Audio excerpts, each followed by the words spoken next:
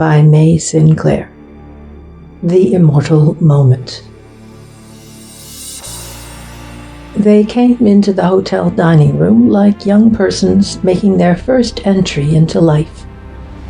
They carried themselves with an air of subdued audacity, of innocent inquiry.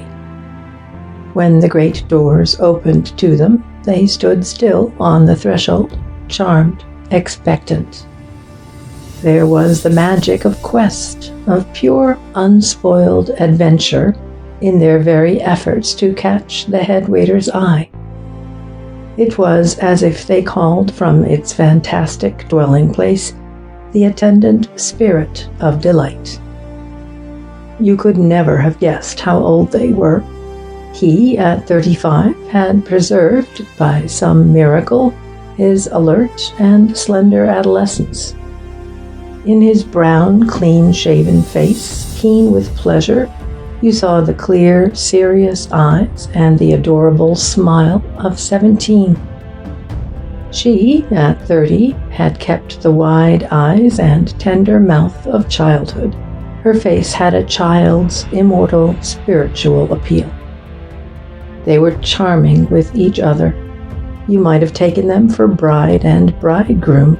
His absorption in her was so unimpaired.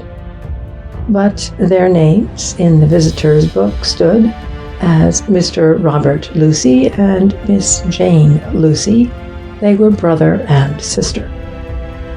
You gathered it from something absurdly alike in their faces, something profound and racial and enduring, for they combined it all, the youth, the abandonment, the innocence, with an indomitable distinction.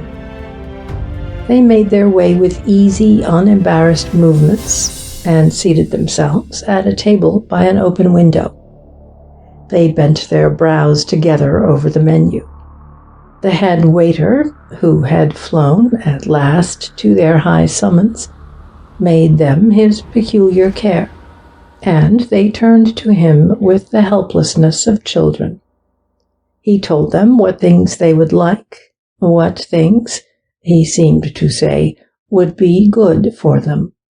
And when he went away with their order, they looked at each other and laughed, softly and instantaneously.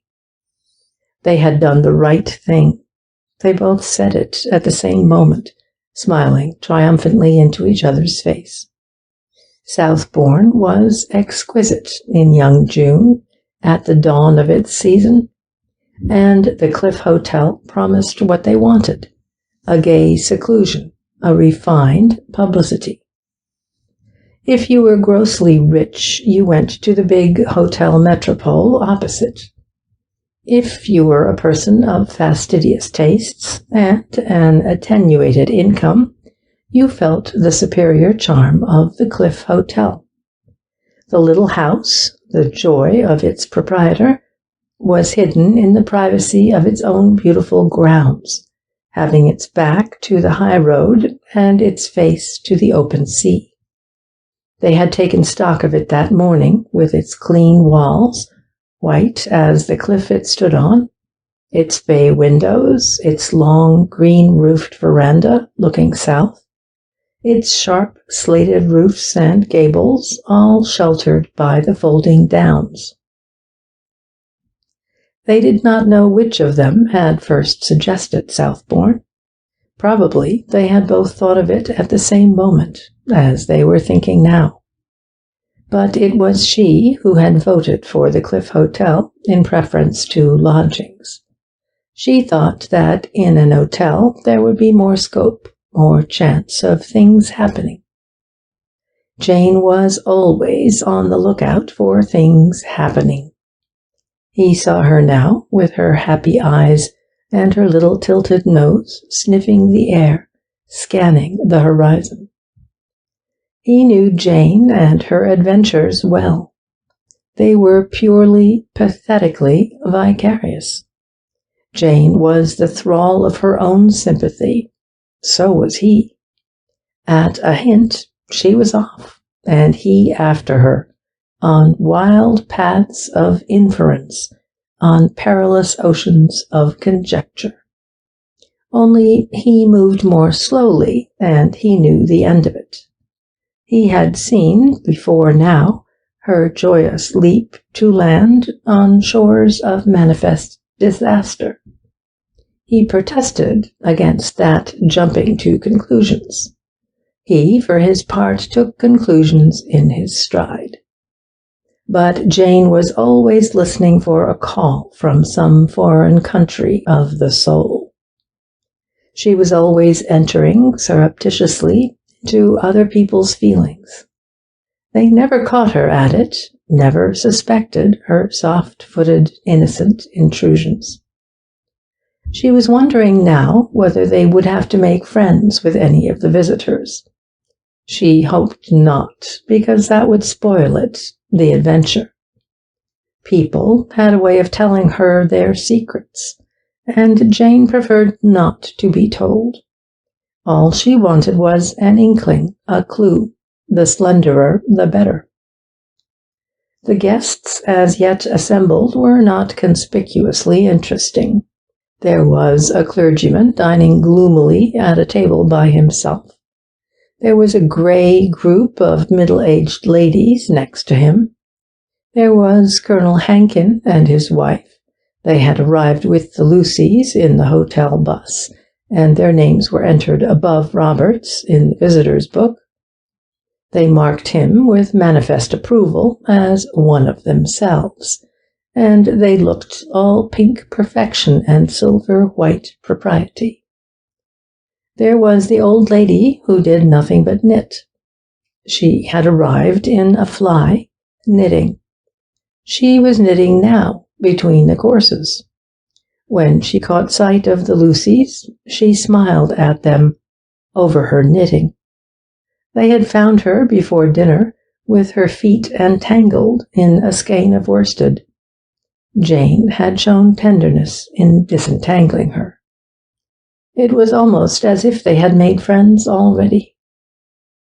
Jane's eyes roamed and lighted on a fat, wine-faced man. Lucy saw them. He teased her, challenged her. She didn't think, did she, that she could do anything with him? No, Jane thought not. He wasn't interesting. There was nothing that you could take hold of, except that he seemed to be very fond of wine, poor old thing. But then you had to be fond of something, and perhaps it was his only weakness. What did Robert think? Robert did not hear her. He was bending forward, looking beyond her, across the room toward the great doors. They had swung open again, with a flash of their glass panels, to give passage to a lady. She came slowly, with the irresistible motion of creatures that divide and trouble the medium in which they move. The white, painted wainscot behind her showed her small, eager head, its waving rolls and crowning heights of hair, black as her gown. She had a sweet face, curiously foreshortened by a low forehead and the briefest of chins. It was white, with the same whiteness as her neck, her shoulders, her arms, a whiteness pure and profound. This face she kept thrust a little forward, with her eyes looking round steadily, deliberately, for the place where she desired to be. She carried on her arm a long tippet of brown fur. It slipped, and her effort to recover it brought her to a standstill.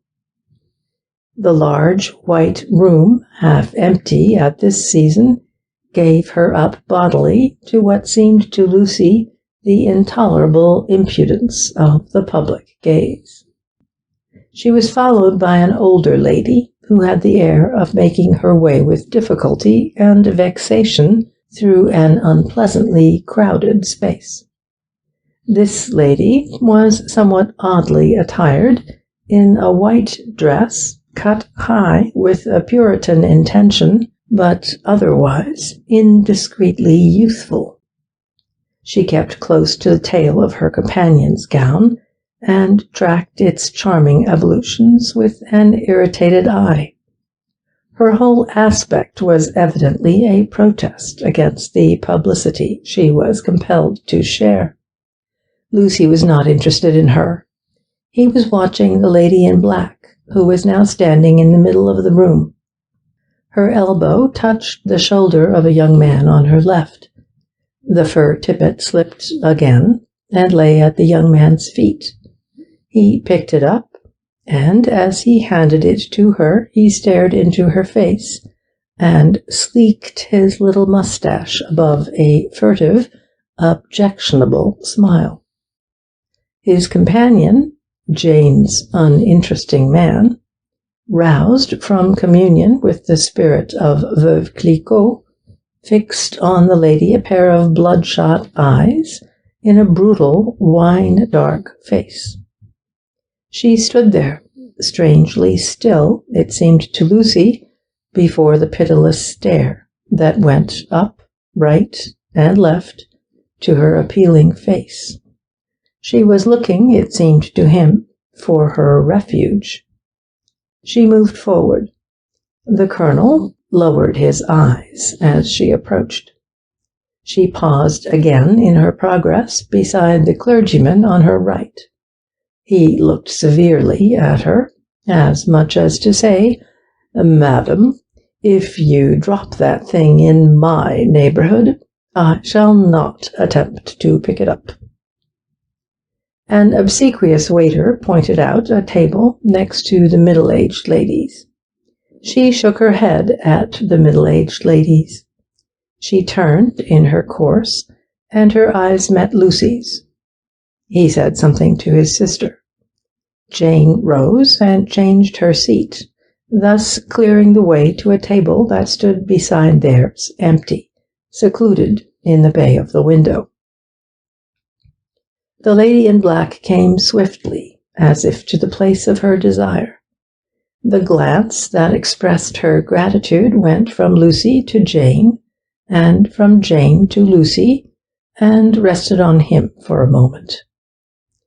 As the four grouped themselves at their respective tables, the lady in white, seated with her back to the window, commanded a front and side view of Jane. The lady in black sat facing Lucy. She put her elbows on the table and turned her face, her profile was remarkably pretty, to her companion. "Well," said she, "don't you want to sit here?" "Oh," said the older woman, "what does it matter where we sit?" She spoke in a small, crowing voice, the voice, Lucy said to himself, of a rather terrible person. She shivered. "Poor lamb! Does it feel a draught down its little back?" The lady rose and put her fur tippet on the shivering shoulders. They shrank from her, and she drew it closer and fastened it with caressing and cajoling fingers. There was about her something impetuous and perverse, a wilful, ungovernable tenderness.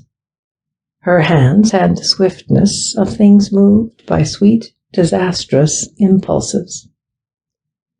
The white person, she was quite terrible, undid the fastening and shook her shoulders free of the fur. It slid to the floor for the third time. Lucy rose from his place, picked up the fur, and restored it to its owner. The quite terrible person flushed with vexation. "You see," said the lady, "the trouble you've given that nice man." "Oh, don't, he'll hear you." "If he does, he won't mind," said the lady. He did hear her. It was difficult not to hear, not to look at her, not to be interested in every movement that she made. Her charm, however, was powerless over her companion. Their voices, to Lucy's relief, sank low. Then, suddenly, the companion spoke. "Of course," said she, if you want all the men to look at you." Lucy looked no more. He heard the lady draw in her breath with a soft, sharp sound, and he felt his blood running scarlet to the roots of his hair. "I believe," the older lady spoke almost vindictively, "you like it." The head waiter, opportune in all his approaches, brought coffee at that moment. Lucy turned his chair slightly so that he presented his back to the speaker, and to the lady in black, his side face, shaded by his hand, conspicuously penitential. Jane tried to set everybody at their ease by talking in a clear, cool voice about the beautiful decorations, the perfect management of the hotel. The two drank their coffee hastily and left the table. In the doorway, Lucy drew the head waiter aside. "Who," said he, "is that lady in the window?" "The lady in the window, sir? Miss Keating, sir." "I mean the other lady." The head waiter looked reproachfully at Lucy and apologetically at Jane. "The lady in black, sir? You want to know her name?" "Yes." "Her name, sir, is Mrs. Tailleur." His manner intimated respectfully that Lucy would not like Mrs. Tailleur, and that, if he did, she would not be good for him. The brother and sister went out into the hotel garden. They strolled up and down the cool green lawns that overhung the beach. Lucy smoked and was silent. "Jane," he said presently, "could you see what she did?" "I was just going," said Jane, "to ask you that." "Upon my soul, I can't see it," said he. "Nor I," said Jane. "Could you see what I did?" "You did?" "Yes. Did I look at her?" "Well, yes, certainly you looked at her." "And you think she minded?" "No, I don't think she minded it very much." "Come, she couldn't have liked it, could she?" "I don't think she noticed it. You see, Jane was off on the adventure. She's in mourning for her husband. He has been dead about 2 years. He wasn't very kind to her, and she doesn't know whether to be glad or sorry he's dead. She's unhappy and afraid." "I say, how do you know all that?" "I know," said Jane, "because I see it in her face and in her clothes. I always see things." He laughed at that. They talked a long time as they paced the green lawns, linked arm in arm, keeping their own path fastidiously. Miss Keating, Mrs. Tailleur's companion, watched them from her seat on the veranda. She had made her escape from the great lighted lounge behind, where the men were sitting.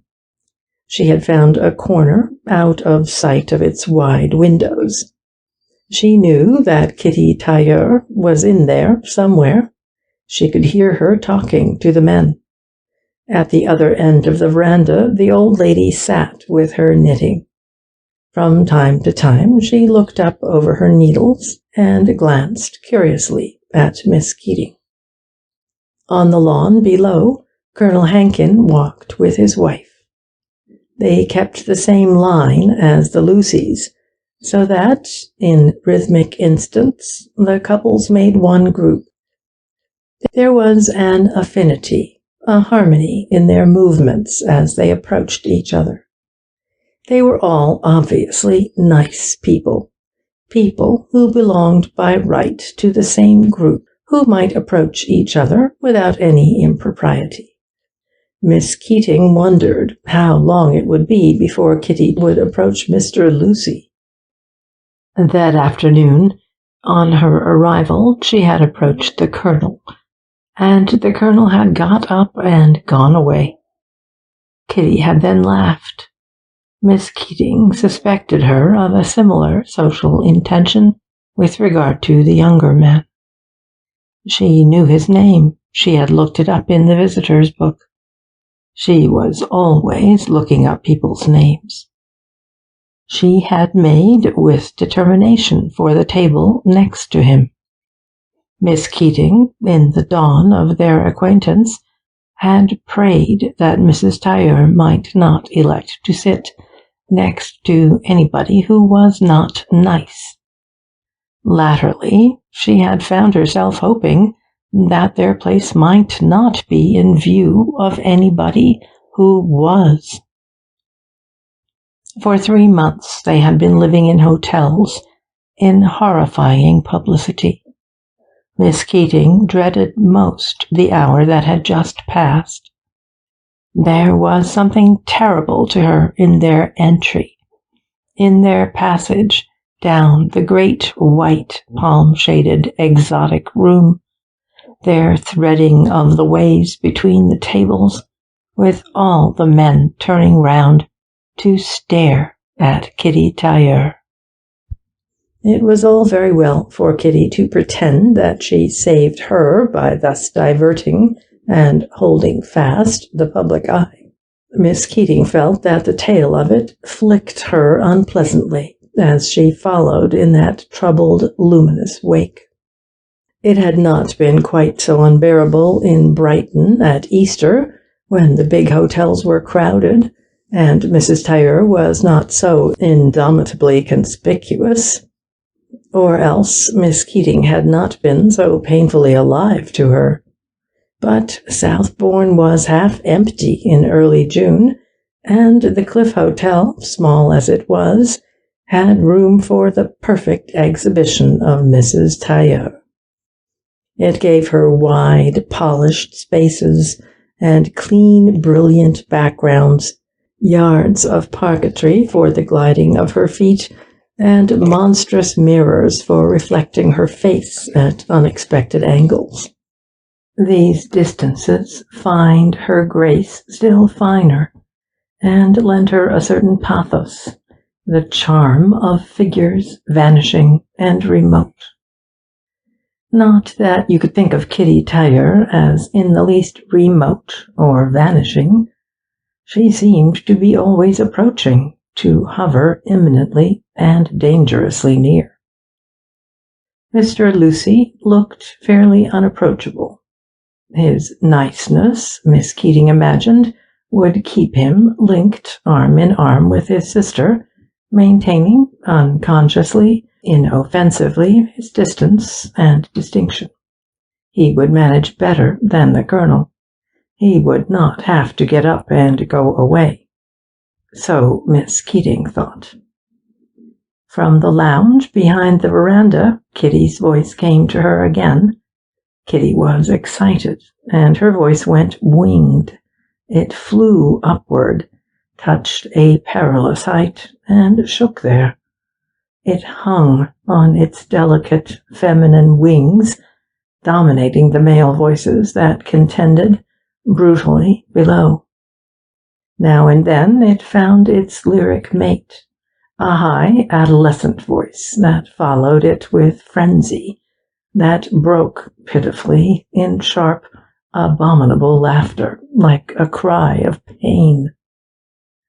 Miss Keating shut her eyes to keep out her vision of Kitty's face with the look it wore when her voice went high. She was roused by the waiter bringing coffee. Kitty Tailleur had come out onto the veranda. She was pouring out Grace Keating's coffee and talking to her in another voice, the one that she kept for children and animals, and for all diminutive and helpless things.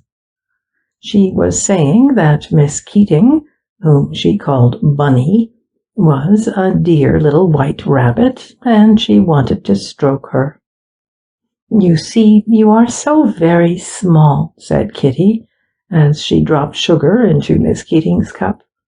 She had ordered cigarettes and a liqueur for herself. Miss Keating said nothing. She drank her coffee with a distasteful movement of her lips. Kitty Tailleur stretched herself at full length on a garden chair. She watched her companion with eyes secretly, profoundly intent under lowered lids. "Do you mind my smoking?" she said presently. "No," said Miss Keating. "Do you mind my drinking kümmel?" "No." "Do you mind my showing 7 inches of stocking?" "No." "What do you mind, then?" "I mind your making yourself so very conspicuous." "I don't make myself conspicuous. I was born so." "You make me conspicuous. Goodness knows what all these people take us for." "Holy innocent! As long as you sit tight and do your hair like that, nobody could take you for anything but a dear little bunny with its ears laid back.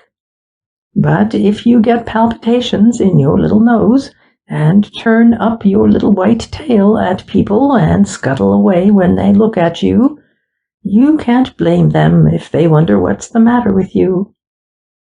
"With me?" "Yes. It's you who give the show away." Kitty smiled into her liqueur glass.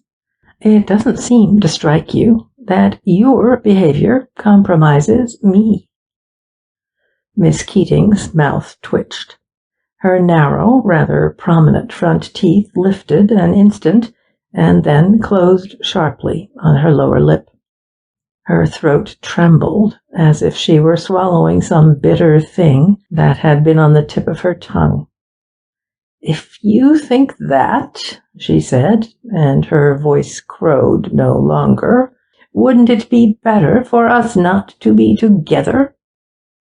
Kitty shook her head meditatively. "Poor Bunny," said she. "Why can't you be honest?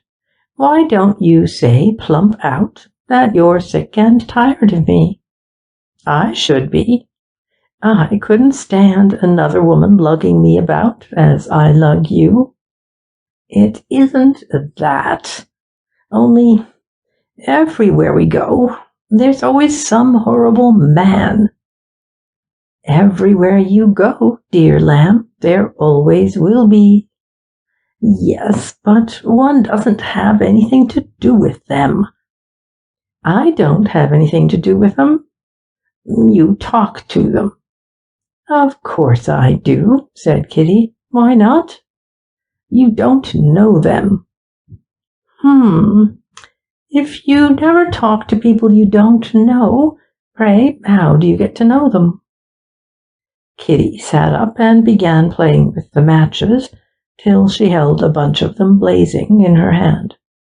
She was blowing out the flames as the Hankins came up the steps of the veranda. They had a smile for the old lady in her corner, and for Miss Keating a look of wonder and curiosity and pity, but they turned from Mrs. Tailleur with guarded eyes. "What do you bet," said Kitty, "that I don't make that long man there come and talk to me?" "If you do—" "I'll do it before you count 10. 1, 2, 3, 4. I shall ask him for a light." "Shh! He's coming." Kitty slid her feet to the floor and covered them with her skirt.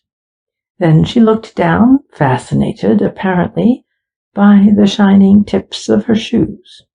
You could have drawn a straight line from her feet to the feet of the man coming up the lawn. 5, 6, 7. Kitty lit her last match. Tch-tch-tch. The jam-founded thing's gone out. The long man's sister came up the steps of the veranda. The long man followed her slowly, with deliberate pauses in his stride. 8, 9, said Kitty under her breath. She waited. The man's eyes had been upon her, but in the approach he lowered them, and as he passed her he turned away his head. "It's no use," said Miss Keating. "You can't have it both ways." Kitty was silent. Suddenly she laughed. "Bunny," said she, "would you like to marry the long man?" Miss Keating's mouth closed tightly with an effort covering her teeth. Kitty leaned forward. "Perhaps you can, if you want to. Long men sometimes go crazy about little women, and you'd have such dear little long babies with long faces. Why not? You're just the right size for him. He could make a memorandum of you and put you in his pocket. Or you could hang on his arm like a dear little umbrella. It would be all right. You may take it from me that man is entirely moral. He wouldn't think of going out without his umbrella. And he'd be so nice when the little umbrellas came.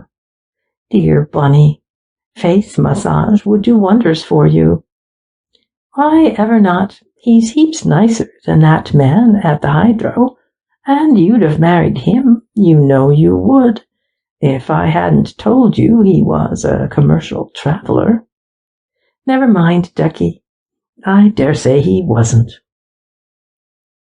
Kitty curled herself up tight on the long chair and smiled dreamily at Miss Keating.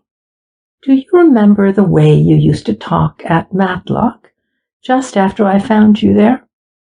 You were such a rum little thing.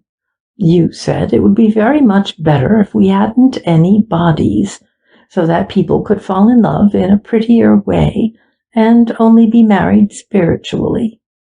You said God ought to have arranged things on that footing. You looked so miserable when you said it.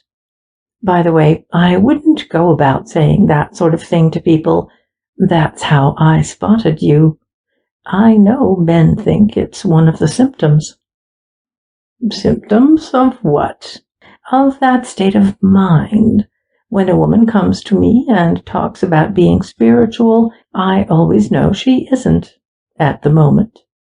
You asked me, Bunny, the second time I met you, if I believed in spiritual love, and all that.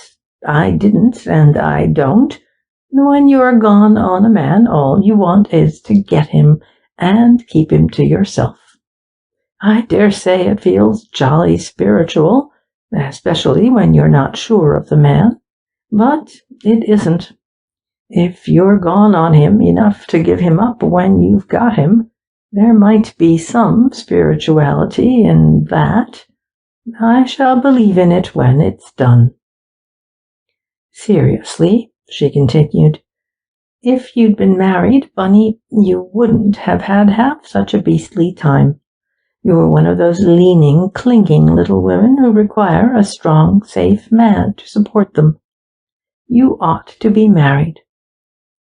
Miss Keating smiled, a little sad spiritual smile, and said that was the last thing she wanted.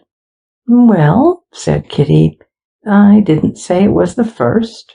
Kitty's smile was neither sad nor spiritual.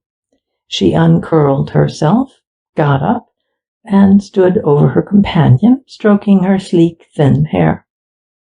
Miss Keating purred under the caress. She held up her hand to Kitty, who took it and gave it a squeeze before she let it go. "Poor Bunny, nice Bunny," she said, as if Miss Keating were an animal. She stretched out her arms, turned, and disappeared through the lounge into the billiard room. It could not be denied that Kitty had a charm. Miss Keating was not denying it, even now, when she was saying to herself that Kitty had a way of attracting very disagreeable attention. At first, she had supposed that this was an effect of Kitty's charm, disagreeable to Kitty. Then, even in the beginning, she had seen that there was something deliberate and perpetual in Kitty's challenge of the public eye. The public eye, so far from pursuing Kitty, was itself pursued, tracked down, and captured. Kitty couldn't let it go. Publicity was what Kitty coveted. She had then supposed that Kitty was used to it, that she was, in some mysterious way, a personage. There would be temptations, she had imagined, for anyone who had a charm that lived thus in the public eye. And Kitty had her good points, too. There was nobody so easy to live with as Kitty in her private capacity, if she could be said to have one. She never wanted to be amused, or read to, or sat up with late at night, like the opulent invalids Miss Keating had been with hitherto. Miss Keating owed everything she had to Kitty. Her health, she was constitutionally anemic, her magnificent salary, the luxurious gaiety in which they lived and moved, perhaps, rather than lived. The very combs in her hair were Kitty's. So were the gowns she wore on occasions of splendor and display. It struck her as odd that they were all public, these occasions, things they paid to go to. It had dawned on her by this time, coldly, disagreeably, that Kitty Tailleur was nobody. Nobody, that is to say, in particular. A person of no account in the places where they had stayed. In their 3 months' wanderings, they had never been invited to any private house. Miss Keating could not account for that air of ill-defined celebrity that hung round Kitty like a scent and marked her trail. Not that any social slur seemed to attach to Kitty. The acquaintances she had made in her brief and curious fashion were all, or nearly all, socially immaculate. The friends, they were all men, who came to her of their own intimate accord, belonged, some of them, to an aristocracy higher than that represented by Mr. Lucy or the Colonel. And they had been by no means impervious to Kitty's charm. From the sounds that came from the billiard-room, she gathered that Kitty's charm appealed also to her audience in there. Leaning her body forward so as to listen, Miss Keating became aware that Lucy had returned to the lounge and was strolling about in it as if he were looking for somebody. He strolled into the veranda. The garden was dark now, but a little light fell on the veranda from the open windows of the lounge. Lucy looked at Mrs. Tailleur's empty chair. He was about to sit in it when he saw that he was alone with Mrs. Tailleur's companion. He rose again for flight. Miss Keating rose also with the same intention. Lucy protested. "Please don't let me disturb you. I am not going to sit here." "But I am driving you in." "Not at all. I only thought you might object to my smoking." "But I don't object." "You don't, really?" "If I stay," she said, "will that prove it?" "Please do," said Lucy. Miss Keating pushed her chair as far as possible from his. She seated herself with a fugitive sidelong movement, as much as to say she left him to the sanctuary he sought. He would please to observe the perfection of her withdrawal. The table with the match-stand on it stood between them. Lucy approached the match-stand tentatively. Miss Keating, averted and effaced, was yet aware of him. "I'm afraid there are no matches," said she. "Mrs. Tailleur has used them all." So effaced, so averted was Miss Keating that there was nothing left of her but a sweet, attenuated, disembodied voice. It was as if spirit spoke to spirit, with the consecrated doors between. Lucy smiled. He paused at Mrs. Tailleur's chair. "Is your friend coming back again?" he asked. "I don't think so." It might have been an effect of her remoteness, but Miss Keating's tone conveyed to him ever so slight a repudiation of Mrs. Tailleur. He seated himself, and as he did so, he searched his coat pockets. There were no matches there. He knew he would find some in the lounge. Perhaps he might find Mrs. Tailleur also. He would get up and look. Miss Keating, still disembodied, rose and withdrew herself completely, and Lucy thought better of his intention.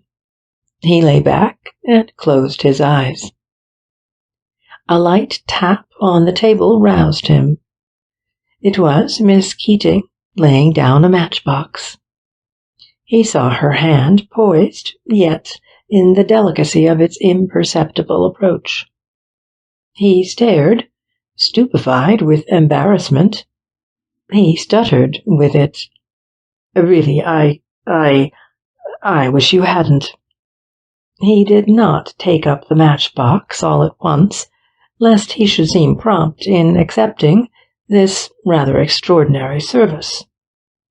Mrs. Tailleur's companion slid back into her seat and sat there, smiling to herself and to the incommunicative night. "I hope," she said presently, "you are not refraining from smoking because of me." She was very sweet and soft and gentle, but she had not struck him as gentle or soft or sweet when he had seen her with Mrs. Tailleur, and he was not prepared to take that view of her now. "Thank you," he said. He could not think of anything else to say. He lit his cigarette and smoked in an innocent abstraction. A clock indoors struck 10. Miss Keating accounted for her continuance. "It is the only quiet place in the hotel," said she. He assented, wondering if this were meant for a conversational opening. "And the night air is so very sweet and pure." "I'm afraid you find this smoke of mine anything but." "If you are so serious about it," said she, "I shall be afraid either to stay out or to go in." If there were any opening there, he missed it. He had turned at the sound of a skirt trailing, and he saw that Mrs. Tailleur had come back into the lounge. He was thoughtful for a moment. Then he got up quietly and went in. He did not speak to her or look at her. He sat very still in a corner of the room where he could see her reflection in a big mirror. It did not occur to him that Mrs. Tailleur could see his, too. Outside, in the veranda, Miss Keating sat, shuddering in the night air. Lucy's mind was like his body. Superficial people called it narrow because the sheer length of it diverted their attention from its breadth. Visionary, yet eager for the sound impact of the visible, it was never more alert than when it, so to speak, sat still, absorbed in its impressions. It was the sport of young and rapid impulses, which it seemed to obey sluggishly, while all the time it moved with immense slow strides to incredibly far conclusions. Having reached a conclusion, it was apt to stay there. The very length of its stride made turning awkward for it. He had reached a conclusion now, on his third night in Southbourne. He must do something. He did not yet know what, for the protection of Mrs. Tailleur. Her face was an appeal to the chivalry that sat quiet in Lucy's heart, nursing young dreams of opportunity. Lucy's chivalry had been formed by 3 weeks of courtship and 3 years of wedded incompatibility. The incompatibility had hardly dawned on him when his wife died. 3 years were too short a space for Lucy's mind to turn in, and so he always thought of her tenderly as dear little Amy. She had given him 2 daughters, and paid for the younger with her life. 5 years of fatherhood finished his training in the school of chivalry. He had been profoundly moved by little Amy's sacrifice to the powers of life, and he was further touched by the heart-rending spectacle of Jane. Jane, doing all she knew for him, Jane, so engaging in her innocence, hiding her small childlike charm under dark airs of assumed maternity. Jane, whose skirts fluttered wide to all the winds of dream. Jane with an apron on and 2 little girls tied to the strings of it. Jane, adorable in disaster, striving to be discreet and comfortable and competent. He had a passionate pity for all creatures troubled and unfortunate, and Mrs. Tailleur's face called aloud to him for pity. For Lucy, Mrs. Tailleur's face wore, like a veil, the shadow of the incredible past and of the future. It was reminiscent and prophetic of terrible and tragic things. Across the great spaces of the public rooms, his gaze answered her call. Then Mrs. Tailleur's face would become dumb. Like all hurt things, she was manifestly shy of observation and pursuit. Pursuit and observation, perpetual, implacable, were what she had to bear. The women had driven her from the drawing-room. The men made the smoke-room impossible. A cold, wet mist came with the evenings. It lay over the sea and drenched the lawns of the hotel garden. Mrs. Tailleur had no refuge but the lounge. Tonight, the wine-faced man and his companion had tracked her there. Mrs. Tailleur had removed herself from the corner where they had hemmed her in. She had found an unoccupied sofa near the writing table. The pursuer was seized, instantly, with a desire to write letters. Mrs. Tailleur went out and shivered on the veranda. His eyes followed her. In passing, she had turned her back on the screened hearth place where Lucy and his sister sat alone. "Did you see that?" said Lucy. "I did indeed," said Jane. "It's awful that a woman should be exposed to that sort of thing. What can her people be thinking of?" "Her people?" "Yes, to let her go about alone." "I go about alone," said Jane pensively. "Yes, but she's so good-looking." "Am I not?" "You're all right, Jenny, but you never looked like that." "There's something about her." "Is that what makes those men horrid to her?" "Yes, I suppose so, the brutes." He paused irritably. "It mustn't happen again." "What's the poor lady to do?" said Jane. She can't do anything. We must. We? I must. You must. Go out to her, Janie, and be nice to her. No, you go and say I sent you. He strode out onto the veranda. Mrs. Tailleur sat with her hands in her lap, motionless, and, to his senses, unaware. Mrs. Tailleur. She started and looked up at him.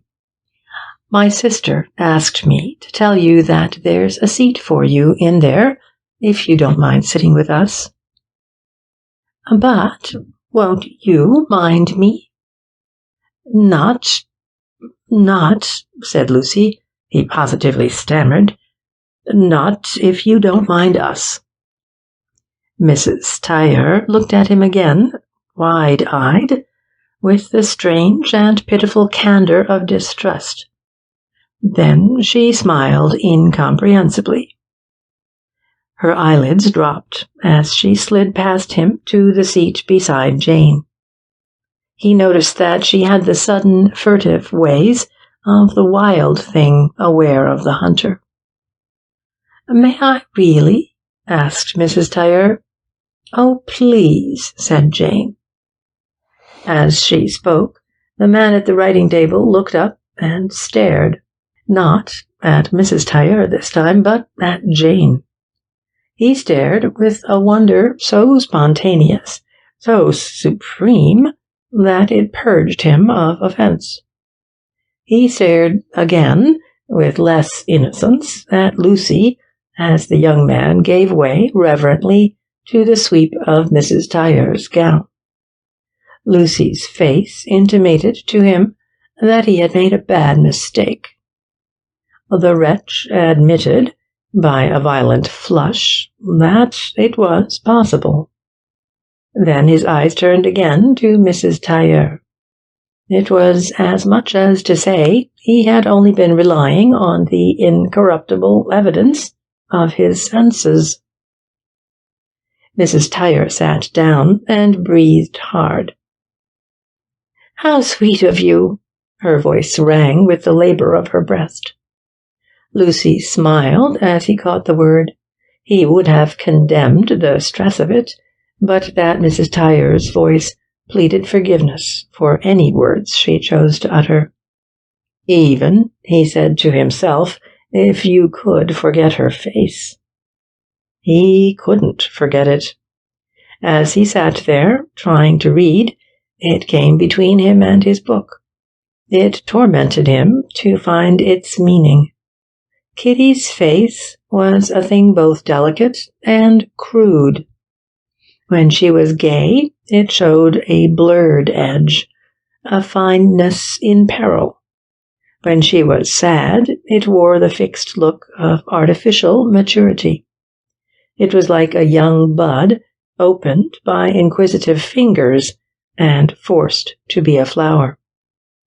Some day, the day before it withered, the bruised veins would glow again, and a hectic spot betray, like a bruise, the violation of its bloom.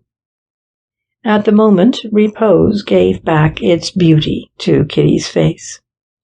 Lucy noticed that the large black pupils of her eyes were ringed with a dark blue iris spotted with black. There was no color about her at all, except that blue and the delicate red of her mouth. In her black gown, she was a revelation of pure form. Color would have obscured her, made her ineffectual. He sat silently, hardly daring to look at her. So keen was his sense of her that he could almost have heard the beating of her breast against her gown. Once she sighed, and Lucy stirred. Once she stirred slightly, and Lucy, unconsciously responsive, sighed. Then Kitty's glance lit on him. He turned a page of his book ostentatiously, and Kitty's glance slunk home again. She closed her eyes and opened them to find Lucy's eyes looking at her over the top of his book. Poor Lucy was so perturbed at being detected in that particular atrocity that he rose, drew his chair to the hearth, and arranged himself in an attitude that made these things impossible. He was presently aware of Jane launching herself on a gentle tide of conversation, and of Mrs. Tailleur trembling pathetically on the brink of it. "Do you like Southbourne?" he heard Jane saying. Then, suddenly, Mrs. Tailleur plunged in. "No," said she, "I hate it. I hate any place I have to be alone in, if it's only for 5 minutes." Lucy felt that it was Jane who drew back now in sheer distress. He tried to think of something to say, and gave it up, stultified by his compassion. The silence was broken by Jane. "Robert," said she, "have you written to the children?" Mrs. Tailleur's face became suddenly somber and intent. "No, I haven't. I clean forgot it." He went off to write his letter. When he came back, Mrs. Tailleur had risen and was saying good night to Jane. He followed her to the portière and drew it back for her to pass. As she turned to thank him, she glanced up at the hand that held the portière. It trembled violently. Her eyes, a moment ago dark under her bent forehead, darted a sudden light sidelong. She paused, interrogative, expectant. Lucy bowed. As Mrs. Tailleur passed out, she looked back over her shoulder, smiling again, her incomprehensible smile. The portière dropped behind her. 5 days passed. The Lucys had now been a week at Southbourne. They knew it well by that time, for bad weather kept them from going very far beyond it. The little cliff hotel brought its guests together with a geniality unknown to its superb rival, the Metropole. Under its roof, in bad weather, persons not otherwise incompatible became acquainted with extraordinary rapidity. People had begun already to select each other. Even Mr. Souttar, the clergyman, had emerged from his lonely gloom and dined by preference at the same table with the middle-aged ladies, the table farthest from the bay window. The Hankins, out of pure kindness, had taken pity on the old lady, Mrs. Jerd. They had made advances to the Lucys, perceiving an agreeable social affinity, and had afterwards drawn back, for the Lucys were using the opportunity of the weather for cultivating Mrs. Tailleur. It was not easy, they told themselves, to get to know her. She did not talk much, but as Jane pointed out to Robert, little things came out, things that proved that she was all right. Her father was a country parson, very straight-laced, they gathered, and she had little sisters, years younger than herself. When she talked at all, it was in a pretty innocent way, like a child's, and all her little legends were, you could see, transparently consistent. They had, like a child's, a quite funny reiterance and simplicity. But, like a child, she was easily put off by any sort of interruption. When she thought she had let herself go too far, she would take fright and avoid them for the rest of the day. And they had to begin all over again with her next time. The thing, Lucy said, would be for Jane to get her some day all alone. But Jane said no. Mrs. Tailleur was 10 times more afraid of her than of him. Besides, they had only another week, and they didn't want, did they, to see too much of Mrs. Tailleur? At that, Lucy got very red and promised his sister to take her out somewhere by themselves the next fine day. That was on Wednesday evening, when it was raining hard. The weather lifted with the dawn. The heavy smell of the wet earth was pierced by the fine air of heaven and sea. Jane Lucy leaned out of her bedroom window and looked eastward, beyond the hotel garden to the cliff. The sea was full of light. Light rolled on the low waves and broke on their tops like foam. It hung, quivering on the white face of the cliff. It was like a thin spray thrown from the heaving light of the sea. At breakfast, Jane reminded Robert of his promise to take her for a sail on the very first fine day. They turned their backs on the hotel and went seaward. On their way to the boats, they passed Mrs. Tailleur sitting on the beach in the sun. Neither of them enjoyed that expedition. It was the first of all the things they had done together that had failed.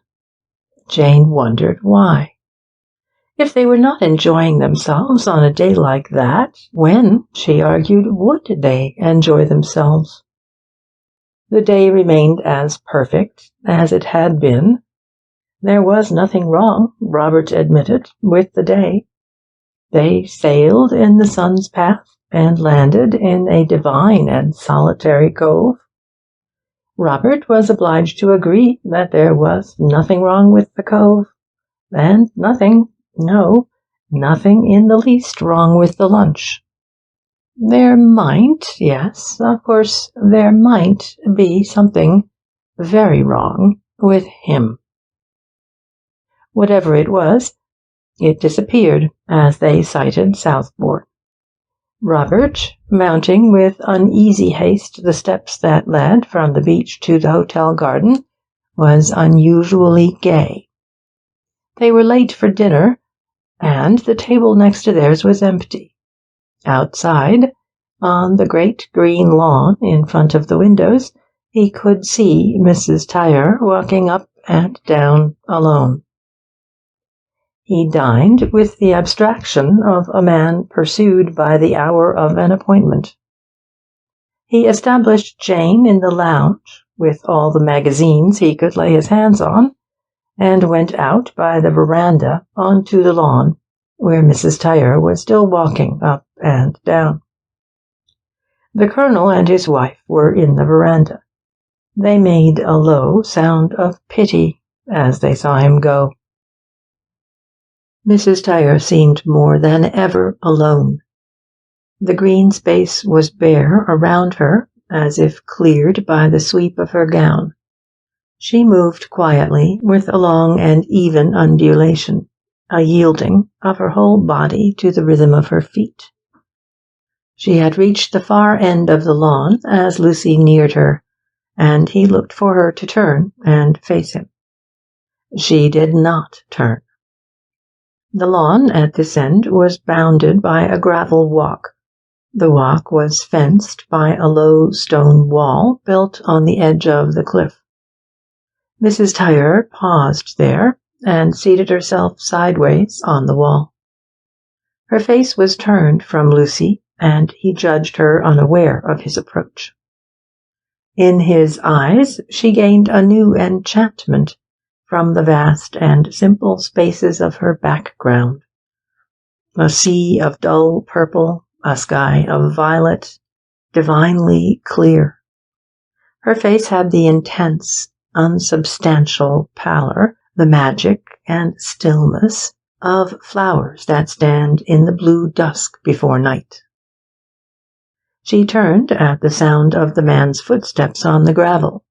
She smiled quietly, as if she knew of his coming, and was waiting for it there. He greeted her.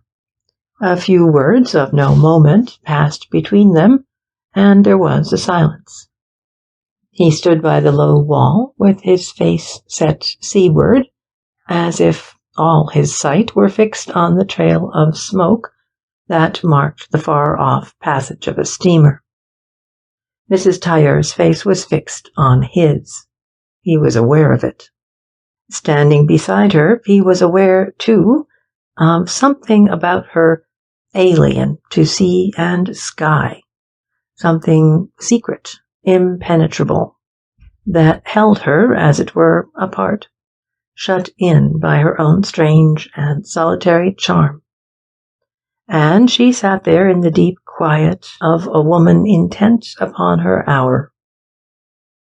He had no ear for the call of her silence, for the voice of the instincts prisoned in blood and brain.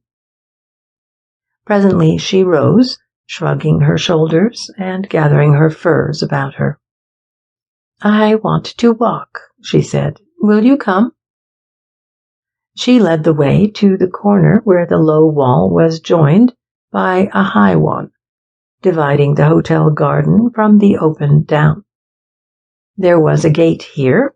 It led to a flight of wooden steps that went zigzag to the beach below. At the first turn in the flight, a narrow path was cut on the cliffside. To the right, it rose inland, following the slope of the down.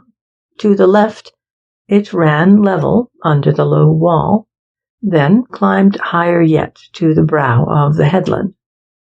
There it ended in a square recess, a small white chamber, cut from the chalk, and open to the sea and sky. From the floor of the recess, the cliff dropped sheer to the beach, 200 feet below. Mrs. Tailleur took the path to the left. Lucy followed. The path was stopped by the bend of the great cliff, the recess roofed by its bulging forehead. There was a wooden seat set well back under this cover. Two persons who found themselves alone there might count on security from interruption. Mrs. Tailleur and Lucy were alone. Lucy looked at the cliff wall in front of them. "We must go back," said he. "Oh, no," said she. "Don't let's go back." "But if you want to walk—" "I don't," said she. "Do you?" He didn't, and they seated themselves. In the charm of this intimate seclusion, Lucy became more than ever dumb. Mrs. Tailleur waited a few minutes in apparent meditation. All Lucy said was, "May I smoke?" "You may." She meditated again. "I was wondering," said she, "whether you were ever going to say anything." "I didn't know," said Lucy simply, "whether I might. I thought you were thinking." "So I was. I was thinking of what you were going to say next. I never met anybody who said less and took so long a time to say it in."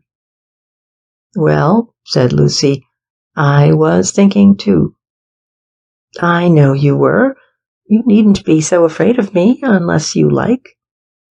"I am not," said he stiffly, "in the least afraid of you.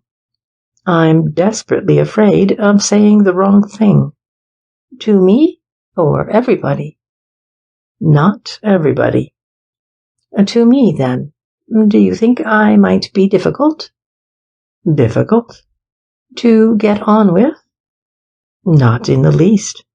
Possibly, if I may say so, a little difficult to know." She smiled. "I don't usually strike people in that light." "Well, I think I'm afraid of boring you." "You couldn't if you tried from now to midnight." "How do you know what I mightn't do?" "That's it. I don't know. I never should know. It's only the people I'm sure of that bore me. Don't they you?" He laughed uneasily. "The people," she went on, who are sure of me, who think I'm so easy to know. They don't know me, and they don't know that I know them. And they're the only people I've ever met. I can tell what they're going to say before they've said it. It's always the same thing. It's, if you like, the inevitable thing. If you can't have anything but the same thing, at least you like it put a little differently. You'd think, among them all, they might find it easy to put it a little differently sometimes, but they never do. And it's the brutal monotony of it that I cannot stand. I suppose, said Lucy, people are monotonous. They don't know, said she, evidently ignoring his statement as inadequate. They don't know how sick I am of it, how insufferably it bores me. Ah, there you are, you see. That's what I'm afraid of. What? Of saying the wrong thing, the same thing. That's it. You'd say it differently, and it wouldn't be the same thing at all. And what's more, I should never know whether you were going to say it or not. There's one thing I'd like to say to you, if I knew how you would take it. You see, though I think I know you, he hesitated. You don't really? You don't know who I am, or where I come from, or where I'm going to? I don't know myself. I know, said Lucy, as much as I've any right to, but unluckily, the thing I want to know is what you haven't any right to. I'm afraid I haven't. The thing I want to know is simply whether I can help you in any way. She smiled. Ah, said she, you have said it. Haven't I said it differently? I'm not sure. You looked different when you said it. That's something. I know I've no right to say it at all. What I mean is that if I could do anything for you without boring you, without forcing myself on your acquaintance, I'd be most awfully glad. You know you needn't recognize me afterward, unless you like. Have I put it differently now? Yes, I don't think I've ever heard it put quite that way before. There was a long pause.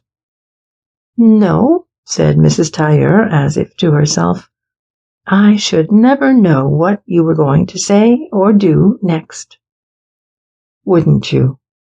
No, I didn't know just now whether you were going to speak to me or not.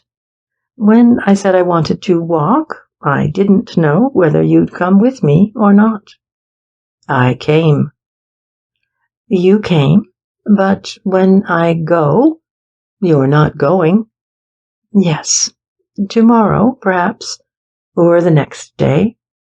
When I go, I shall give you my address and ask you to come and see me.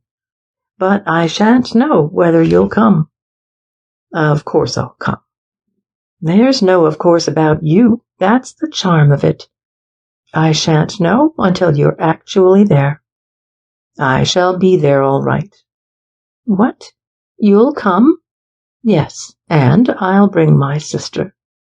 Your sister? She drew back slightly. Turn round, please, this way, and let me look at you. He turned, laughing.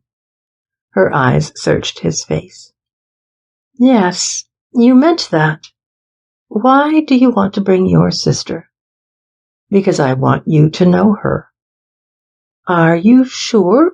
Quite sure you want her to know me? Quite sure. If you don't mind, if she won't bore you. Oh, she won't bore me. You're not afraid of that monotony?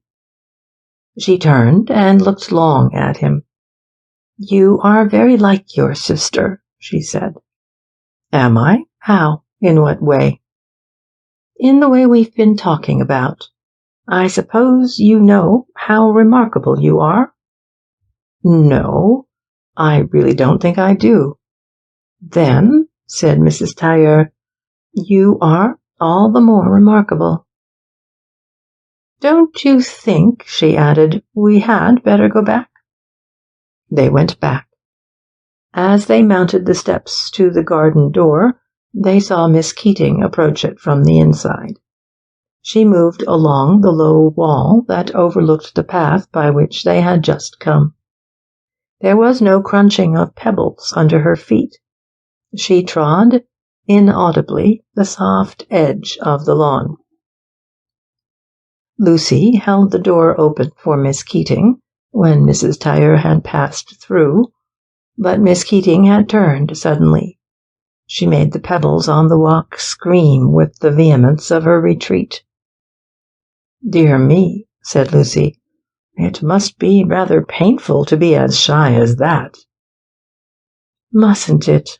said Mrs. Tailleur.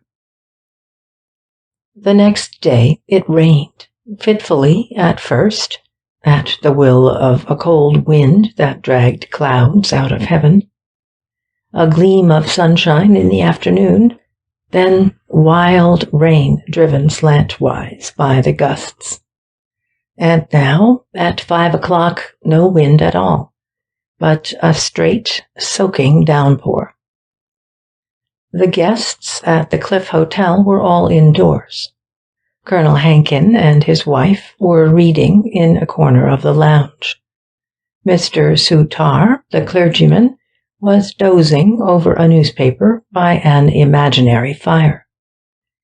The other men drifted continually from the bar to the billiard room and back again. Mrs. Tailleur and Lucy were sitting in the veranda with rugs round them, watching the rain, and watched by Colonel and Mrs. Hankin. Jane had gone into the drawing-room to write letters. There was nobody there but the old lady who sat in the bay of the window, everlastingly knitting, and Miss Keating, isolated on a sofa near the door. Everybody in the hotel was happy and occupied except Miss Keating. Her eyes followed the labor of Miss Lucy's pen, watching for the stroke that should end it. She had made up her mind that she must speak to her. Miss Keating was subject to a passion which circumstances were perpetually frustrating. She desired to be interesting, profoundly, personally interesting to people. She disliked publicity, partly because it reduced her to mournful insignificance and silence. The few moments in her life which counted were those private ones when she found attention surrendered wholly to her service. She hungered for the unworn, unwearied sympathy of strangers. Her fancy had followed and fastened on the Lucys, perceiving this exquisitely virgin quality in them. And now she was suffering from an oppression of the nerves that urged her to a supreme outpouring. Miss Lucy seemed absorbed in her correspondence. She felt that Miss Keating's eyes were upon her, and as she wrote, she planned a dexterous retreat. It would, she knew, be difficult, owing to Miss Keating's complete occupation of the sofa by the door. She had made that lady's acquaintance in the morning, having found her sitting, sad and solitary, in the lounge. She had then felt that it would be unkind not to say something to her, and she had spent the greater part of the morning saying it. Miss Keating had tracked the thin thread of conversation carefully, as if in search of an unapparent opportunity. Jane, aware of the watchfulness of her method, had taken fright and left her. She had had an awful feeling that Miss Keating was about to bestow a confidence on her. Somebody else's confidence, which Miss Keating had broken badly, she suspected. Jane had finished her letters. She was addressing the envelopes. Now she was stamping them. Now she was crossing the room. Miss Keating lowered her eyes as the moment came, which was to bring her into communion with the Lucys. Jane had made her way very quietly to the door, and thought to pass through it unobserved, when Miss Keating seemed to leap up from her sofa as from an ambush. "Miss Lucy," she said, and Jane turned at the penetrating sibilants of her name. Miss Keating thrust toward her a face of tragic and imminent appeal. A nervous vibration passed through her and communicated itself to Jane. "What is it?" Jane paused in the doorway. "May I speak to you a moment?" "Certainly." But Miss Keating did not speak. She stood there, clasping and unclasping her hands. It struck Jane that she was trying to conceal an eagerness of which she was more than half ashamed. "What is it?" she said again. Miss Keating sighed. "Will you sit down? Here, I think." She glanced significantly at the old lady, who was betraying unmistakable interest in the scene. There was no place where they could sit beyond her range of vision, but the sofa was on the far side of it, and Miss Keating's back protested against observation. She bent forward, her thin arms stretched out to Jane, her hands locked, as if she still held tight the confidence she offered. "Miss Lucy," she said, "you were so kind to me this morning, so kind and helpful." "I didn't know it." "No, you didn't know it." Miss Keating looked down, and she smiled, as if at some pleasant secret of her own. "I think, when we are really helping each other, we don't know it. You couldn't realize what it meant to me, your just coming up and speaking to me that way." "I'm very glad," said Jane, and thought she meant it. Miss Keating smiled again. "I wonder," she said, "if I might ask you to help me again." "If I can?" "You look as if you could. I'm in a great difficulty, and I would like you, if you would, to give me your advice." "That," said Jane, "is a very dangerous thing to give." "It wouldn't be in this case. If I might only tell you, there's no one in the hotel whom I can speak to." "Surely," said Jane, "there is Mrs. Tailleur, your friend." "My friend? Yes, she is my friend. That's why I can't say anything to her. She is the difficulty." "Indeed," said Jane coldly. Nothing in Miss Keating appealed to the spirit of adventurous sympathy. "I have received so much kindness from her. She is kind." "Evidently," said Jane. "That makes my position so very delicate, so very disagreeable." "I should think it would." Miss Keating felt the antipathy in Miss Lucy's tone. "You do think it strange of me to come to you when I don't know you?" "No, no, people are always coming to me, perhaps because they don't know me." "Ah, you see, you make them come." "Indeed, I don't. I try to stop them." "Are you trying to stop me?" "Yes, I think I am." "Don't stop me, please." But surely it would be better to consult your own people. Miss Keating paused. Miss Lucy had suggested the obvious course, which she had avoided for reasons which were not obvious, even to herself. "My own people," she murmured pensively. "They are not here." It was not her fault if Miss Lucy jumped to the conclusion that they were dead. "I wonder," she said, "if you see my difficulty." "I see it plainly enough. Mrs. Tailleur has been very kind to you, and you want to leave her. Why? I'm not sure that I ought to stay." "You must be the best judge of your obligations." "There are," said Miss Keating, "other things. I don't know that I'm a good judge of them. You see, I was brought up very carefully." "Were you?" "Yes. I'm not sure that it's wise to be as careful as all that. To keep young girls in ignorance of things they must, sooner or later." She paused, staring as if at an abyss. "What things?" asked Jane bluntly. "I don't know what things. I don't know anything. I'm afraid. I'm so innocent, Miss Lucy, that I'm like a child in the dark. I think I want someone to hold my hand and tell me there's nothing there." "Perhaps there isn't." "Yes, but it's so dark that I can't see whether there is or isn't.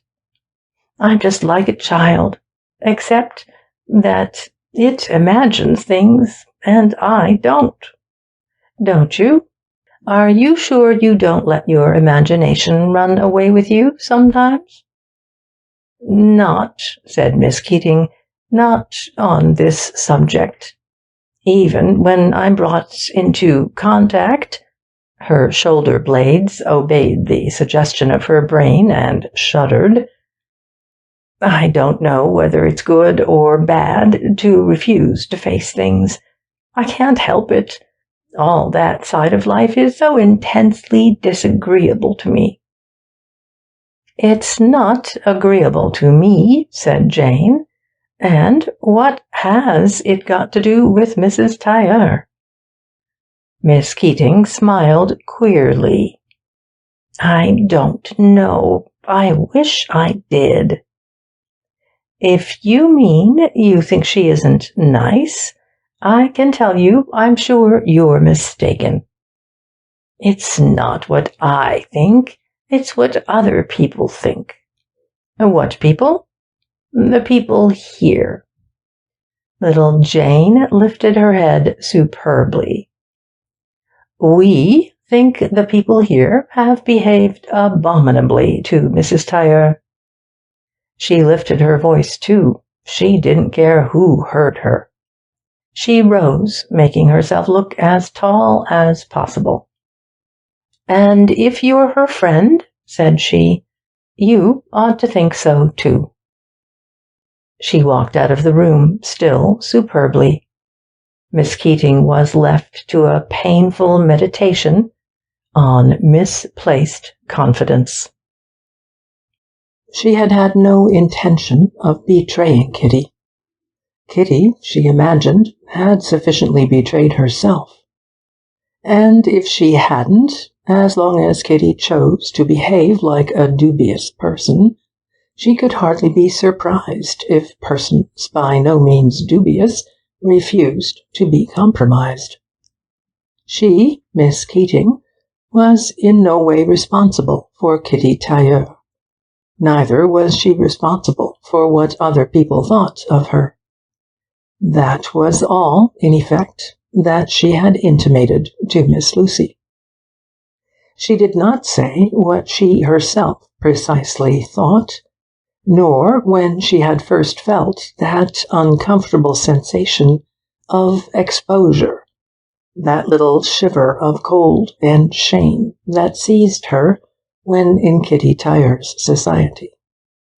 She had no means of measuring the length to which Kitty had gone and might yet go. She was simply possessed, driven, and lashed by her vision of Kitty as she had seen her yesterday. Kitty standing at the end of the garden on the watch for Mr. Lucy. Kitty returning, triumphant, with the young man at her heels. She had seen Kitty with other men before, but there was something in this particular combination that she could not bear to think of. All the same, she had lain awake half the night thinking of it. She had Kitty Tailleur and Mr. Lucy on her nerves. She had desired a pretext for approaching Miss Lucy, and poor Kitty was a pretext made to her hand. Nothing could be more appealing than the spectacle of helpless innocence struggling with a problem as terrible as Kitty. Miss Keating knew all the time that, as far as she was concerned, there was no problem. If she disliked being with Kitty, she had nothing to do but pack up and go. Kitty had said in the beginning that if she didn't like her, she must go. That course was obvious, but unattractive. And the most obvious and most unattractive thing about it was that it would not have brought her any further with the Lucys. It would, in fact, have removed her altogether from their view. But she had done for herself now with the Lucys. She should have kept her nerves to herself, rasped as they were to a treacherous tenuity. And as the state of her nerves was owing to Kitty, she held Kitty responsible for the crisis. She writhed as she thought of it. She writhed as she thought of Mr. Lucy. She writhed as she thought of Kitty, and writhing, she rubbed her own venom into her hurt. Of course, she would have to leave Kitty now. But if she did, the alternatives were grim. She would have either to go back to her own people, or to look after somebody's children or an invalid. Her own people were not interested in Miss Keating. Children and invalids demanded imperatively that she should be interested in them. And Miss Keating, unfortunately, was not interested in anybody but herself. So interested was she that she had forgotten the old lady who sat knitting in the window, who, distracted by Miss Lucy's outburst, had let her ball roll onto the floor. It rolled away across the room to Miss Keating's feet, and there was a great tangle in the wool. Miss Keating picked up the ball and brought it to the old lady, winding and disentangling it as she went. "Thank you. My wool is a nuisance to everybody," said the old lady, and she began to talk about her knitting. All the year round she knitted comforters for the deep-sea fishermen, grey and red and blue. When she was tired of one color, she went to another. It would be red's turn next. Miss Keating felt as if she were being drawn to the old lady by that thin thread of wool. And the old lady kept looking at her all the time. "Your face is familiar to me," she said. Oddly enough, the old lady's face was familiar to Miss Keating. "I have met you somewhere. I cannot think where." "I wonder," said Miss Keating, "if it was at Wendon, my father's parish?" The old lady's look was sharper. "Your father is the vicar of Wendon?" "Yes." "I thought so." "Do you know him?" The ball slipped from Miss Keating's nervous fingers, and the wool was tangled worse than ever. No, but I could tell that you were—" She hesitated. "It was at Ilkley that I met you. It's coming back to me. You were not then with Mrs. Tailleur, I think? You were with an invalid lady? Yes, I was. May I ask you if you knew Mrs. Tailleur before you came to her? No, I knew nothing of her. I know nothing now. Oh, said the old lady. It was as if she had said, that settles it. The wool was disentangled. It was winding them nearer and nearer. Have you been with her long? Not more than 3 months. There were only 5 inches of wool between them now. Do you mind telling me where you picked her up? Miss Keating remembered with compunction that it was Kitty who had picked her up, as it were, in her arms, and carried her away from the dreadful northern hydropathic where she had dropped, forlorn and exhausted, in the trail of her opulent invalid. It was at Matlock. Why? Because, my dear, you must forgive me, but I could not help hearing what that young lady said. She was so very unrestrained. Very ill-bred, I should say. Well, I should not have said that. You couldn't mistake the Lucys for anything but gentle people. Evidently, I was meant to hear. I've no doubt she thinks us all very unkind. Unkind? Why? Because we have not exactly taken to Mrs. Tailleur, if you'll forgive my saying so. Miss Keating's smile forgave her. People do not always take to her. She is more a favorite, I think, with men. She gave the ball into the old lady's hands. The old lady coughed slightly. Thank you, my dear. I dare say you have thought it strange.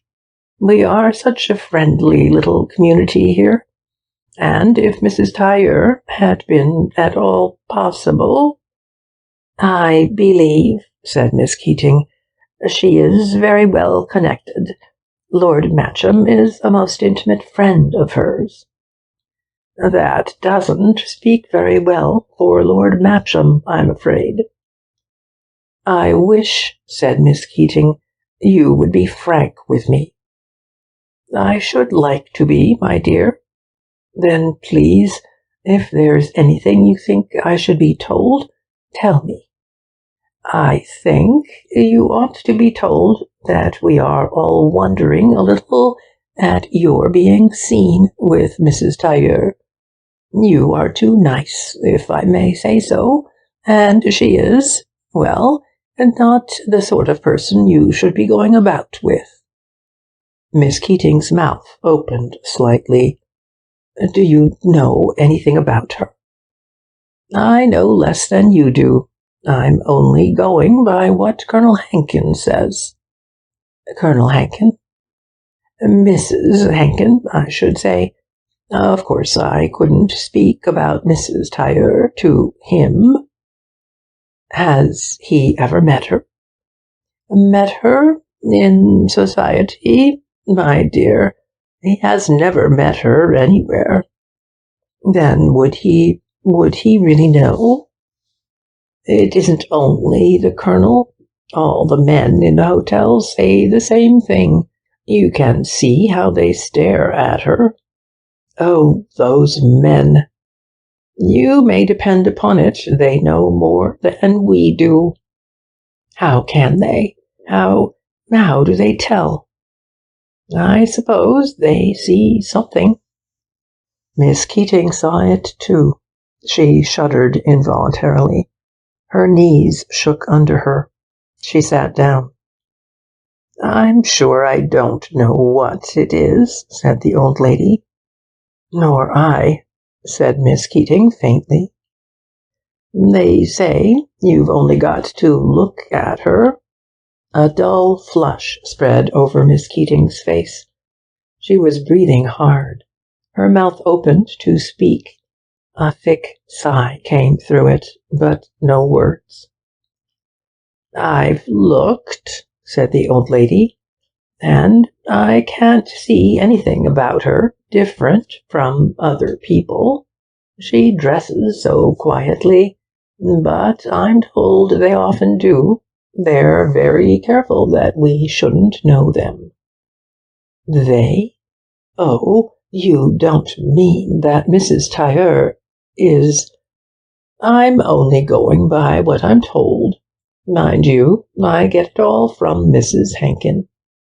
Miss Keating, who had been leaning forward, suddenly sat bolt upright. Her whole body was shaking now. Her voice was low but violent. Oh, I knew it. I knew. I always felt there was something about her." "I'm sure, my dear, you didn't know." I didn't think it was that. I only thought she wasn't nice. I thought she was fast, or she'd been divorced, or something terrible of that sort." She still sat bolt upright, gazing open-eyed, open-mouthed at the terror. She was filled with a fierce excitement, a sort of exaltation. Then doubt came to her. "But surely the hotel people would know." "Hotel people never know anything that isn't their interest to know. If there were any complaint, or if any of the guests were to leave on account of her, Mrs. Tailleur would have to go." "And has there been any complaint?" "I believe Mr. Souttar, the clergyman, has spoken to the manager." "And the manager?" "Well, you see, Mr. Souttar is always complaining. He complained about the food, and about his bedroom. He has the cheapest bedroom in the hotel." Miss Keating was thinking hard. Her idea was that Kitty Tailleur should go, and that she should remain. "Don't you think, if Colonel Hankin spoke to the manager—" "He wouldn't. He's much too kind. Besides, the manager can't do anything as long as she behaves herself. And now that the Lucys have taken her up. And then there's you. Your being with her is her great protection, as she very well knew when she engaged you." "I was engaged for that?" "There can be very little doubt of it." "Oh, then nobody thinks that I knew it, that I'm like her?" "Nobody could think that of you." "What am I to do? I'm so helpless, and I've no one to advise me. And it's not as if we really knew anything." "My dear, I think you should leave her." "Of course, I shall leave her. I can't stay another day, but I don't know how I ought to do it." "Would you like to consult Colonel Hankin?" "Oh, no. I don't think I could bear to speak to him about it." "Well, and perhaps he would not like to be brought into it either." "Then what reason can I give her?" "Of course you cannot tell her what you've heard." Miss Keating was silent. "Or, if you do, you must please not give me as your informant." "I will not do that." "Nor, please, Colonel and Mrs. Hankin. We none of us want to be mixed up with any unpleasant business." "You may trust me," said Miss Keating. "I am very discreet." She rose. The old lady held her with detaining eyes. "What shall you do when you have left her?" "I suppose I shall have to look for another place." "You are not going home, then?"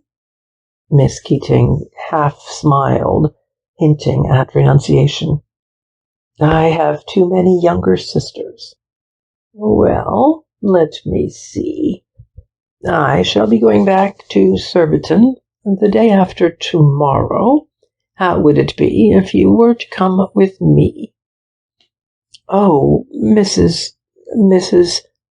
The smile wavered, but it held its place.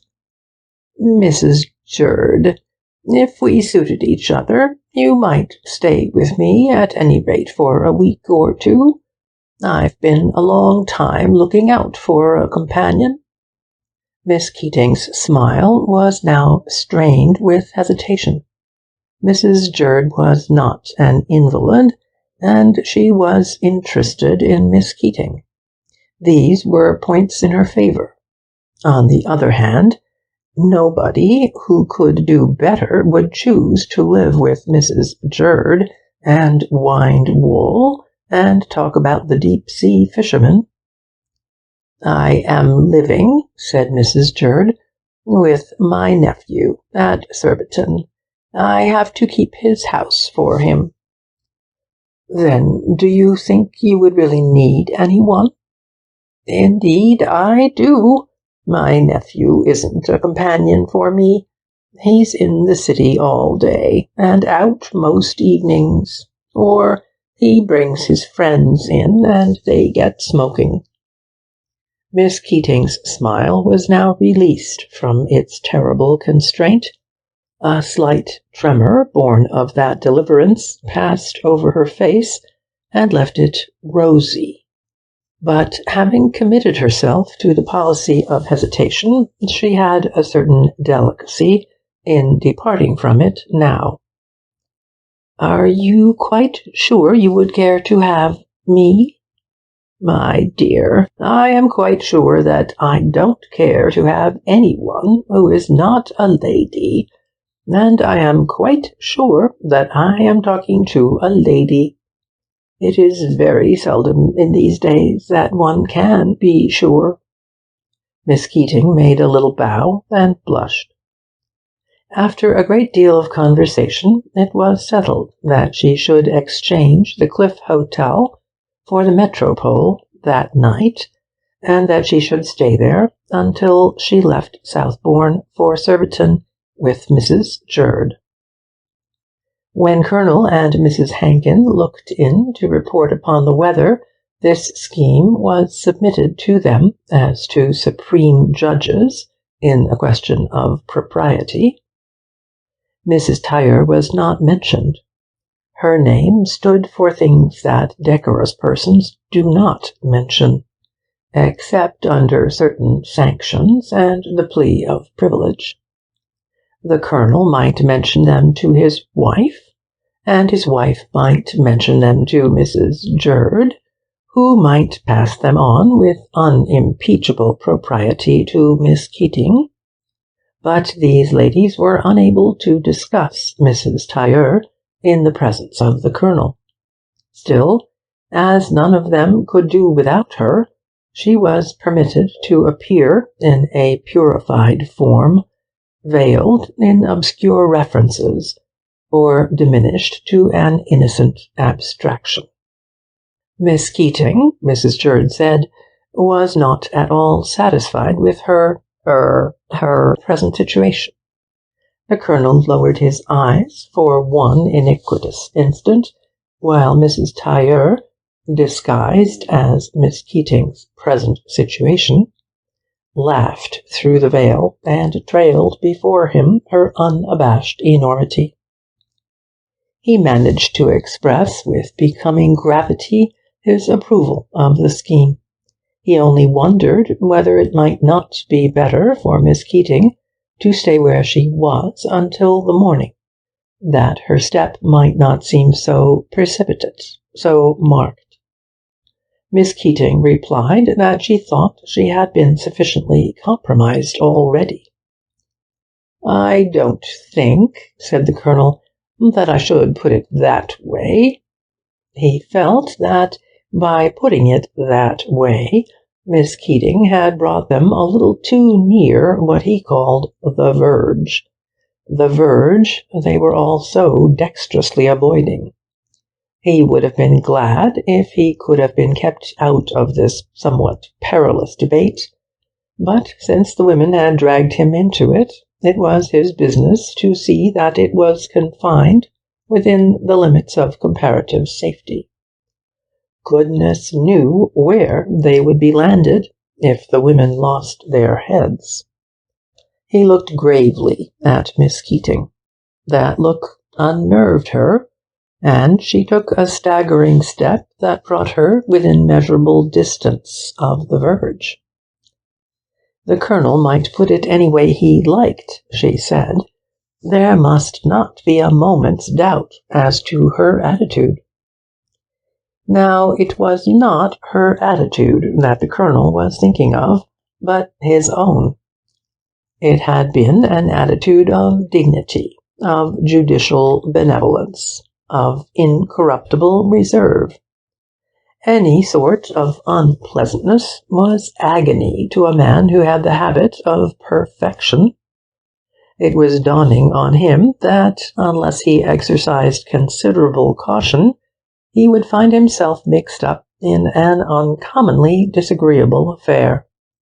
He might even be held responsible for it, since the dubiousness of the topic need never have emerged if he had not unveiled it to his wife. So that when Miss Keating, in her unsteadiness, declared that there must not be a moment's doubt as to her attitude, the Colonel himself was seized with a slight vertigo. He suggested that people, luckily he got no nearer it than that, people were, after all, entitled to the benefit of any doubt there might be. Then, when the danger was sheer in front of them, he drew back. Miss Keating, he said, had nobody but herself to please. He had no more light to throw on the situation. Really, he said to himself, they couldn't have hit on a more serviceable word. He considered that he had now led the discussion to its close on lines of irreproachable symbolism. Nobody had overstepped the verge. Mrs. Tailleur had not once been mentioned.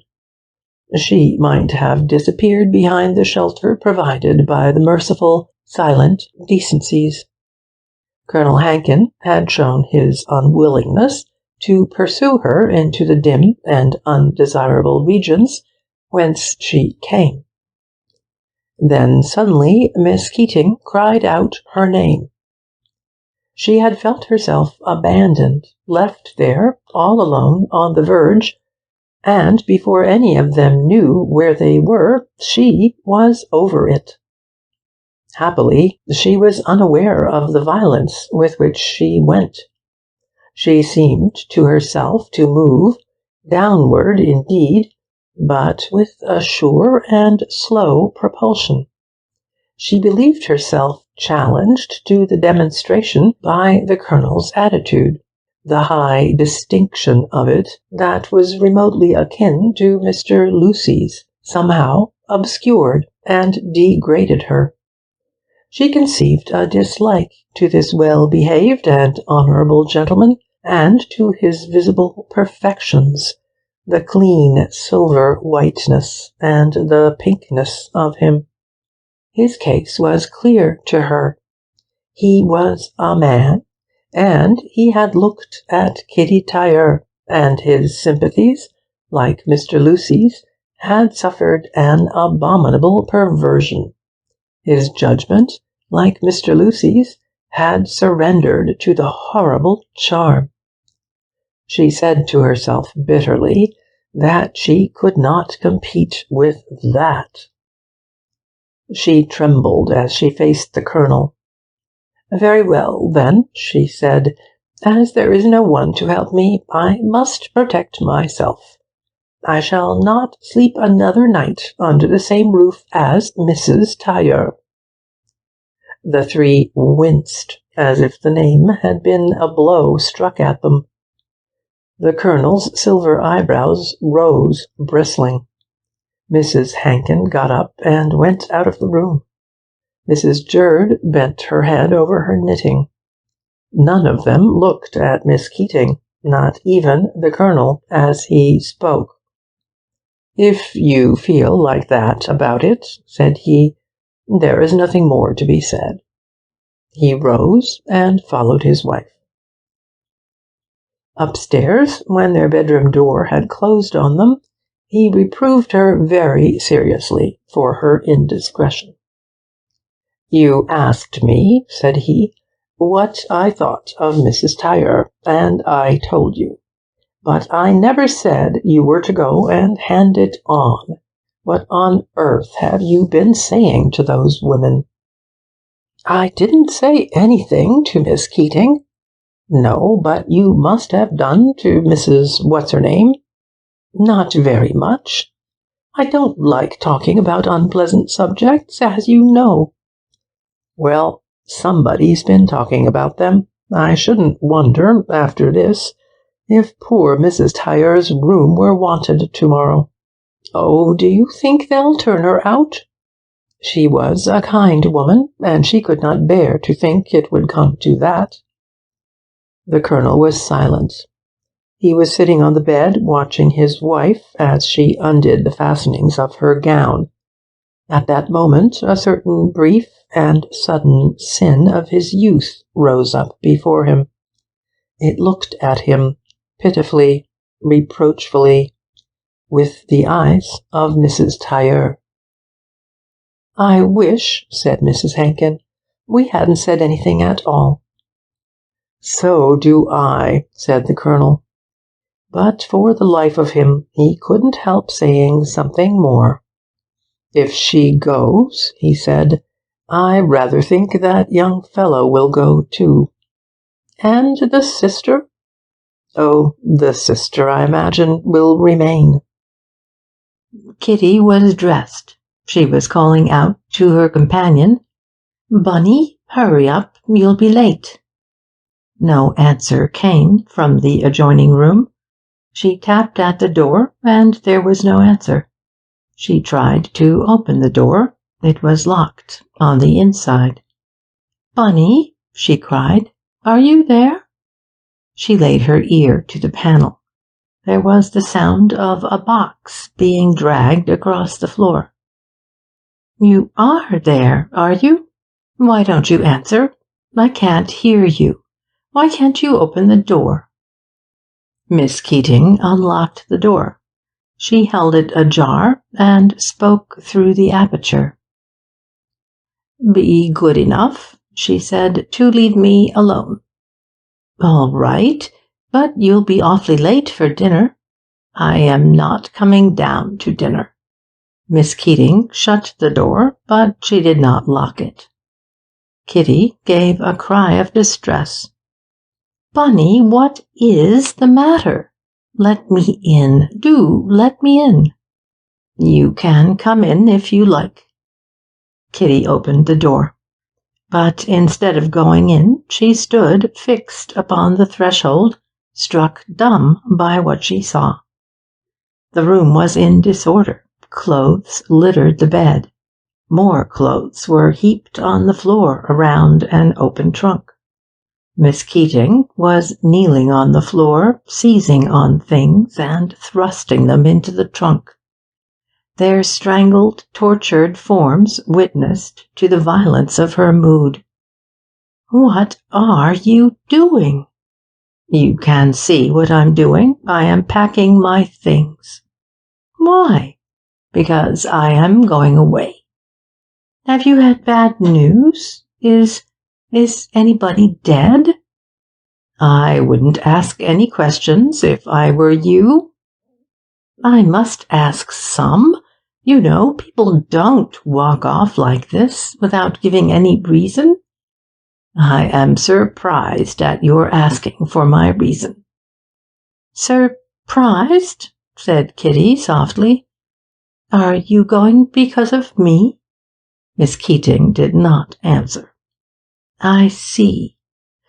So you don't like me any more." "We won't put it that way."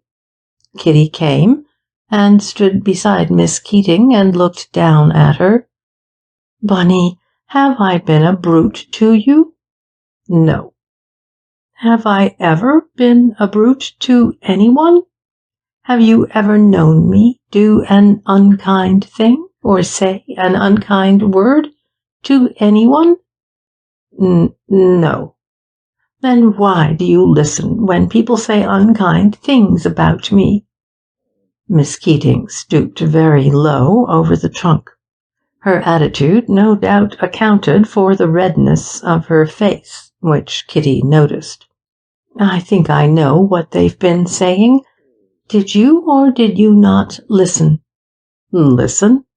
"Yes. I don't mean behind doors and things, but you let them talk to you?" "You cannot stop people talking." "Can't you? I'd have stopped them pretty soon if they'd talked to me about you." "What did they say?" "You've said just now you knew." "Very well. Who said it?" "You've no reason to assume that anybody has said anything." "Was it Mr. Lucy or his sister?" Miss Keating became agitated. "I have never discussed you with Mr. Lucy or his sister." There was a little click in Miss Keating's throat where the lie stuck. "I know you haven't. They wouldn't let you." Kitty smiled. Miss Keating saw the smile. She trembled. Tears started to her eyes. She rose and began sorting the pile of clothing on the bed. Something in her action inspired Kitty with an intolerable passion of wonder and of pity. She came to her and laid her hand on her hair, lightly and with a certain fear. Miss Keating had once purred under Kitty's caresses. Now she jerked back suddenly and beat off the timid hand. "I wish you wouldn't touch me." "Why not?" "Because it makes me loathe you." Kitty sat down on the bed. She had wrapped her hand in her pocket handkerchief as if it had been hurt. "Poor Bunny," she said. "Are you feeling as bad as all that? You must want dreadfully to marry that long man. But you needn't loathe me. I'm not going to make him marry me." "Can you not think of anything but that?" "I can think of all sorts of things. At present I'm thinking of that. It does seem such an awful pity that you haven't married a little dear, sweet, little good thing like you, for you are good, Bunny. It's a shame that you should have lived in rage and fury and be very miserable and rather cruel just because of that." "If every word you said of me was true, I'd rather be myself than you, Mrs. Tailleur." "That, Miss Keating, is purely a matter of taste. Unhappiness is all that's the matter with you. You'd be quite a kind woman if it wasn't for that. You see, I do understand you, Bunny. So it isn't very wise of you to leave me. Think what an awful time you'll have if you go and live with somebody who doesn't understand and won't make allowances. And you're not strong. You never will be, as long as you're miserable. You'll go and live with ill old ladies and get into that state you were in at Matlock. And there won't be anybody to look after you. And, Bunny, you'll never marry, never. And it'll be simply awful. You'll go getting older and older, and nervier, till you're so nervy that even the old ladies won't have you any more. Bad as I am, you'd better stop with me." "Stop with you? How can I stop with you?" "Well, you haven't told me yet why you can't." "I can't tell you. I've written you a letter. It's there, on the dressing table. Kitty went to the dressing table. I am returning you my salary for the quarter I have been with you. Kitty took up the letter. I'd rather you did not read it until after I'm gone. That's not fair, Bunny. Please. I've written what I had to say because I wished to avoid a scene. There won't be any scene. I'm not going to read your beastly letter. She opened the envelope and removed the notes and laid them on the dressing table. Then she tore up the letter and the envelope together and tossed them into the grate. And I'm not going to take those notes. Nor am I. You'll have to. She found her companion's purse and tucked the notes inside it. Miss Keating turned on her. Mrs. Tailleur, you shall not thrust your money on me. I will not take it. You little fool, you've got to. Miss Keating closed her eyes. It was a way she had. I can't, and you must please take back the things you've given me. They are all there, in that heap on the bed. Kitty turned and looked at them. They were all there. Everything she had ever given to her. The dresses, the combs, the little trinkets. She took some of these and stared at them as she held them in her hand. Won't you keep anything? I won't keep a thing. Not even the little chain I gave you? Oh, Bunny, you liked your little chain. Miss Keating took the chain from her and laid it with the rest. Please leave me to pack. Presently. Bunny, look at me straight. Why are you doing this? I wish to be spared the unpleasantness of speaking. But you've got to speak. Out with it. What have I done? You know better than I do what your life has been. My life? I should think I did, rather. Kitty crossed the room to the bell. What time does your train go? I must leave this at 7:30. Kitty rang the bell. A housemaid appeared. I want a fly at 7:30. Please see that Miss Keating's luggage is downstairs by then. Her room will not be wanted. Miss Keating's face was livid. You wish, said she, the hotel people to think that it is you who have given me notice? You poor thing, I only wanted the fly to go down to my account. You expect me to believe that? I don't expect anything of you now. I suppose it's Colonel Hankin who has been talking about my life. It wasn't Mr. Lucy, though you'd like to make me think so. There's no need for anybody to talk. Do you suppose I don't know what you are? You can't hide what's in you. You're full of it, and you've no shame about it. You can stand there, knowing that I know, and ask me what you've done. How do I know what you've done? I don't want to know it. It's bad enough to know what you are, and to know that I've been living with it for 3 months. You got hold of me, an innocent woman, and used me as a cover for your evil life. That's all you wanted me for. And whatever I've done nothing to deserve that. You think not? Have you any idea what you've done to me? No, I haven't. What have I done? I'm going to tell you. You've never ceased casting it up to me that I'm not married, that I haven't your attractions. I thank heaven I have not.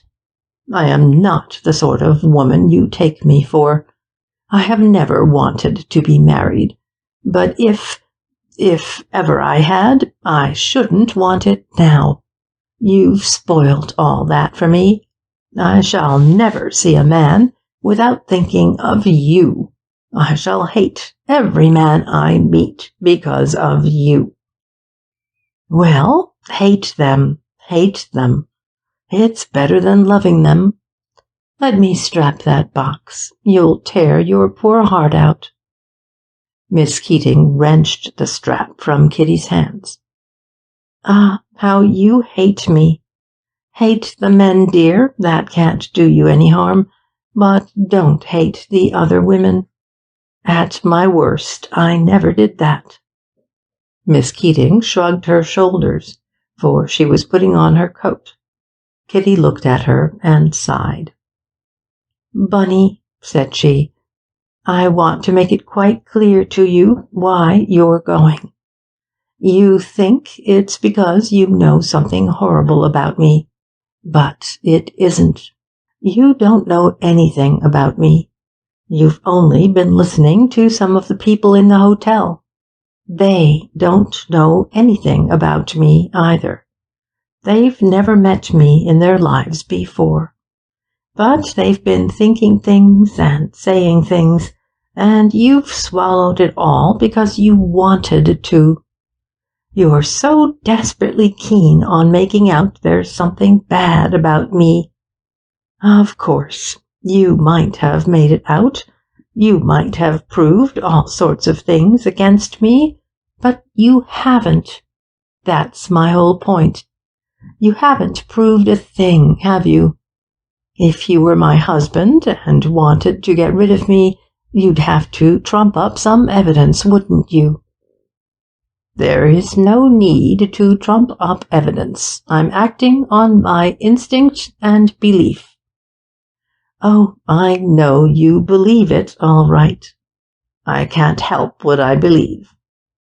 "No, you can't help it. You can't help what you want. And you wouldn't have wanted it if you hadn't been so furiously unhappy. I was furiously unhappy myself once. That's why I understand you." "It's 5:20 past 7, Mrs. Tailleur." "And in 5 minutes you'll go. And you won't hear a word in my defense. You won't? Why, if I'd murdered somebody and they were going to hang me, they'd let me defend myself before they did it. All I was going to say was, supposing everything you said was true, I think you might have made allowances for me. You can't? I was harder driven than you. No two cases could well be more different. Once they were the same, only it was worse for me. All your temptations are bottled up inside you. Mine rushed at me from inside and outside too. I've had all the things you had. I had a straight-laced parson for my father, so had you. I was poked away in a hole in the country, so were you. I had little sisters, so have you. My mother sent me away from home for fear I should harm them." Her voice shook. "I wouldn't have harmed them for the world. I was sent to live with an old lady, so were you. I was shut up with her all day till I got ill and couldn't sleep at night. I never saw a soul but one or two other old ladies. They were quite fond of me. I made them. I should have died if it hadn't been for that. Then do listen, Bunny. Something happened, and I broke loose and got away. You never had a chance to get away, so you don't know what it feels like. Perhaps, I think, when it came to the point, you'd have been afraid or something. I wasn't. And I was young. I'm young still. You can't judge me. Anyhow, I know what you've been through. That's what made me so sorry for you. Can't you be a little sorry for me?" Miss Keating said nothing. She was putting on her hat, and her mouth at the moment was closed tight over a long hat-pin. She drew it out slowly between her shut lips. Meeting Kitty's eyes, she blinked. "You needn't be sorry," said Kitty. "I've had things you haven't." Miss Keating turned to the looking-glass and put on her veil. Her back was towards Kitty. The two women's faces were in the glass, the young and the middle-aged, each searching for the other. Kitty's face was tearful and piteous. It pleaded with the other face in the glass, a face furtive with hate that hung between two lifted arms behind a veil.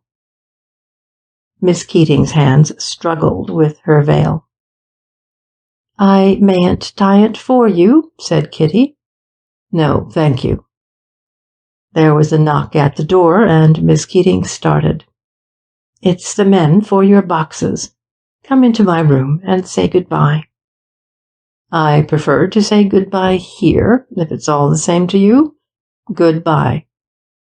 "You won't even shake hands with me?" "Well, if you won't, why should you?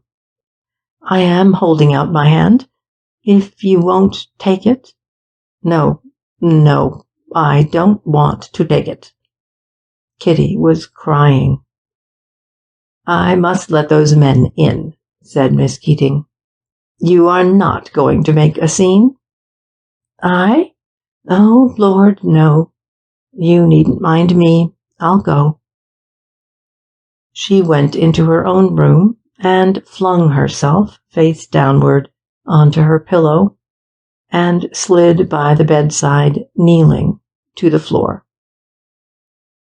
At 8 o'clock, Mrs. Tailleur was not to be found in her room or in any other part of the hotel. By 9, Lucy was out on the cliffside looking for her. He was not able to account for the instincts that told him she would be there.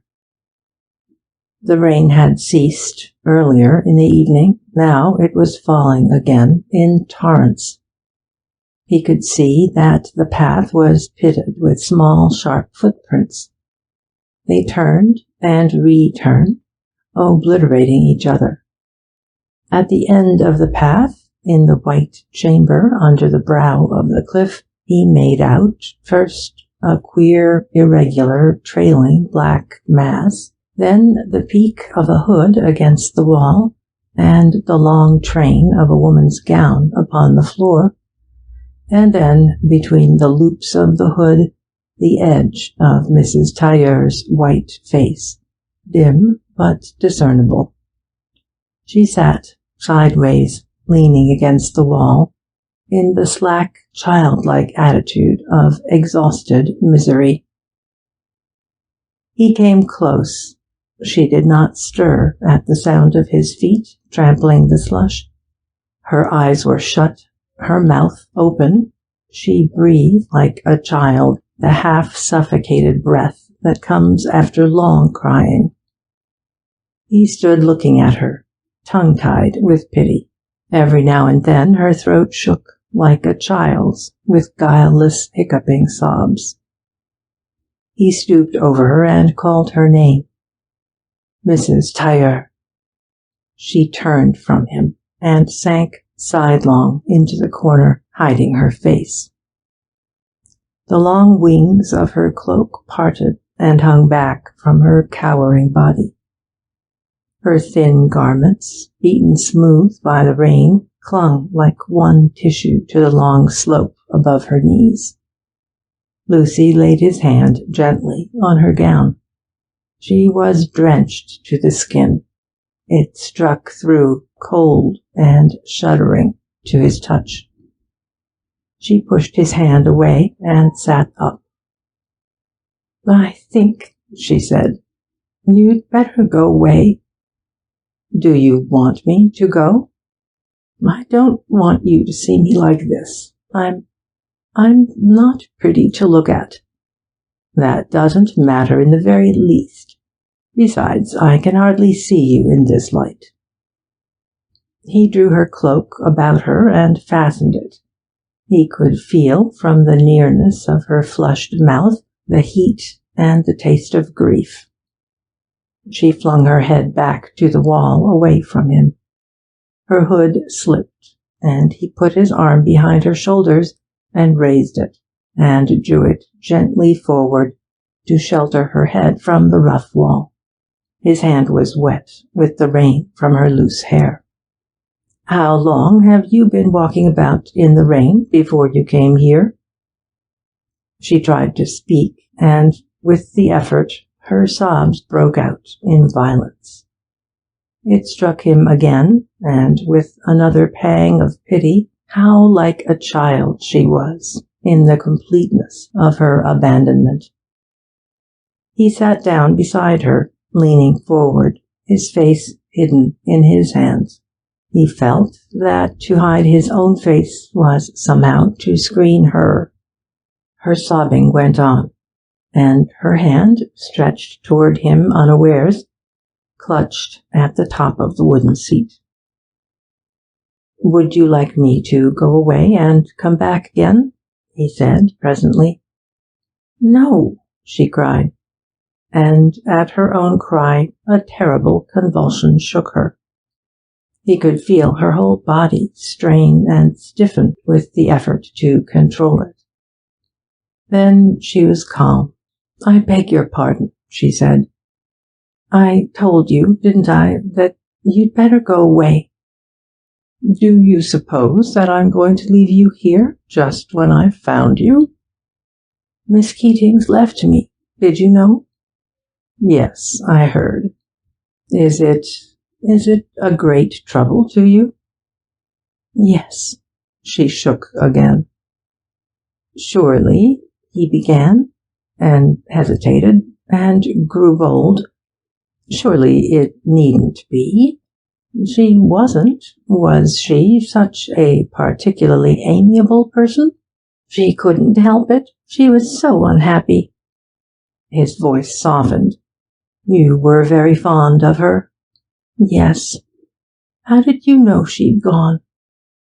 It was too dark in there for him to see the fear in her eyes as she turned them to him. "Oh, we heard she'd left. I suppose she had to go."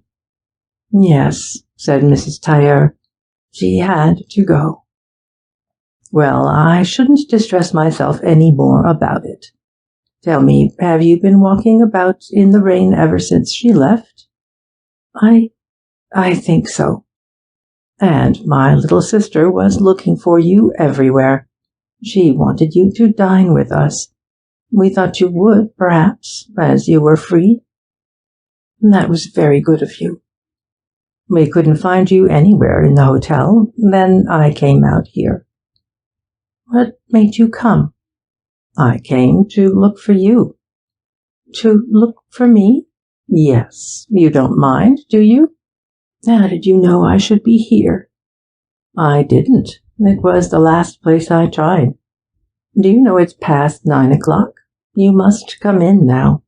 "I can't." "Oh, yes," he said, "you can. You're coming back with me." He talked as he would to a frightened child, to one of his own. "I'm afraid to go back." "Why?" "Because of Bunny. She told me people were saying dreadful things about me. That's why she left. She couldn't bear it." Lucy ground his teeth. "She couldn't bear it? That shows what she was, doesn't it? But you don't mind what people say?" "No," she said, "I don't mind." "Well?" "Yes," she cried passionately. "I do mind. I've always minded. It's just the one thing I can't get over." "It's the one thing," said Lucy, "we have to learn to get over. When you've lived to be as old as I am, you'll see how very little it matters what people say of us, especially when we know what other people think." "Other people?" "Friends," he said. the people who really care. Ah, if we could only know what they think. That's the most horrible thing of all, what they think. Is that why you don't want to go back? Lucy's voice was unsteady and very low. Yes, she whispered. There was a brief silence. But if you go back with me, he said, it will be all right, won't it?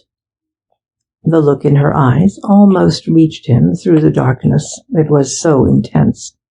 No, she said out loud. It won't. It will be all wrong. I don't agree with you. Anyhow, I'm going to take you back. Come. No, she said. Not yet. Mayn't we stay here? No, you've got your death of cold as it is. I'm not cold now. I'm warm. Feel my hands. She held them out to him. He did not touch them, but he put his arm round her and raised her to her feet, and they went back together along the narrow cliff path. It was dangerous in the perishing light. He took her hands in his now and led her sidelong. When her feet slipped in the slimy chalk, he held her up with his arm. At the little gate she turned to him. I was kind to Bunny, she said. I was, really. I am sure, he said gently, you are kind to everybody. That's something, isn't it? I'm not sure that it isn't everything. They went up the side of the garden along the shrubbery by a path that led to the main entrance of the hotel. A great ring of white light lay on the wet ground before the porch, thrown from the electric lamp within. Mrs. Tailleur stepped back into the darkness by the shrubbery. Look here, she said. I'm going in by myself. You are going round another way.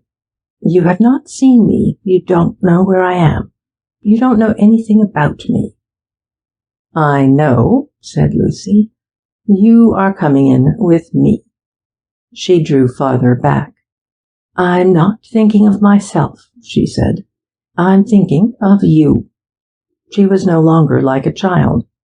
Her voice had suddenly grown older. Are you? He said. Then you'll do what I ask you. He held her with his arm and drew her, resisting and unresisting, close to him. Ah, she cried, what are you going to do with me? I am going, he said, to take you to my sister. And he went with her into the lighted vestibule, past the hall porter and the clerk in his bureau and the manager's wife in hers, straight into the lounge before the colonel and his wife, and he led her to Jane, where she sat in her place beside the hearth. It isn't half such a bad night as it looks, said he in a clear voice. Is it, Mrs. Tailleur? 5 minutes later, Lucy was talking to Colonel and Mrs. Hankin with genial unconcern. They never knew that he knew what they had been saying, or how their tongues had scourged Mrs. Tailleur out into the lash of the rain. They never knew that the young man who conversed with them so amiably was longing to take the colonel by his pink throat and throttle him, nor that it was only a higher chivalry that held him from this disastrous deed. The colonel merely felt himself in the presence of an incomparable innocence. But whether it was Lucy who was innocent, or Mrs. Tailleur, or the two of them together, he really could not say. Upstairs, in Mrs. Tailleur's bedroom, Jane Lucy was talking to Mrs. Tailleur. They were sitting by the hearth, while Kitty, clothed in warm garments, shook out her drenched hair before the fire. She had just told Jane how Miss Keating had left her, and she had become tearful again over the telling. "Need you mind so much? Is she worth it?" said Jane, very much as Robert had said. "I don't mind her leaving. I can get over that. But you don't know the awful things she said." "No, I don't. But I dare say she didn't mean half of them." "Didn't she, though? I'll show you." Kitty got up and opened the door into the other room. It was as Miss Keating had left it. "Look there," she said, "what she's done." Jane looked. "I'm not surprised. You did everything for her, so I suppose she expected you to pack and send her things after her." "It isn't that. Don't you see? It's the things I gave her. She flung them back in my face. She wouldn't take one of them. See, that's the white frock she was wearing, and the fur-lined coat. She'll be so cold without it. And look, that's the little chain I gave her on her birthday. She wouldn't even keep the chain." "Well, I dare say she would feel rather bad about it after she's behaved this way." "It isn't that. It's because they were mine, because I wore them." Kitty began to sob. "No, no, dear Mrs. Tailleur. Yes, yes. She thought they'd contaminate her." Kitty's sobs broke into the shrill laugh of hysteria. Jane led her to the couch and sat beside her. Kitty leaned forward, staring at the floor. Now and then she pressed her handkerchief to her mouth, stifling. Suddenly she looked up into Jane's face.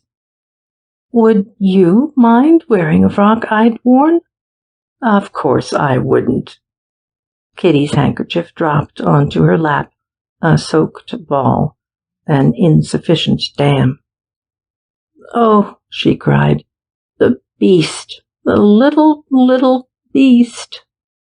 She looked again at Jane, but with a glance half cowed, half candid, like a child that has proved, indubitably, its predestined naughtiness.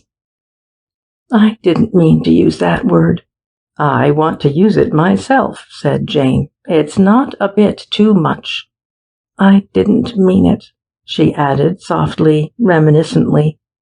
"She was such a little thing." "Much too little for you to care about." "That's why I cared. I know it was. She was just like a little lonely child, and she clung to me at first." "She certainly seems to have clung." "That's why it's so awful to think that she couldn't bear it, couldn't bear to live with me. We wondered how you could bear to live with her." "Did you?" "Yes." "Why did you have her?" "You see, I had to have someone, and she was nice." "I don't think she was nice at all." "Oh, yes," said Kitty solemnly. "You could see that."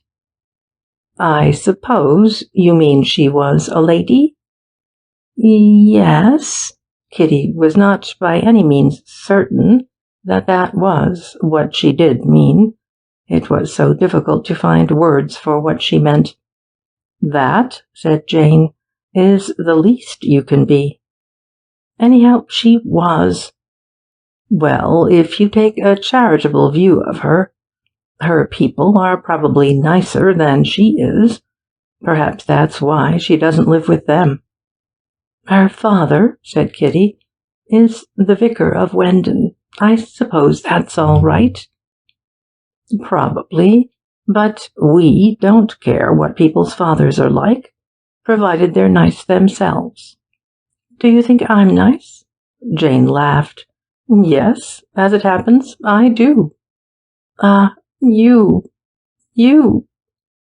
"We both do," said Jane boldly. "You're the first nice woman I've known who hasn't been horrid to me. And he—" Kitty had been playing with the button of her dressing gown. Her fingers now began tearing passionately convulsively at the button. "He is the first nice man who hasn't been what men are." "You don't mean that," said Jane calmly. She was holding Mrs. Tailleur's hand in hers and caressing it, soothing its pathetic violence. I do. That's why I like you so. I'm glad you like us. I'd give anything to know what you really think of me." "May I say what I think?" "Yes." "I think you're too good to be so unhappy." "That's a new view of me. Most people think I'm too unhappy to be very good." "You are good. But if you'd been happier, you'd have known that other people are what you call good too." "That's what I said to Bunny. She was unhappy." "Never mind her.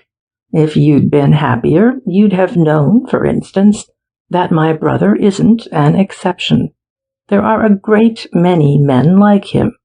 All the men I've known have been more or less like Robert." "They would be, dear, all the men you've known. But, you see, something happened. Nothing ever happened to you." "No, nothing very much has happened to me. Nothing very much ever will." "You never wanted things to happen, did you?"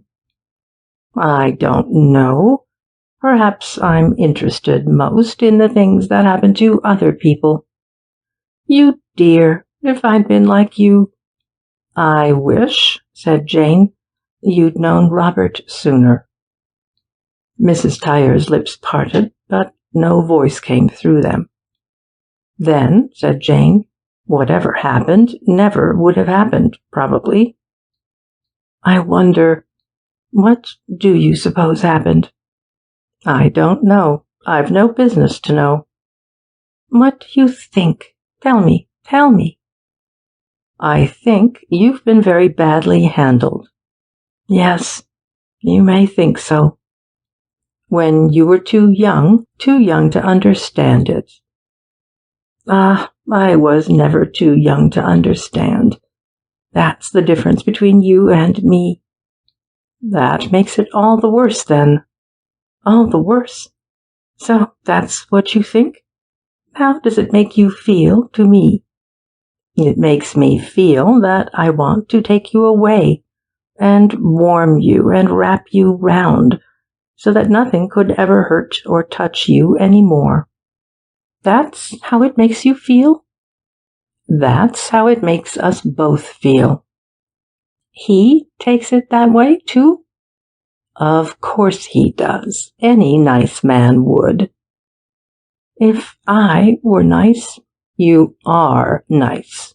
"You don't know, my child. You don't know." "Do you suppose Robert doesn't know?"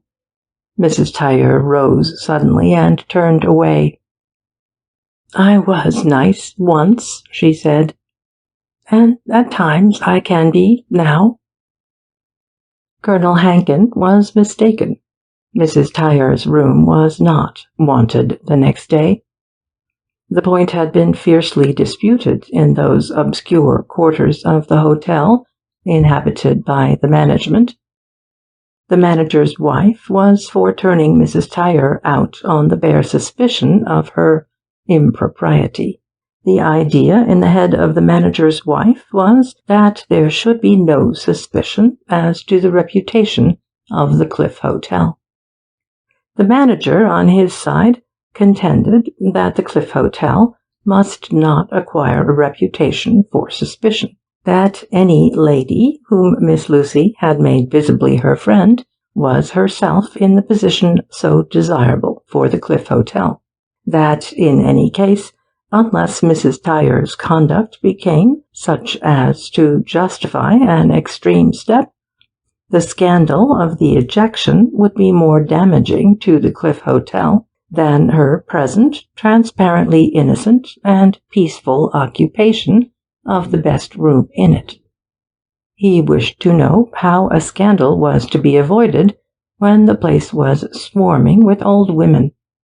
And, after all, what had they got against Mrs. Tailleur, except that she was better looking by a long chalk, and better turned out than any of 'em? Of course, he couldn't undertake to say, off-hand, whether she was or wasn't any better than she should be, but in the absence of complaints, he didn't consider the question a profitable one for a manager to go into in the slack season. All the manager's intelligence was concentrated in the small commercial eye, which winked absurdly in the solitude of his solemn and enormous face. "You must take people as you found them," said he, and for his part he had always found Mrs. Tailleur. But how the manager had found Mrs. Tailleur was never known to his wife, for at this point she walked out of the private sitting-room and shut herself into her bureau. Her opinion, more private even than that sitting-room consecrated to intimate dispute, was that where women were concerned, the manager was a perfect fool. The window of the bureau looked out onto the vestibule and the big staircase, and full in sight of the window, Mrs. Tailleur was sitting on a seat set under the stair. She had her hat on and carried a sunshade in her hand, for the day was fine and warm. She was waiting for somebody, and as she waited, she amused herself by smiling at the little 4-year-old son of the management who played in the vestibule, it being the slack season. He was running up and down the flagged floor, dragging a little cart after him, and as he ran, he never took his eyes off the pretty lady. They said every time, with the charming vanity of childhood, "Look at me." And Kitty looked at him every time, and made, every time, the right sort of smile that says to a little boy, "I see you." Just then nobody was there to see Kitty but the manager's wife, who stood at the window of the bureau and saw it all.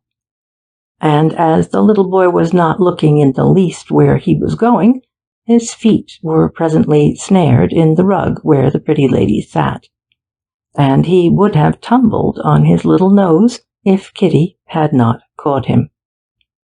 He was going to cry, but Kitty stopped him just in time by lifting him onto her lap and giving him her watch to look at. A marvelous watch that was gold and blue and bordered with a ring of little sparkling stones. At that moment Robert Lucy came downstairs. He came very quietly and leaned over the banister behind Kitty's back and watched her, while he listened shamelessly to the conversation. The pretty lady looked prettier than ever. "My daddy gave my mummy her watch on her birthday," said the little boy. "Who gave you your watch?" "It wasn't your daddy, dear." "Of course it wasn't my daddy. Of course not. What is your name?" "My name is Mrs. Tailleur." "Mrs. Tailleur. My name is Stanley. That gentleman's name is Mr. Lucy. I like him."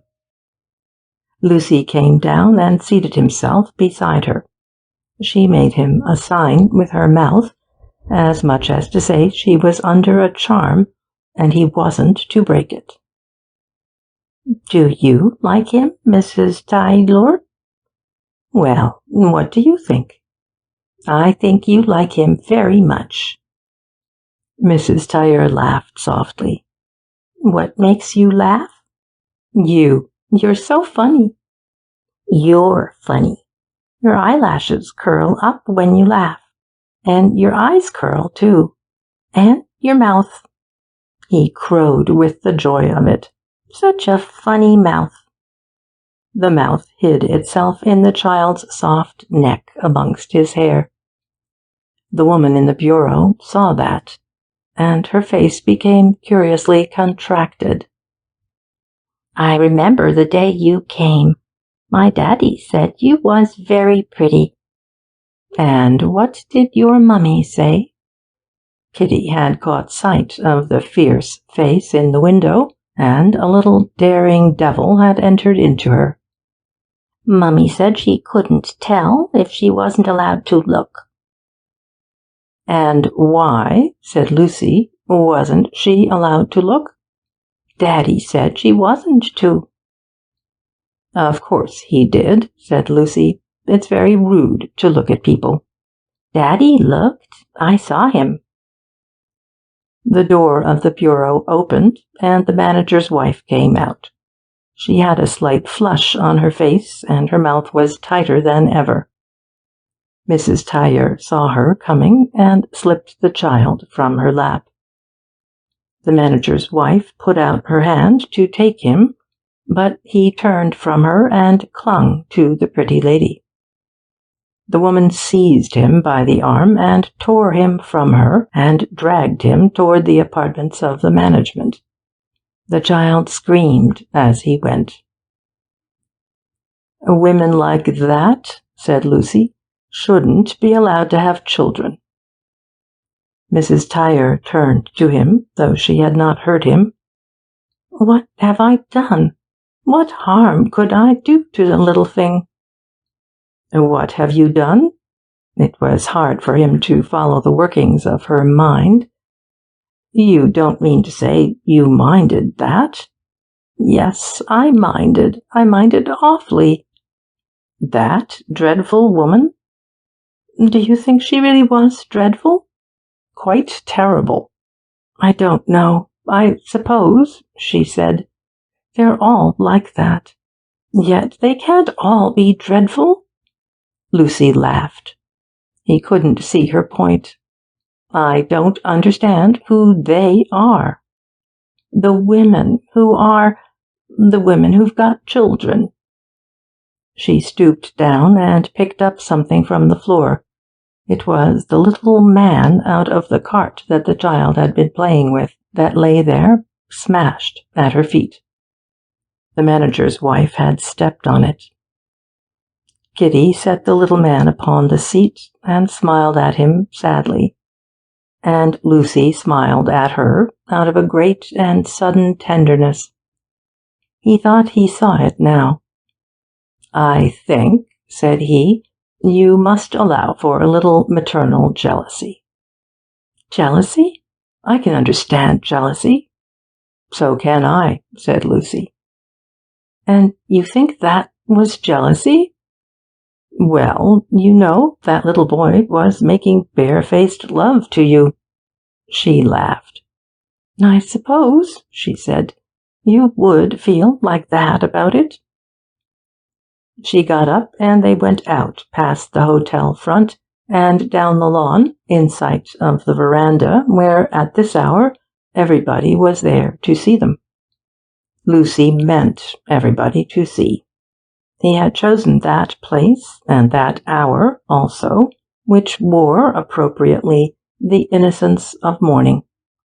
He knew her pitiful belief that he was defying public opinion in being seen with her, but from her ultimate consent, from her continuous trust in him, and from the heart-rending way she clung to him, he gathered that she knew him.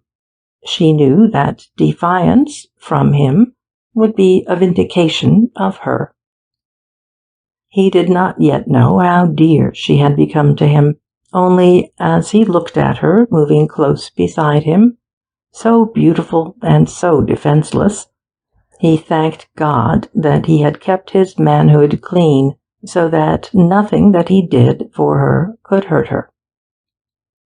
And so, holding himself very upright, and with his head in the air, he went slowly past the veranda and the Hankins, and turning to Mrs. Tailleur, gave them the full spectacle of his gladness and his pride in her, "How good you are to me," she said.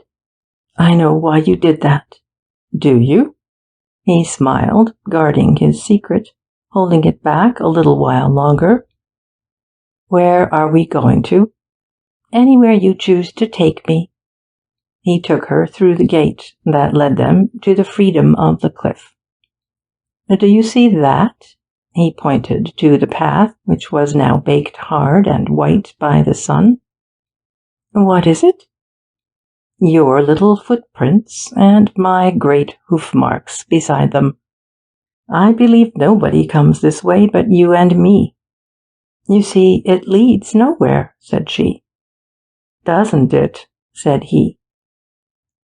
The little room in the cliffside was whiter than ever, burning white it was, where the sun faced it. But the east side of it was in shadow, and they sat there, under the great forehead of the cliff. They were both silent. Lucy was thinking of how he had found her there, and of the fear and trouble of last night. He vowed that if he could help it, there should be no more fear and no more trouble for her. In their silence, voices thin and sweet with distance came to them from below, where children played on the beach, among the rocks that, washed by water springs from the cliff's forehead to its foot, lay heaped where they had fallen. She listened and laughed. She was happy now. He watched her as she stretched her adorable feet to the sun. A little wind came from the sea and played with her, taking from her a slight scent of violets for its salt. Every nerve in his body was aware of her nearness. Only last night he had seen her crouching just there in the darkness, convulsed, her face wet with rain and tears. It was good that the place they had chosen should be changed and cleansed for them by sunlight and wind from the sea and the sweet voices of children. She did not break the silence. She only looked at him once, with eyes whose pupils, black and dilated, narrowed the blue ring of the iris. Then he spoke. "I was going to say something to you last night, but I didn't. There was something I wanted to know first, something I wasn't quite sure about." She turned her face from him. The light struck it, and it quivered and grew white. "Well, do you know now?" "Yes," he said, "I know now." But her lips scarcely moved as she answered him. "Of course you know." She faced him with her sad white courage. "Everybody knows. I'd rather you knew. I meant you to." "Oh, please," he protested. "I wonder if I may say what it is?" "It's something about me?" "Yes, it's something about you, if I may say it." "You may say anything you please, you know that." "Well, I wanted very much to know whether you were fond of children." "Oh," she drew a long breath, as if released from torture. Then she laughed the indescribable, half-sobbing laugh of a child, tormented and suddenly set free. "Whether I were fond of children? Do you honestly mean it? Was that what you weren't sure of?" "Well, of course, in a way I knew, but I couldn't tell, you know, till I'd seen you with one."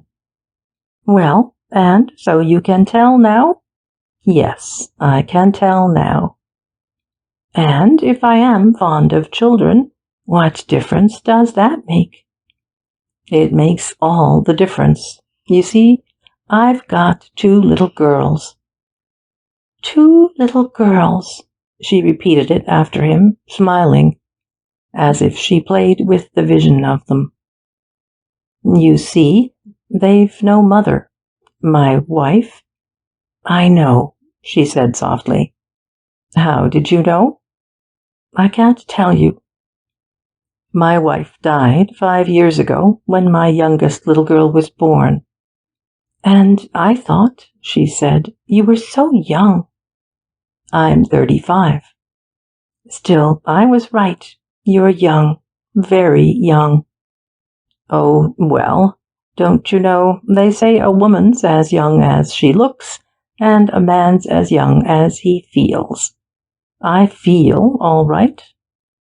You dear, her mouth and eyes said it without a sound. Are you quite sure that's all you wanted to know? I had to know it. It was so important? Yes, because of them. And now you know all about me? Yes, now I know all about you. Don't you want to know something about Mr. Tailleur? Lucy's face hardened. No, I don't think I want to know anything about him. He had made up his mind that Mr. Tailleur had been a brute to her. He is dead. Well, yes, I suppose he would be. He died 4 years ago. I was married very young. I supposed that, too. You don't feel that he's important? Not in the very least. She laughed. When I said that I knew all about you, I only meant that I knew I'd the sense to see what you were. You mustn't think that I take anything for granted. Ah, Mr. Lucy, dear, I'm afraid you're taking everything for granted. On my soul, I'm not. I'm not that sort. There's one thing about you I don't know yet, and I'm afraid to ask, and it's the only thing I really want to know. It's the only thing that matters. Then ask me straight, whatever it is, and let's get it over. Can't you trust me to tell you the truth? I trust you to tell me the truth. I want to know where I am, where we are. Is it for me to say? It's for you to say whether you think you can ever care for me. Can't you see that I care for you? No, I'd give anything to see. Ah, it's so like you not to, and I thought I'd shown you everything. You haven't shown me yet whether you care enough to... He checked himself, while his love for her drew its first breath, as if it had been born but that instant, in an agony of desire and fear. To do what? She said. Why won't you tell me? I'm afraid, he said simply. Afraid of me? Why should you be? Because if you really cared for me, I think you'd know what I want. It's because I care so much that I don't know unless you tell me. She put her small fingers lightly on the sleeve of his coat. They slid till they found his hands that hung clenched before him. At her touch, he trembled. Don't you know, she said, that there's nothing I wouldn't do for you? Tell me what you want me to do. He spoke so low that she strained to hear him. To marry me, to be my wife. Her hand still lay on his, but she herself seemed to draw back and pause. Your wife, she said at last.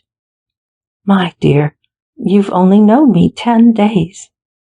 It makes no difference. He took her hand in his and kissed it, bowing his head. She twisted herself away from him and drew back her face from his. They rose. Ah, she said, you're cold. You don't know how. Let me look at you. It's not me you want. You want a mother for your children.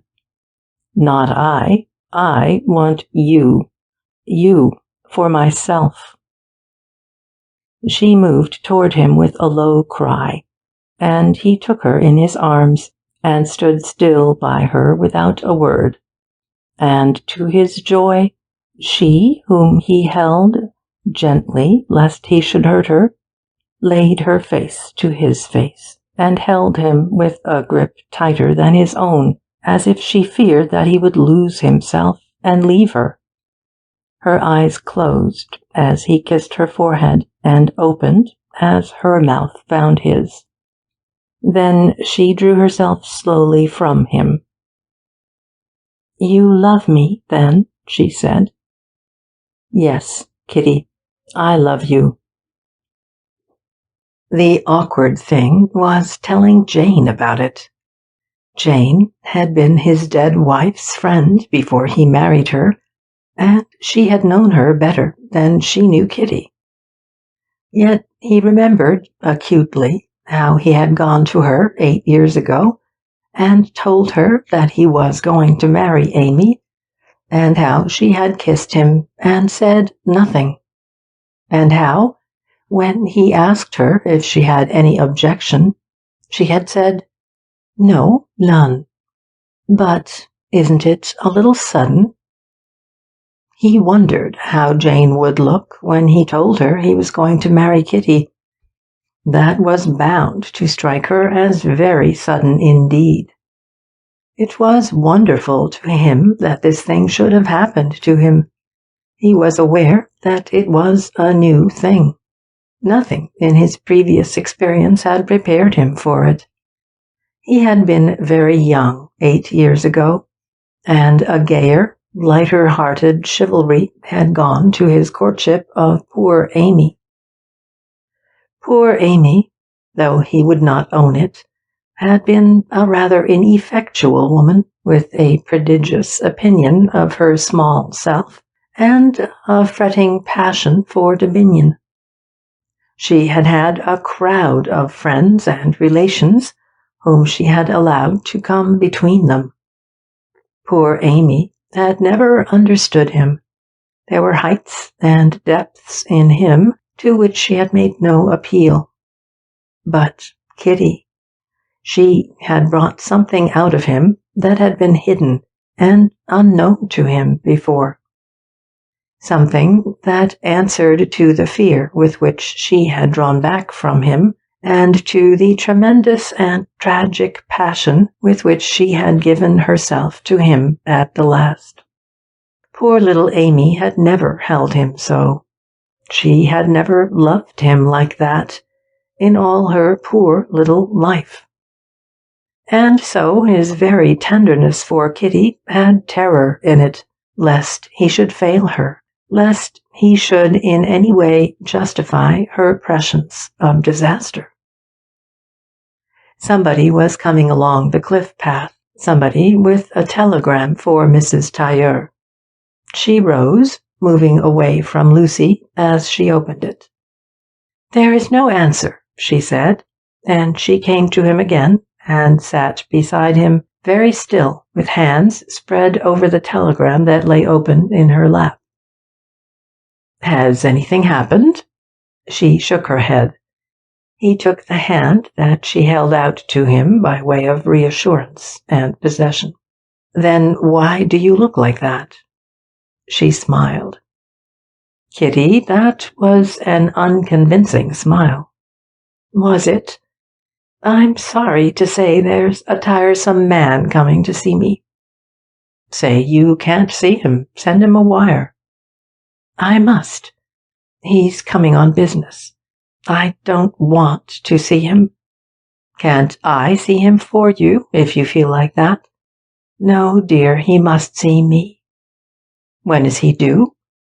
"At 7:30. "Oh, only in the evening. How long do you think he'll stay?" Kitty hardened her face. "Not a minute longer than I can help." "An hour? 2 hours?" "I shall have to give him dinner. He's that sort of man." 2 hours, probably. I think I'll take Janey for a stroll while he's here. You see, I've got to tell her, and I shall tell her then."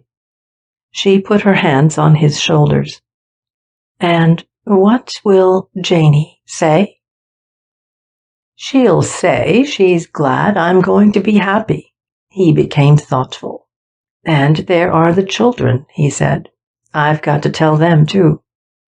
She was silent. She did not ask him, as he half expected, "What will they say?" "I think," he said, "I'd better send for them and let them stay here a bit. Could you stand another week of Southbourne? You said you hated it." "Yes, I hated it. I shouldn't have stayed if it hadn't been for you." "Do you mind staying a little longer now?" "I don't mind staying anywhere where you are." "Well, just a little longer." She saw the workings of his mind. The people here had been saying awful things about her. If he took her away, they would continue to say them. He couldn't stop them. He couldn't, for instance, go up to Colonel Hankin before leaving and tell him that he lied, and that Mrs. Tailleur, though appearances might be against her, was as innocent a lady as Mrs. Hankin. He couldn't even announce his engagement to her by way of accounting for their simultaneous departure. They were not accountable to those people, but if they stayed on as if nothing had happened, he could demonstrate to everybody's satisfaction that he had no other intention with regard to Mrs. Tailleur than to make her his wife and a mother to his children. That was why he was sending for them. Evidently, the idea he had, poor lamb, was that he could shelter her innocence with theirs. And so she told him that she adored Southbourne now, and didn't care how long they stopped. Lucy's idea had really gone more or less on those lines, though they remained rather more obscure to him than they were to Kitty.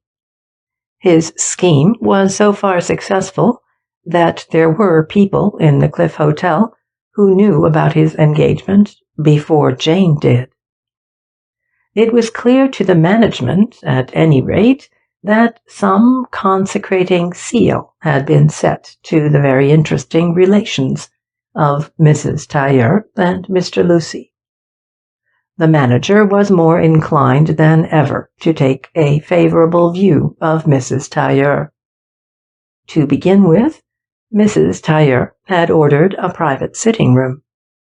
Then Mr. Lucy presented himself at the bureau with Mrs. Tailleur, and inquired whether he could have a room for his 2 little girls and their nurse.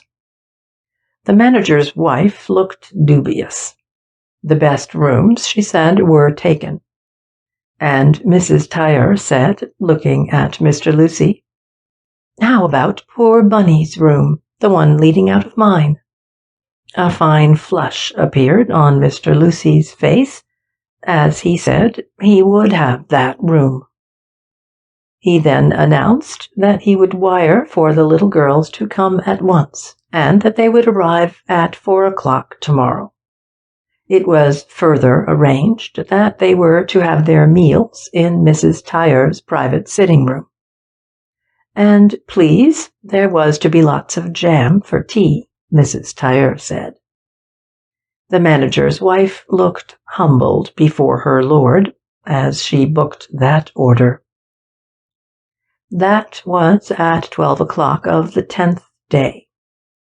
7 hours later, Mrs. Tailleur was alone in her private sitting-room, preparing, with some agitation, for the appointment that she had. Her tense, flushed mind recorded automatically, and with acute vividness, every detail of the room. The pattern of the grey French wallpaper, with the watered stripe, and of the hot velvet upholstery, buff on a crimson ground. The architecture of the stained walnut sideboard and overmantel, with their ridiculous pediments and little shelves and beveled mirrors, the tapestry curtains, the palms in shining turquoise blue pots, and the engraved picture of Grace Darling over the sideboard. It was absolutely necessary that she should have this place to see him in without Robert seeing him. Beyond that immediate purpose, she discerned its use as a playroom for Robert's children. Tomorrow, at 4 o'clock, she would be waiting there for them. They had settled that, she and Robert. She was to have everything ready and the table laid for tea. Tomorrow they would all be sitting there, round the table.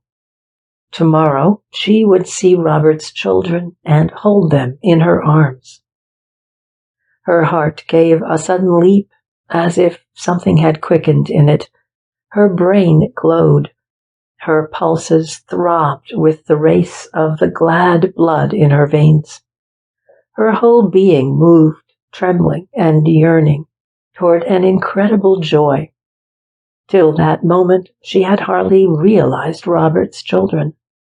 The strange unquietness, not yet recognized as fear, had kept her from asking him many questions about them. Even now, their forms were like the forms of children seen in the twilight of dreams, the dreams of women who have never had children. Forms that hover and torture and pursue, that hide their faces, half seen, that will not come to the call, nor be held by the hand, nor gathered to the heart. That she should really see them and hear their voices, and hold them in her arms tomorrow, seemed to her a thing impossible, beyond credibility or dream. Then she said to herself that it all depended on what happened between tomorrow and today. It was not long past 7, and she had still a good 20 minutes before her. She spent it in pacing up and down the room and looking at the clock every time she turned and confronted it. At the half-hour she arranged herself on the sofa, with a book, in an attitude of carelessness as to the event. As a material appearance, the attitude was perfect. She rose as the servant announced, Mr. Wilfred Marston. She stood as she had risen, waiting for her visitor to advance. Her eyes were fixed on her book, which she laid down, deliberately marking the page, and yet she was aware of his little pause at the door as it closed behind him, and of his little smile that took her in. She had no need to look at him. He was a man of middle size, who held himself so well that he appeared taller and slenderer than he was. You saw that he had been fair and florid and slender enough in his youth, and that all his good points had worn somewhat to hardness. His face was hard and of a fast hardening reddish sallow color, showing a light network of veins about the cheekbones. Hard, wiry wrinkles were about the outer corners of his eyes. He kept his small, reddish gold mustache close-clipped so that it made his mouth look extraordinarily straight and hard. People who didn't know him were apt to mistake him for a soldier. He was in the War Office, rather high up. He had several manners, his official manner to persons calling at the War Office, his social manner, inimitably devout to women whom he respected, and his natural manner, known only in its perfection to women whom he did not respect.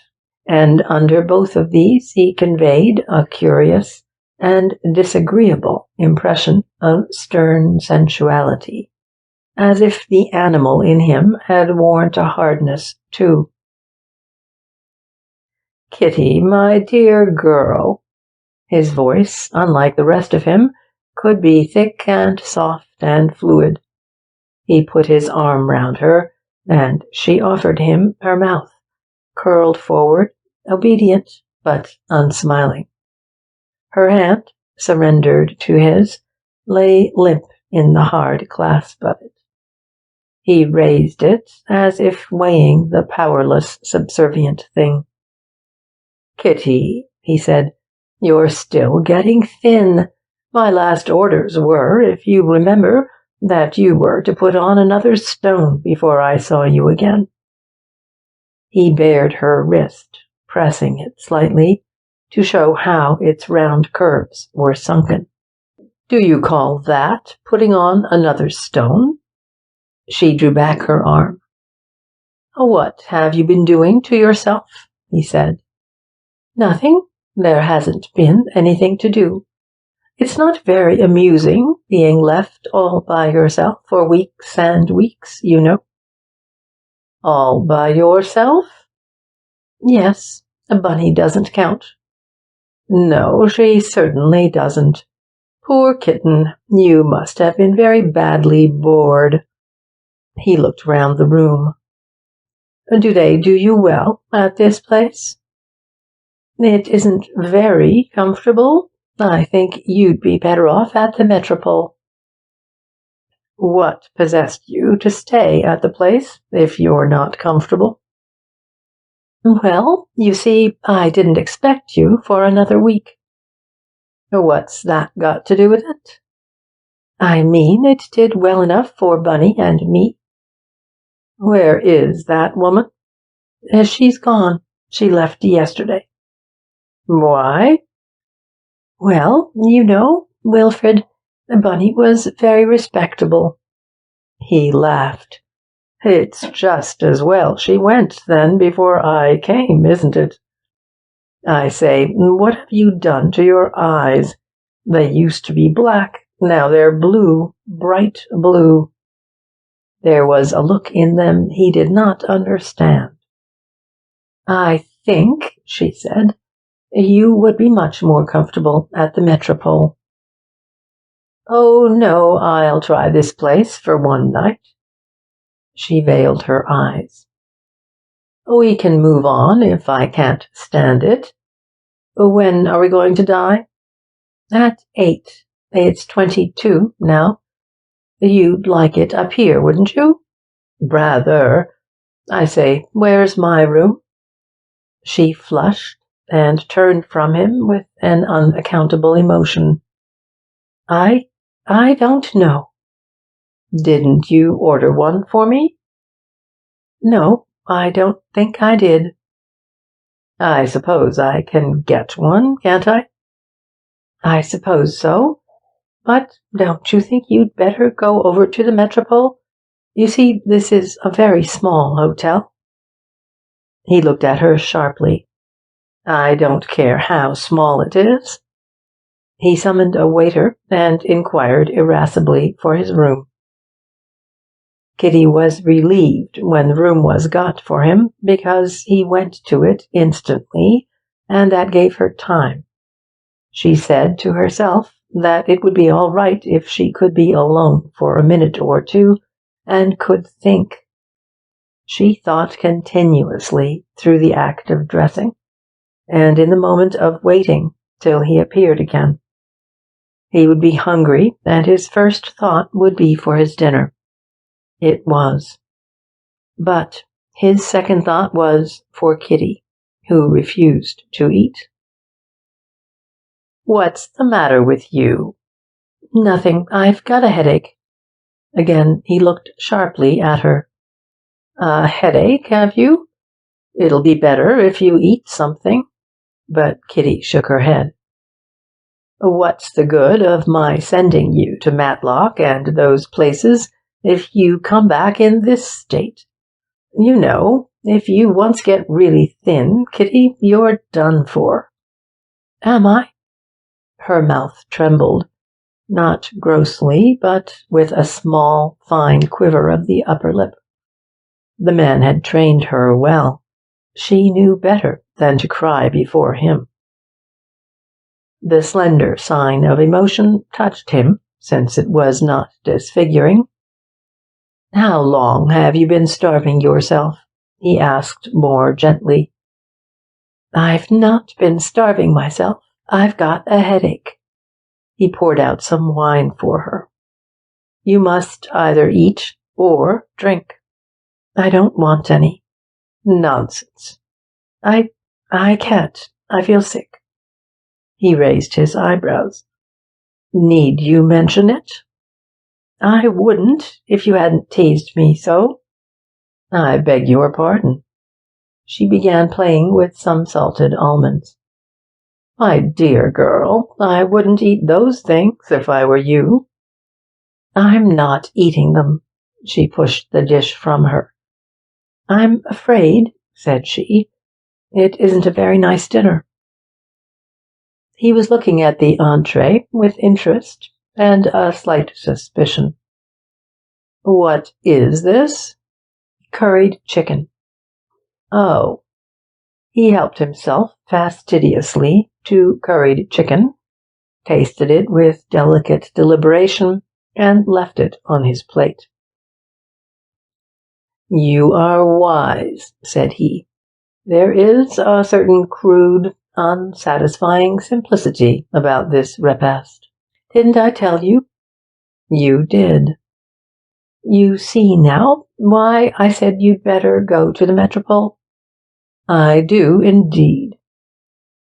An admirable joint of mutton, cheese, coffee, and a liqueur effaced the painful impression made by the entree. By 9 o'clock Marston declared himself inured to the hardships of the Cliff Hotel. "How long can you stay?" she asked. The question had been burning in her for 2 hours. "Well, over the weekend, I think."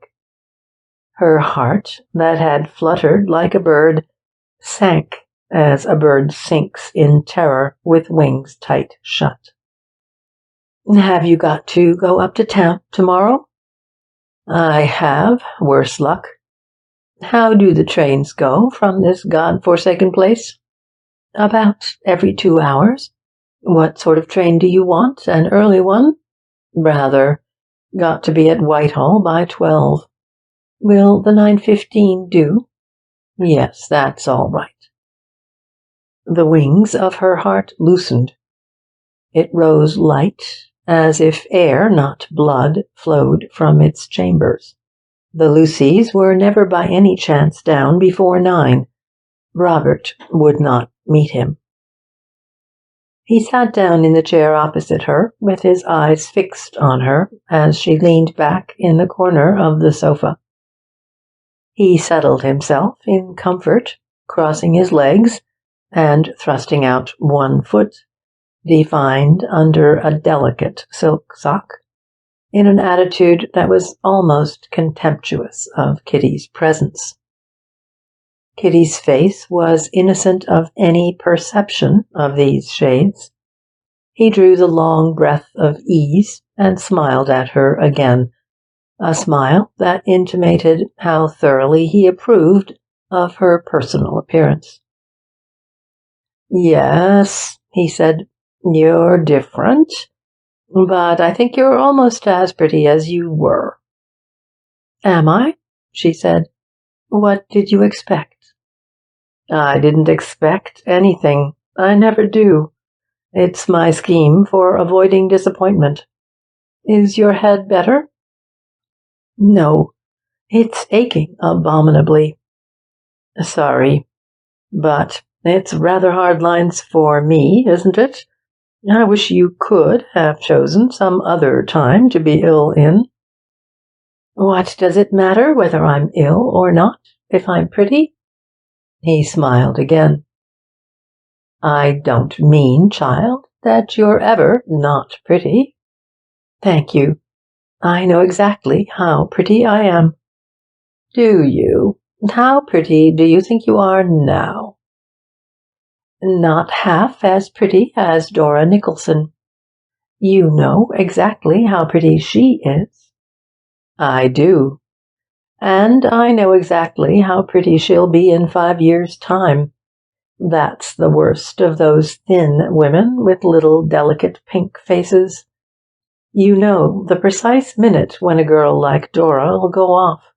You know the pinkness will begin to run when she's once past 30. You can see the crow's feet coming, and you know exactly how far they'll have got by the time she's 35. You know that when she's 40, there'll be 2 little lines like thumbnail marks beside her ears, just here. And you know that when she's 45, the dear little lobes will begin to shrivel up, and that when she's 50, the corners of her mouth will collapse. And then, if you're a wise man, you don't know any more. Poor little Dora, you are a brute, Wilfred. I'm not a brute. I was going to say that the best of you, dear, is that I don't know how you'll look at 50. I don't know how you'll look tomorrow night. You're never the same for 10 minutes together. When you get one of those abominable headaches, you look perhaps as old as you are. You're 27, aren't you? Yes. Well, I dare say you'll look 27 when you are 50. There's something awfully nice about that sort of prettiness. It leaves things delightfully vague. I can't see you 50. Perhaps I never shall be. Perhaps not. That's just it. You leave it open to me to think so. I don't seriously contemplate your ever being 40. In fact, your being 30 is one of those melancholy and disastrous events that need not actually occur. It's very tactful of you, Kitty. All the same, I'm not as pretty as Dora Nicholson. Dora Nicholson. You can't say she isn't awfully pretty. I don't say it. His voice rose to an excited falsetto.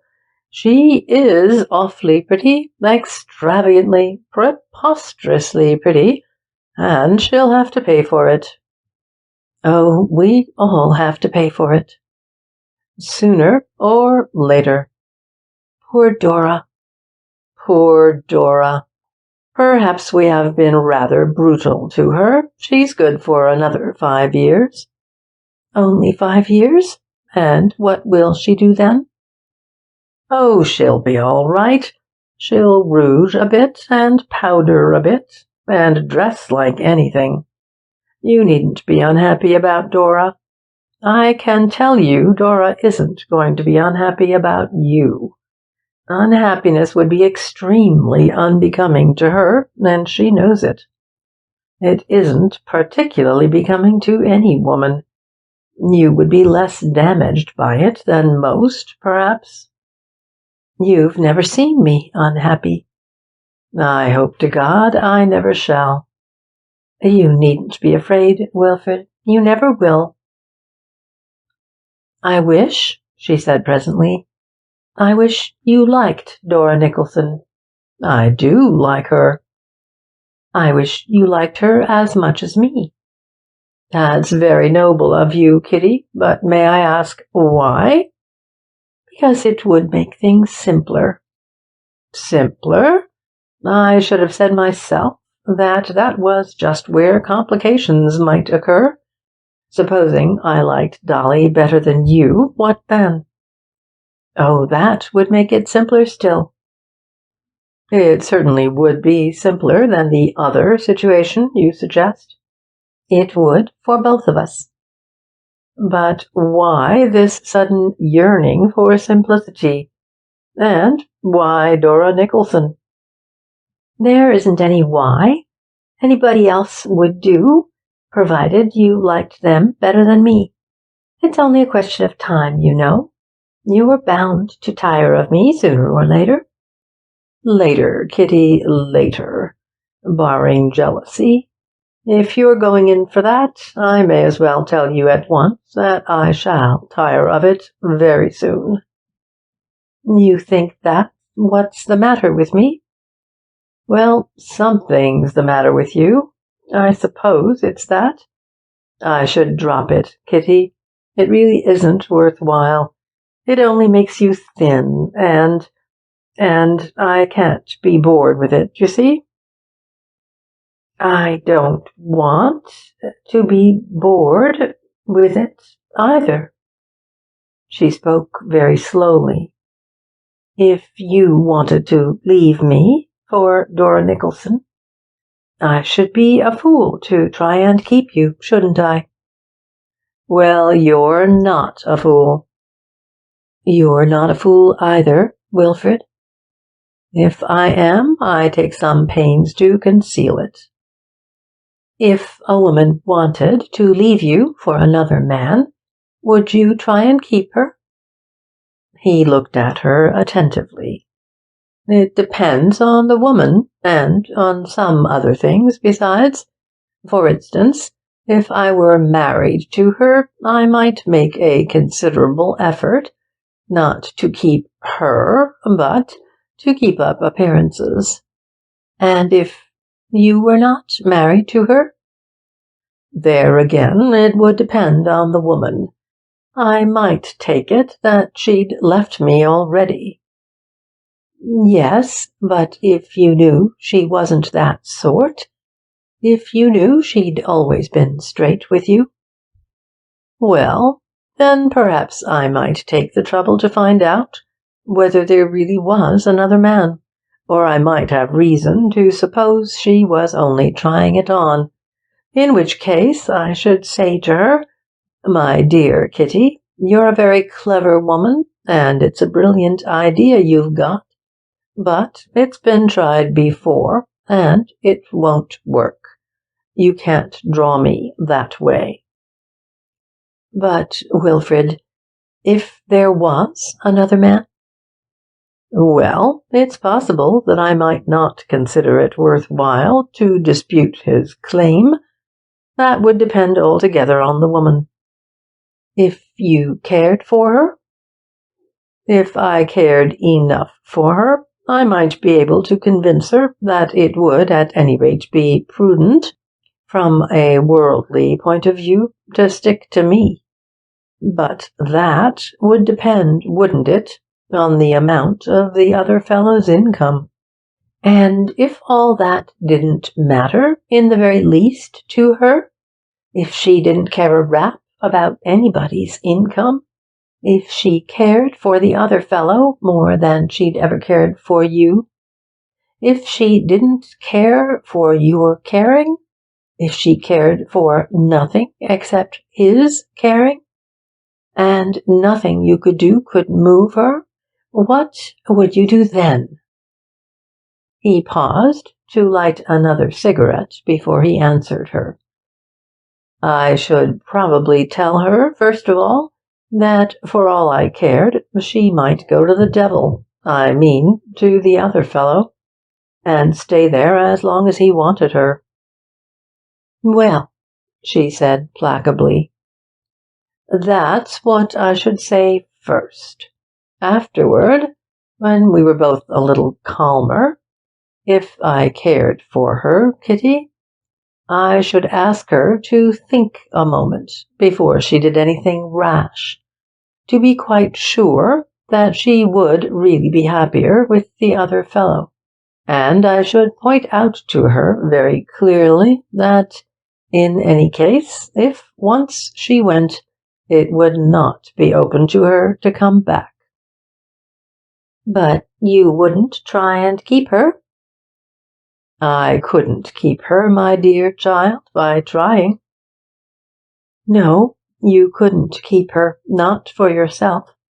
But if you could keep her from the other man, would you?" "I dare say I should do my best." "Would you do your worst?" "No, Wilfred, you've been very good to me. I don't believe you'd do your worst."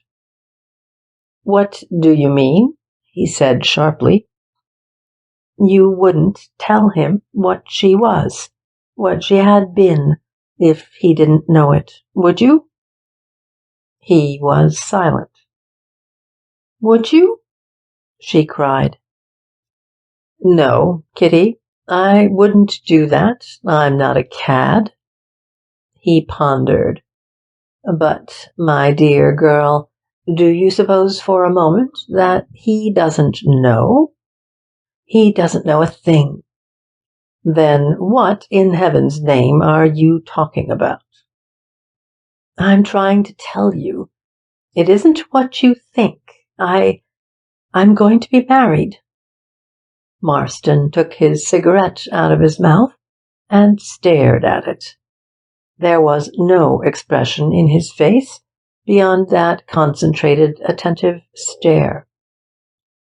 Good Lord, why, he said, couldn't you tell me that before I came down?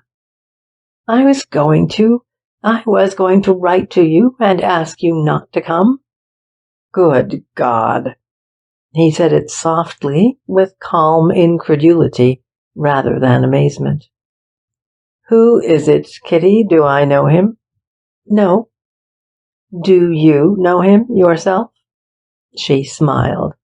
Yes, I know him. Well, but how long? 10 days. You met him here, in this hotel? Yes.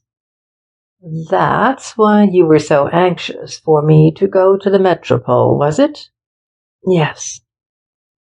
Look here, I don't want to be unkind, but it doesn't do to blink facts.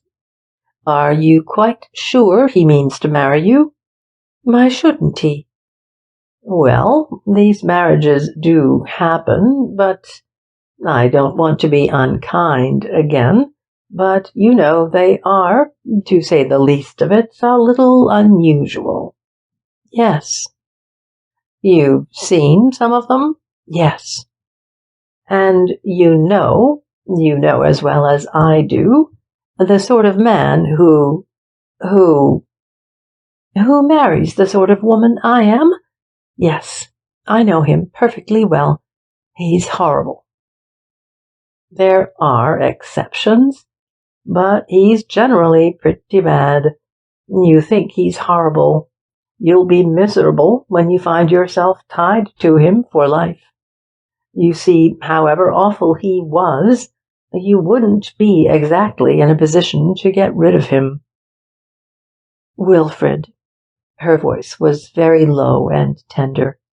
He isn't like that. He's good. Good, is he? He laughed. Oh, don't laugh. He is good. Well, I don't say he isn't, only... He smiled. You forget, she said. He doesn't know. Are you quite sure he doesn't know? Quite sure. And you are not going to enlighten him? She drew back before his penetrating gaze. I can't. I couldn't bear him to know. How do you propose to prevent his knowing? Do you think you're clever enough to keep him in the dark forever? Why not? He hasn't seen things in the broad daylight under his very nose. There were plenty of things to see. You mean he's stupid? I mean, I haven't been clever, if that's what you think. Once I did nearly tell him. Supposing somebody else tells him. If they do, it'll only be their word against mine, and he'd take my word against anybody's. Poor devil. He seemed to meditate dispassionately on the poor devil's case, and hers. You little fool. It isn't a question of people's words. How are you going to get rid of the facts? He needn't know them. You forget I'm one of them. How are you going to get rid of me? Oh, Wilfred, you're not going to tell him. You said you wouldn't. Of course I said I wouldn't. I'd even be glad to get rid of myself to oblige you, Kitty, but I can't. Here I am. How are you going to account for me?" "I've thought of that. He didn't see you. It'll be all right, Wilfred, if you'll go away." "No doubt, but I haven't gone away." He emphasized his point by rising and taking up a commanding position on the hearthrug.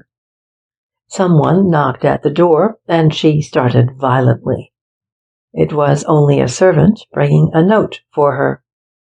She read it and handed it to Marston, looking piteously at him as he stood his ground. "Mr. Lucy can come up," she said.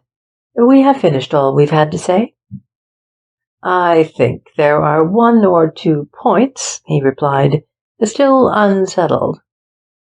She turned to the servant. "Will you tell Mr. Lucy I'm engaged for the present? I will see him later." "No, my dear Mrs. Tailleur, not on my account.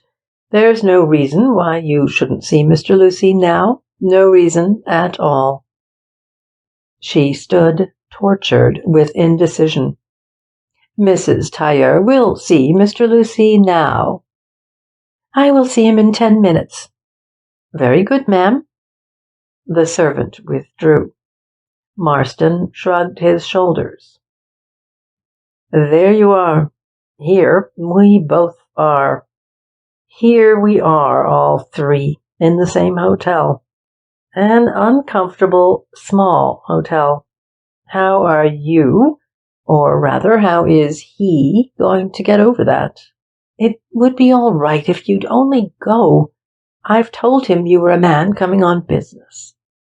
"My dear Kitty, that was quite unworthy of you." "Well, what could I do? It's not as if I was in the habit of telling lies." "I won't criticize if this was a first attempt, but in telling a lie, my child, it's as well to select one that bears some resemblance to the truth. Do I look like a man who comes on business?" "You will before he comes, won't you?" "No, I don't think I will." "You have nothing," she said, "to gain by staying?" "I suppose you think you have everything to gain by my going?" "Oh, Wilfred, give me my chance." "I'm giving you your chance, you little fool.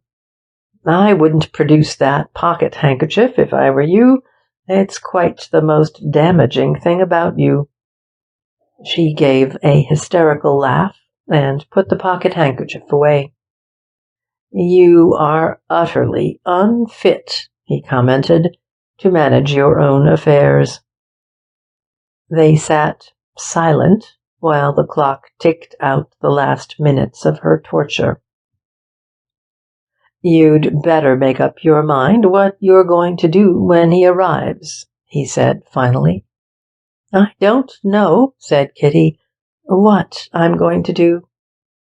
"I'll tell you then. You're going to introduce me as you would any ordinary man of your acquaintance." "By your own name?" "By my own name, of course." They waited.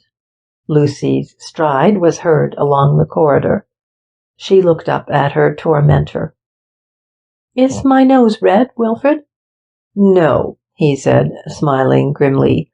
"My dear Mrs. Tailleur," he added, as Lucy entered. She came to meet him, keeping her back to Marston, her face thrust a little forward in the way it had, looking for the protection of Robert's kind eyes. Only when she had his hand in hers, she turned. "May I introduce Mr. Wilfred Marston?" The two men bowed, glancing at each other with eyes urbanely innocent of curiosity. "I'm sorry to have had to keep you waiting," said Kitty. "So am I," said Marston. "Our business took rather longer than we thought." "Business generally does," said Lucy. It need not have taken quite so long if I could have persuaded Mrs. Tailleur to think a little of her own advantage. I have, said Kitty, an admirable adviser in Mr. Marston. You are always kind, even if you don't always act on my advice. Sometimes you think you know your own affairs best. And sometimes, said Lucy, it's just possible you do. Sometimes I've been telling Mrs. Tailleur that she's incapable of managing her own affairs when it's a question of her own advantage. If you know anything of Mrs. Tailleur, you will agree with me there. I certainly agree with you, if Mrs. Tailleur will forgive my saying so. I hope I've not come too soon. Oh, no, Mr. Marston has missed the last train up. And Mrs. Tailleur has been kind enough to ask me to stop the night. If you don't prefer the metropole, Mr. Lucy is not going. Don't. It's all right, Robert. Are you sure? Quite sure. Our business is finished. All except one or two details, which we may perhaps arrange later, said Marston, who preserved a perfect suavity. How much later? Said Kitty. I'm not going to arrange anything more tonight. Tomorrow night. There won't be any tomorrow night if you're going up to town. Well, then perhaps if Mr. Lucy will excuse us, you will give me a moment now. It seems a pity not to put things straight while you're about it. You can't put things straight at 11 o'clock at night. My poor head's all muddled and aching abominably. Tomorrow morning, then. There will be no time tomorrow morning. Robert, has Jane gone to bed? No, she's sitting up. She wants to speak to you. Will you bring her to me, please? He rose. When he had left the room, she turned on Marston in a fury. Wilfred, you're a beast, a perfect beast. A man of business, my dear Kitty, very often is. He's paid, you know, for doing beastly things. They come easy to you. Is that all the thanks I get for playing up to you? I gave you every point, too. She raged dumbly. I can't congratulate you on your skill in the game. You'd have given yourself away 10 times over if I hadn't stopped you. What are you waiting for now, then? I have not said good night to your friend Mr. Lucy, nor to you. You can say good night to me now, and goodbye. I shall not see you again. Pardon me, you will see me tomorrow morning. No, never again. I've done with you. My dear girl, you are absurd. Mr. Lucy is not going to marry you tomorrow morning, is he? Well, and until he marries you, you haven't exactly done with me. I see. You want to remind me that the clothes on my back belong to you. He flushed painfully. I don't want to remind you of anything that may be unpleasant to you. I'm only suggesting that in the circumstances, until you marry him, you can hardly refuse to see me. Why should I see you? It'll make no difference. To me, none. To you, it may possibly make a considerable difference. There are some points you have evidently not thought of, which it would be well for us to talk over before you think of marrying. She capitulated. If I see you tomorrow, will you go now? I will go, my dear Kitty, the precise moment I see fit. If I were you, I should wipe that expression from my face before Mr. Lucy comes in. He might not like it. The pocket handkerchief might be used with advantage now, just there. In obedience to his indication, she passed her hand over the flushed tear stain. At that moment, Lucy entered with his sister. Jane, less guarded than her brother, looked candidly, steadily at Marston, whose face instantly composed itself to reverence and devotion before her young, half-spiritual presence. Kitty's voice was scarcely audible as she murmured the ritual of introduction. Lucy was aware of her emotion. "I think," said he, "as Mrs. Tailleur has owned to a bad headache, Mr. Marston and I had better say good night." Marston said it. There was nothing else left for him to say. And as he went through the door that Lucy opened for him, he cursed him in his heart. "Jane," said Kitty. But Jane was looking at the door through which Marston and Robert had just gone. "Robert did that very neatly," said she. "You wanted to get rid of him, didn't you, Kitty?" "I've been trying to get rid of Wilfred Marston for the last 3 weeks." She had such wisdom, mothered by fierce necessity, as comes to the foolish at their call. She was standing over little Jane as she spoke, looking down into her pure, uplifted eyes. "You've been crying," she said. "Yes." Jane's eyes were very bright, new-washed with tears. "I know why. It's because of me." "Yes, but it's all right now, Kitty." She did not tell her that 10 minutes ago she, too, had been out on the cliffside, and had had a battle with herself there, and had won it. For little Jane there couldn't be a harder thing in the world than to give Robert up.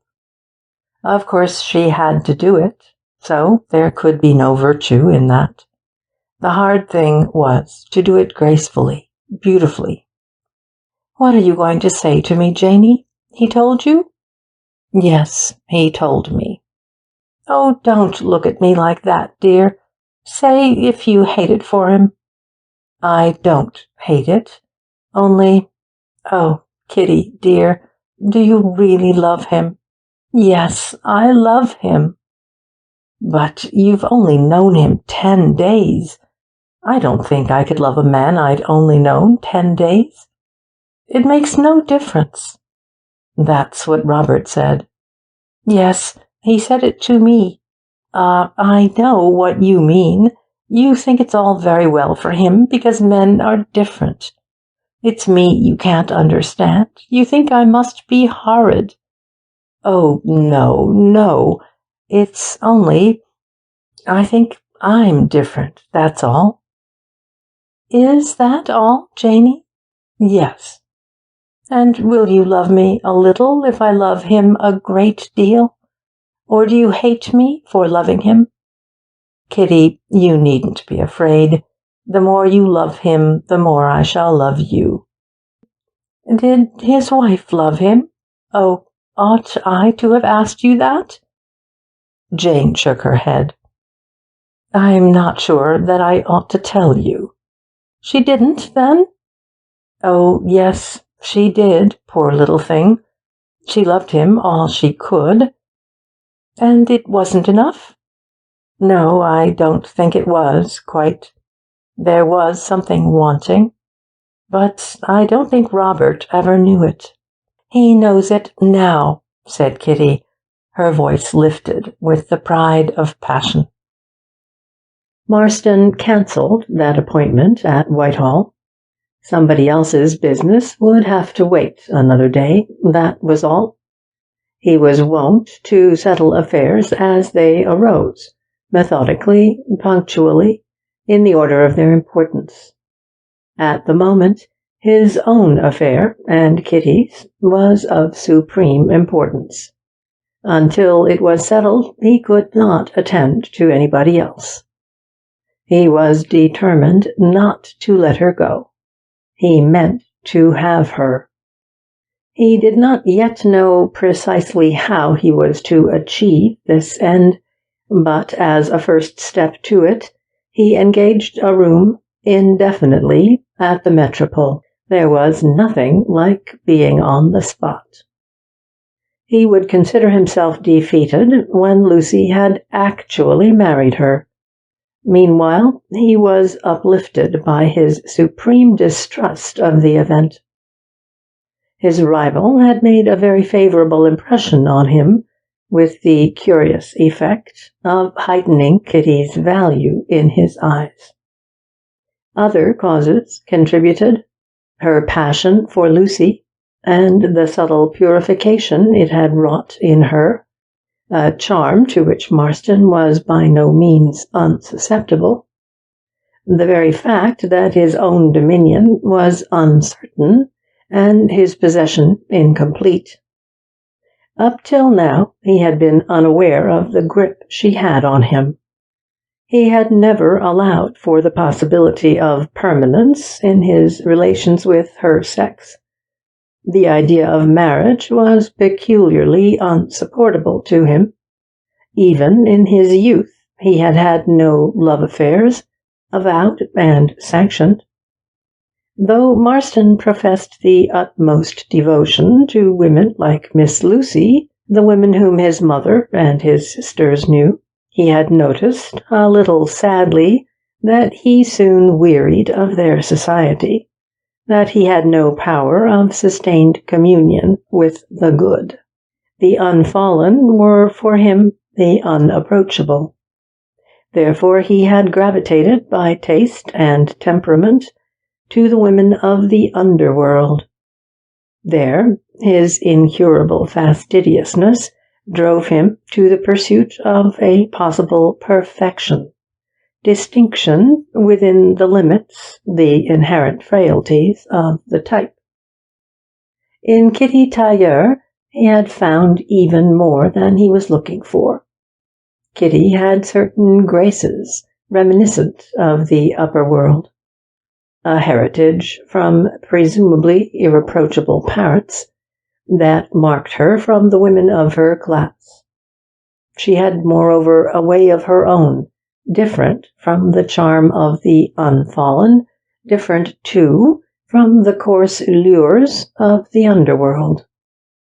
Kitty was never rank, never insipid. She had a few light brains in her body, and knew how to use them, woman-like, for the heightening of her charm. There were other good points about Kitty. Marston disliked parting with his money, and he had found Kitty so far inexpensive as women went. For these reasons, so many and so plausible that they disguised the true kind and degree of his subjection, he had before now returned to Kitty more than once after he thought that he had tired of her. Only 3 weeks ago, on her return from Matlock, he judged that he had come to the end of his passion for her, and here he was again at the very beginning of it. Instead of perishing, it had thrived on absence. He found himself on the verge of a new and unforeseen adventure, with impulse sharpened by antagonism and frustration. Yet his only chance, he knew, was not to be impulsive, but cool, rather calculating and cautious. The fight he was in for would have to be fought with brains, his against hers. He sent a note to her early in the morning, asking her to see him at 9. At 9 she saw him. "I thought," she said, "you were going up to town early." "I'm not going up to town at all, as it happens, today." Isn't it rather a pity to neglect your business?" "My business, dear Kitty, is not any business of yours. I'm only trying to make you see that it isn't worth your while stopping out of town because of me." He was a little disconcerted at her divination of his motives, her awareness of her own power. "Well, you see, though the affairs of Whitehall are not your affairs, unfortunately, are mine. And since I have to attend to them, I prefer to do it at once and get it over. I had some talk with Lucy last night." She turned on him. "Ah, you have given me away." "Did you ever know me to give anyone away?" She did not answer all at once. He was shocked at her suspicion, at the things she believed it possible for a man to do. In the upper world, in a set that discussed its women freely, he had never used his knowledge of a woman to harm her. He had carried the same scruple into that other world where Kitty lived, where he himself was most at home, where an amused, contemptuous tolerance played the part of chivalry. The women there trusted him. They found him courteous in his very contempt. He had connived at their small deceits, the preposterous hypocrisies wherewith they protected themselves. He accepted, urbanely, their pitiful imitations of the lost innocence. Kitty, moving reckless and high in her sad circle, had been scornful of her sister's methods. Her soul was as much above them as her body, in its unique, incongruous beauty, was above their rouge and colored raiment. It was this superiority of hers that had brought her to her present pass, caused her to be mistaken for an honest woman. In her contempt for the underworld's deceptions, she had achieved the supreme deceit. Her deceit, that was his point. "Then," she said presently, "what did you say to him?" "I said nothing, my dear child, in your disparagement. On the contrary, I congratulated him on his engagement. As I'm supposed to be acting as your agent, or solicitor, or whatever it is I am acting as, I imagine I did right. Is that so?" "Yes, if that's all you said." "It is not quite all.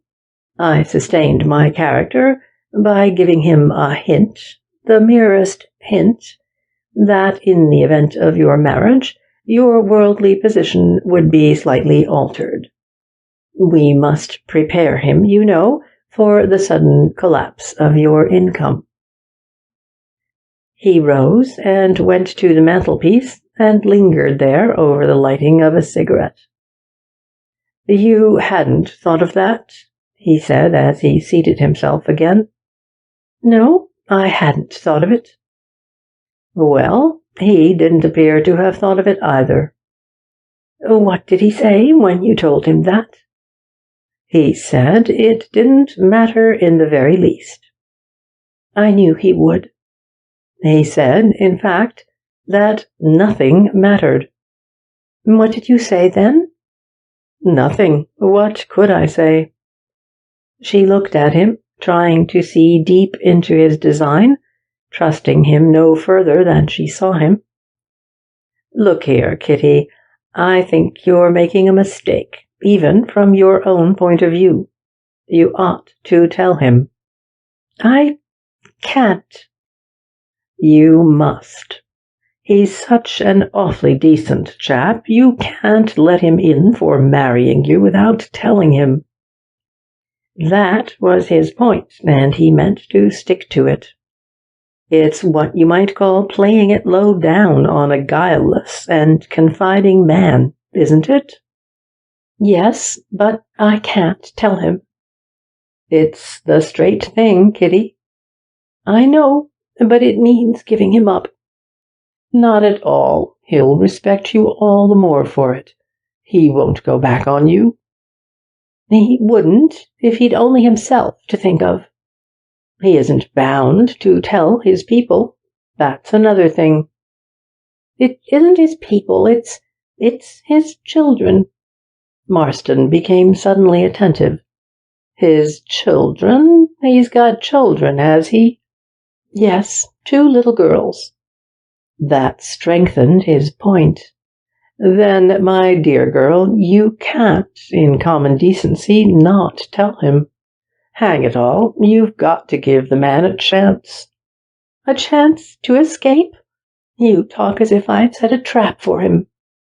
My dear child, you haven't sense enough to set a trap. But since there are spring guns in his neighborhood, I repeat that you ought to inform him of the facts. I dare say he wouldn't funk a spring gun on his own account, but he may not want his children to be hurt. I know. He'd be afraid I should contaminate them. I wouldn't, Wilfred, I wouldn't. I wouldn't hurt them for the world. I'm sure you wouldn't, but he might think you would. The fathers of little girls sometimes have strange prejudices. You see, it's all very well as long as you can keep him in his beautiful innocence, but if he finds out that you've deceived him, he might resent it. He never turned his eyes from that livid, vulnerable spot, striking at it with the sword thrust of his point. A man can forgive many things in a woman, but not that. I must risk it. He mayn't find out for years and years. If I tell him, I shall lose him now. Not necessarily. Not if he cares for you as much as I should say he does. It doesn't matter how much he cares. He'd never marry me. No, he might make another and more sensible arrangement. And then? She faced him with it. Then you'll be satisfied. You'll have had your fling. And when I've had it? She said slowly. Then, I suppose, I shall have to take you back. I see. That's where you think you'll come in. I wasn't thinking at the moment of myself. The suggestion was thrown out entirely on your behalf, and I may say his. I'm simply telling you what, knowing you as I do, I consider the wiser course for both of you. You don't know, and you don't know him. He wouldn't do it. He isn't that sort. She paused, brooding over it. Besides, I couldn't bear it. I can't go back to that. And how many years do you think you'll stand being proper and respectable, which is what you'll have to be as long as you're Mrs. Robert Lucy? It's a stiffish job, my child, for you to tackle. Just think of the practical difficulties. I've accounted for the sudden, very singular collapse of your income, but there are all sorts of things that you won't be able to account for. The disappearance, for instance, of the entire circle of your acquaintance. She smiled. It would be much more awkward if it didn't disappear. True. Still, a female friend or two is an indispensable part of a married woman's outfit. The Lucys mayn't mind, but their friends may regard the omission as peculiar.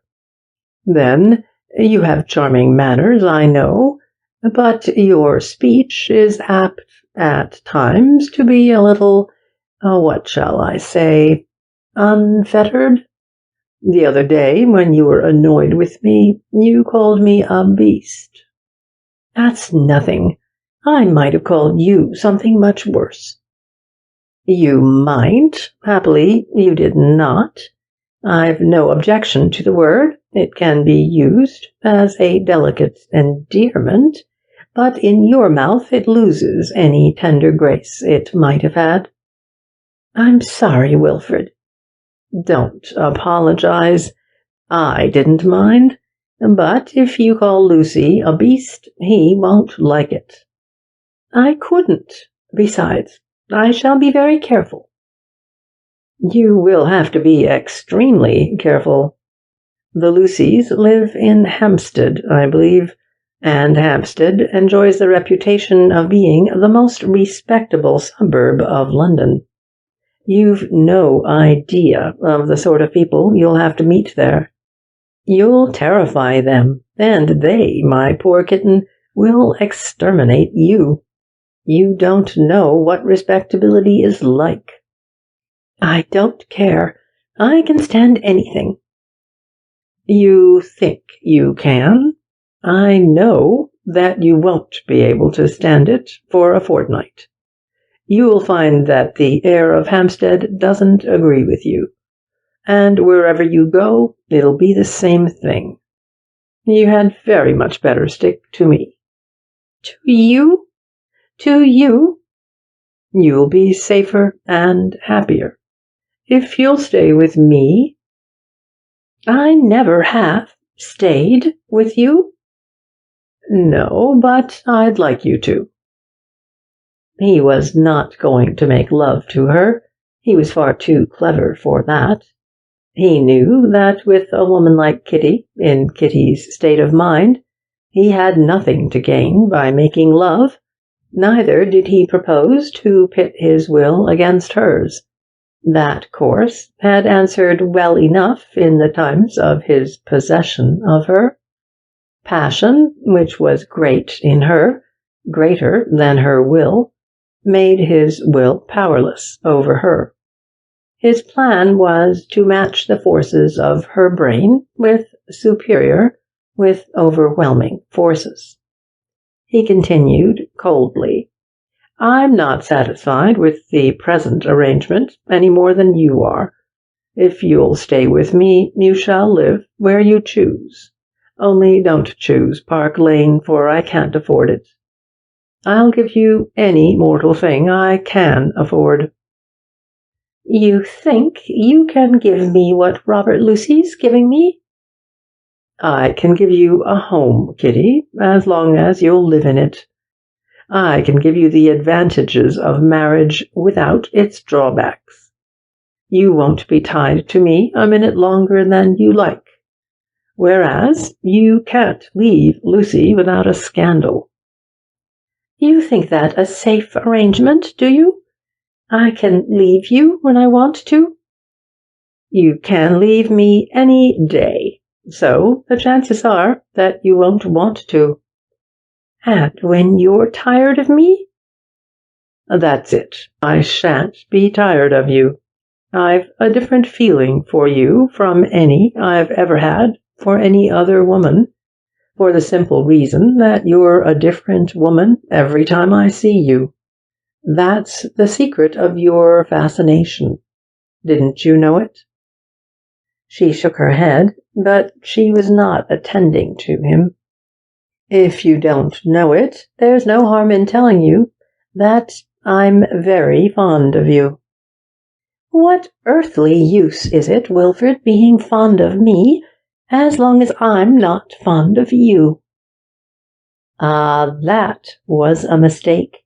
He was on perilous ground. She was strong there. She matched his bloodless, unblushing candor with her throbbing, passionate sincerity. That's all the better, he said. It wouldn't pay you, Kitty, to be fond of me. If I thought you were fond of me today, it would leave me with nothing to look forward to tomorrow. If you were as fond of me as you are of Lucy, it would bore me horribly. What's more, it would bore you. It would tire you out, and you'd bolt in a week's time. As, I can tell you, you'll bolt from him. You think I shall do that. He doesn't. That's why I'm fond of him. I wouldn't be too fond of him. It never pays. Either you'll tire of him in a week, or, if you go on being fond of him, you'll end by being afraid of him. You need never be afraid of me. I am afraid of you. Not you. I understand you, Kitty, and he doesn't. You mean you know the worst of me? Precisely. What's more, I should condone what you call the worst of you, and he would not. I know you would. That's why I'm afraid of you. You only know the worst of me, and he knows, he understands the rest. There's something in me that you've never seen. You couldn't see it. You wouldn't believe in it. You'd kill it if I stayed with you. It's no use talking, for I won't. Why not? He asked, as if nothing she had said had been of any moment. I've told you why not, but I don't expect you to understand it. If there's anything in it, I shall understand it in the end. I'm not a fool. No, you're not a fool, I'll say that for you. Unless it's folly to be as fond of you as I am. Oh, no, that's not folly. You'll be fond of me just as long as I'm nice to look at. As long as it doesn't bore you to talk to me. As long as I don't give you any trouble. Good God! Why, look at the troubles you're giving me now. Yes, the trouble I'm giving you now, when I'm young and pretty and you can't have me. But when you have had me, when I'm tired out and ill and thin, will you be fool enough to be fond of me then? You have been ill. You were ill last night, and I've got over it. You never came near me when I was ill at Matlock. You call that giving me what Robert Lucy gives me? Robert has seen me when I've been as ugly as sin, when my eyes have been bunged up with crying, and it made no difference. He'll love me when I'm thin and ill and old. When I'm dead, he'll love me. He faced her passion as it flamed up before him, faced it with his cold, meditative smile. That's just what makes it such a beastly shame. My not giving him up? How can I give him up? I see your point. You think you're exchanging a temporary affection for a permanent one. You admit that I shall love you as long as you're nice to look at. Very well. You'll be nice to look at for some considerable time. I shall therefore love you for some considerable time. Robert Lucy will love you just as long as he believes in you. How long will that be? She did not answer. You don't know. Have you calculated the probable effect of gradual enlightenment on your friend's mind? I've calculated nothing. No, you are not a calculating woman. I just ask you to consider this point. I am not, as you know, in the least surprised at any of your charming little aberrations, but our friend Lucy has not had many surprises in his life. He'll come to you with an infinite capacity for astonishment. It's quite uncertain how he'll take, anything in the nature of a surprise. And if you ask me, I should say he'd take it hard. Are you going to risk that? He was returning to his point, even when he feigned to have lost sight of it. Tortured and panting, she evaded it with pitiful subterfuges. He urged her back, pressing her tender breast against the prick of it. I'm going to risk everything, she said. Risk it. Risk it, then. Tie yourself for life to a man you don't know, who doesn't really know you, though you think he does, who, on your own showing, wouldn't marry you if he did know. You see what a whopping big risk it is, for he's bound to know in the end. She sickened and wearied. He is not bound to know. Why is he? Because, my dear girl, you're bound to give yourself away some day. I know you. I know the perverse little devil that is in you. When you realize what you've let yourself in for, you'll break loose, suddenly, like that. He threw out his arms as if he burst bonds asunder. You can't help yourself. You simply can't live the life. You may yearn for it, but you can't live it. I don't want to be respectable. It isn't that. What is it, then? Can't you see? He looked at her closely, as if he saw it for the first time. Are you so awfully gone on him? Yes, she said. You won't tell him? It'll kill me if he knows. You think it will, but it won't. I shall kill myself, then. Oh, no, you won't. You only think you will. It's Lucy I'm sorry for. And it's me you're hard on. You were always hard. You said you condone things, but you condone nothing, and you're not good yourself. No, I'm not good myself. But there is conduct and conduct. I can condone everything but the fraud you're practicing on this innocent man. He rose. Well, you see, it's such a beastly shame. It was to be a battle of brains, and she had foiled him with the indomitable stupidity of her passion.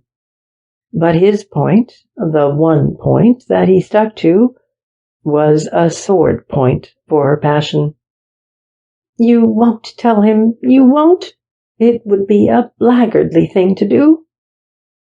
If Lucy was a friend of mine, I'm afraid the blackguardly thing would be to hold my tongue. You'd tell him then, she said. You wouldn't think of me?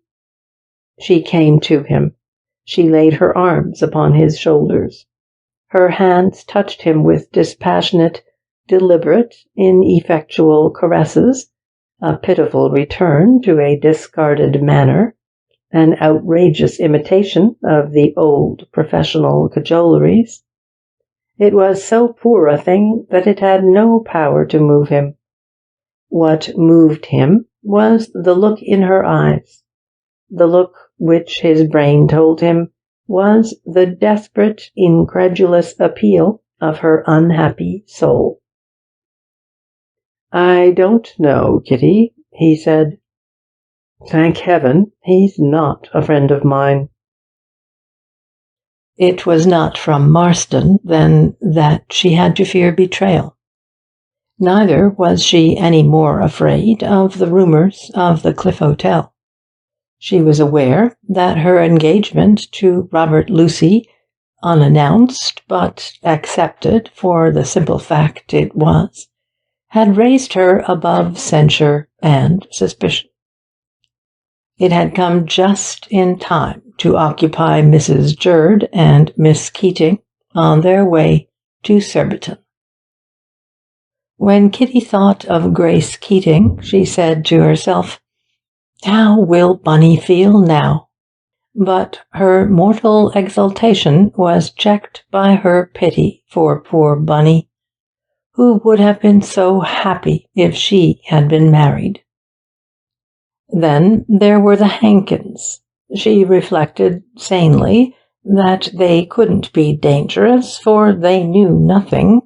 Still, she did feel a little uneasy when she thought of the Hankins. She was thinking of them now as she and Robert sat on the cliff, making the most of their last hour together before the arrival of the little girls. "Robert," she said, "the Hankins are probably sitting down there under the cliff. Supposing they see us." "They can't. We're over their heads." "But if they do, what do you suppose they'll think?" "If they think at all, they'll have an inkling of the truth. But it isn't their business. The children will be here soon," he added. She looked at him intently. Was he trying, she wondered, to reassure her that the presence of his children would protect her? Or was he merely preoccupied with the thought of their arrival?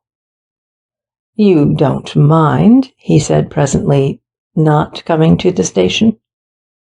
He had said that already twice before. Why ask, she said, when he knew perfectly well she didn't mind? Of course, she didn't mind.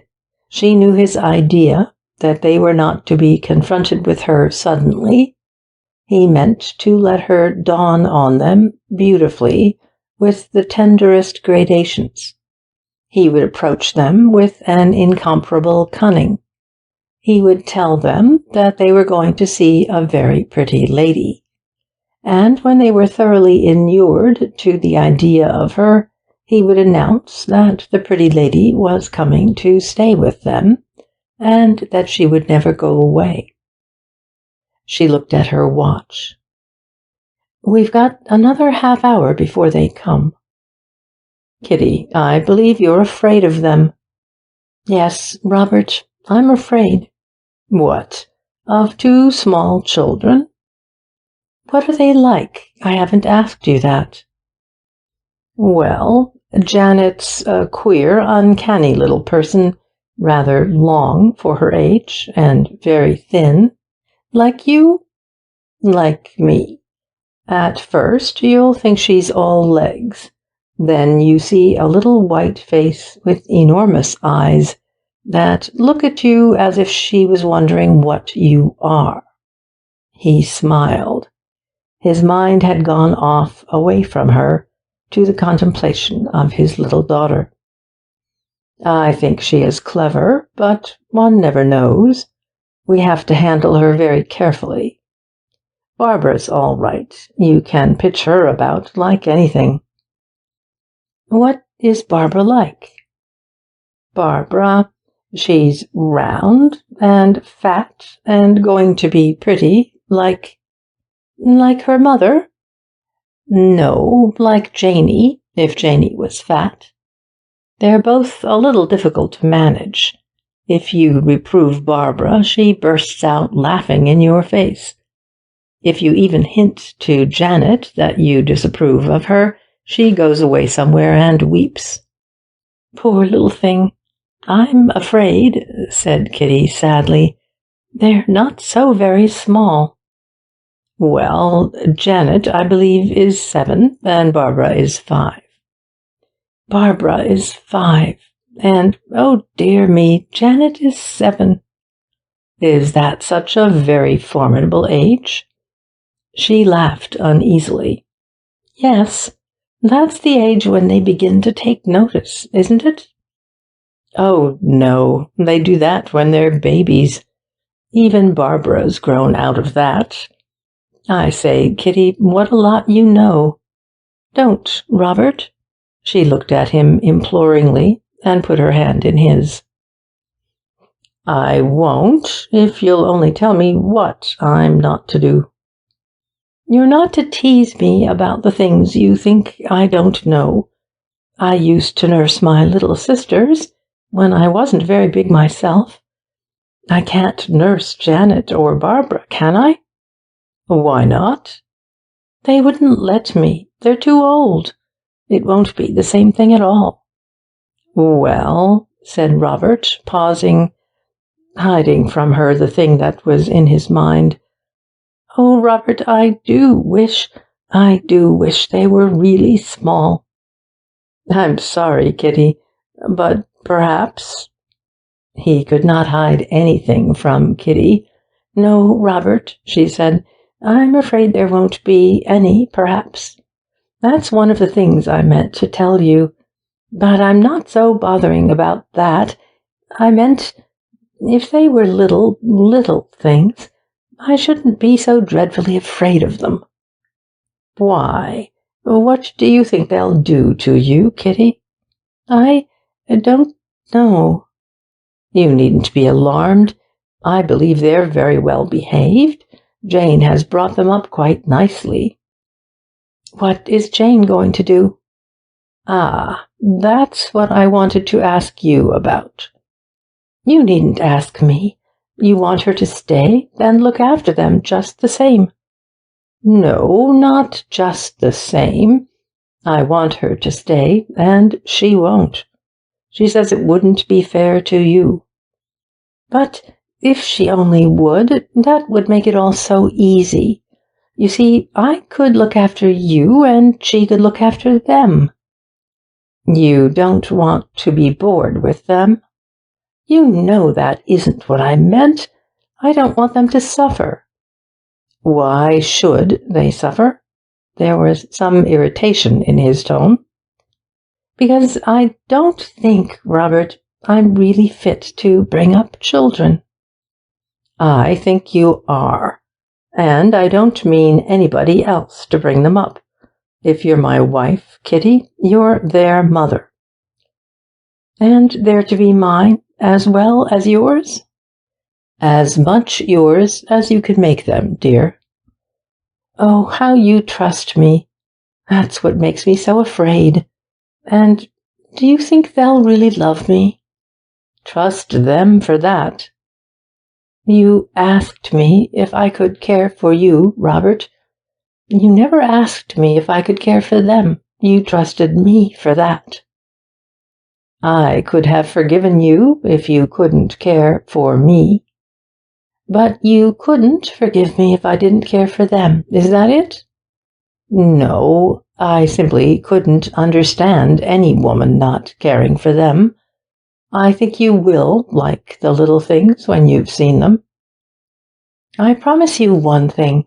I won't be jealous of them." "Jealous? Why on earth should you be?" "Some women are. I was afraid I might be that sort." "Why?" Because I care for you so awfully. But that's just it. That's why I can't be jealous of them. They're yours, you see. I can't separate them from you." Well, let's wait until you've seen them." "Don't you believe me, Robert? Women do love their children before they've seen them." "I don't need to see them. I have seen them. I saw them all last night." She looked away from him, brooding, as if she still saw them. "There's only one person I could be jealous of, and I'm not jealous of her any more." "Poor little Jane." "It wasn't Jane. It was their mother. I meant, it was your wife." He turned and looked at her. There was amazement in his kind, simple face. "I suppose you think that's fiendish of me?" He did not reply. "But, Robert, I'm not jealous of her any more. I don't care if she was your wife." "Kitty, my dear child." "I don't care if she had 10 children, and I never had one. It's got nothing to do with it. She had you for 2 years, wasn't it?" 2 years, Kitty." "Poor thing. And I shall have you all my life." "Yes. And so, if you don't mind, dear, I'd rather you didn't talk about that again." "I'm sorry. I won't ever again." She sat silent for a moment, in a sort of penitential shame. Then she burst out.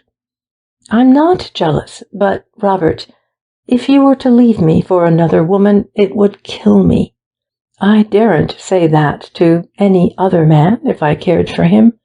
It would just make him go and do it. But I believe somehow you'd think twice before you killed me." He only smiled at this and spoke gently. "Yes, Kitty, you're right. I believe I would think twice about it."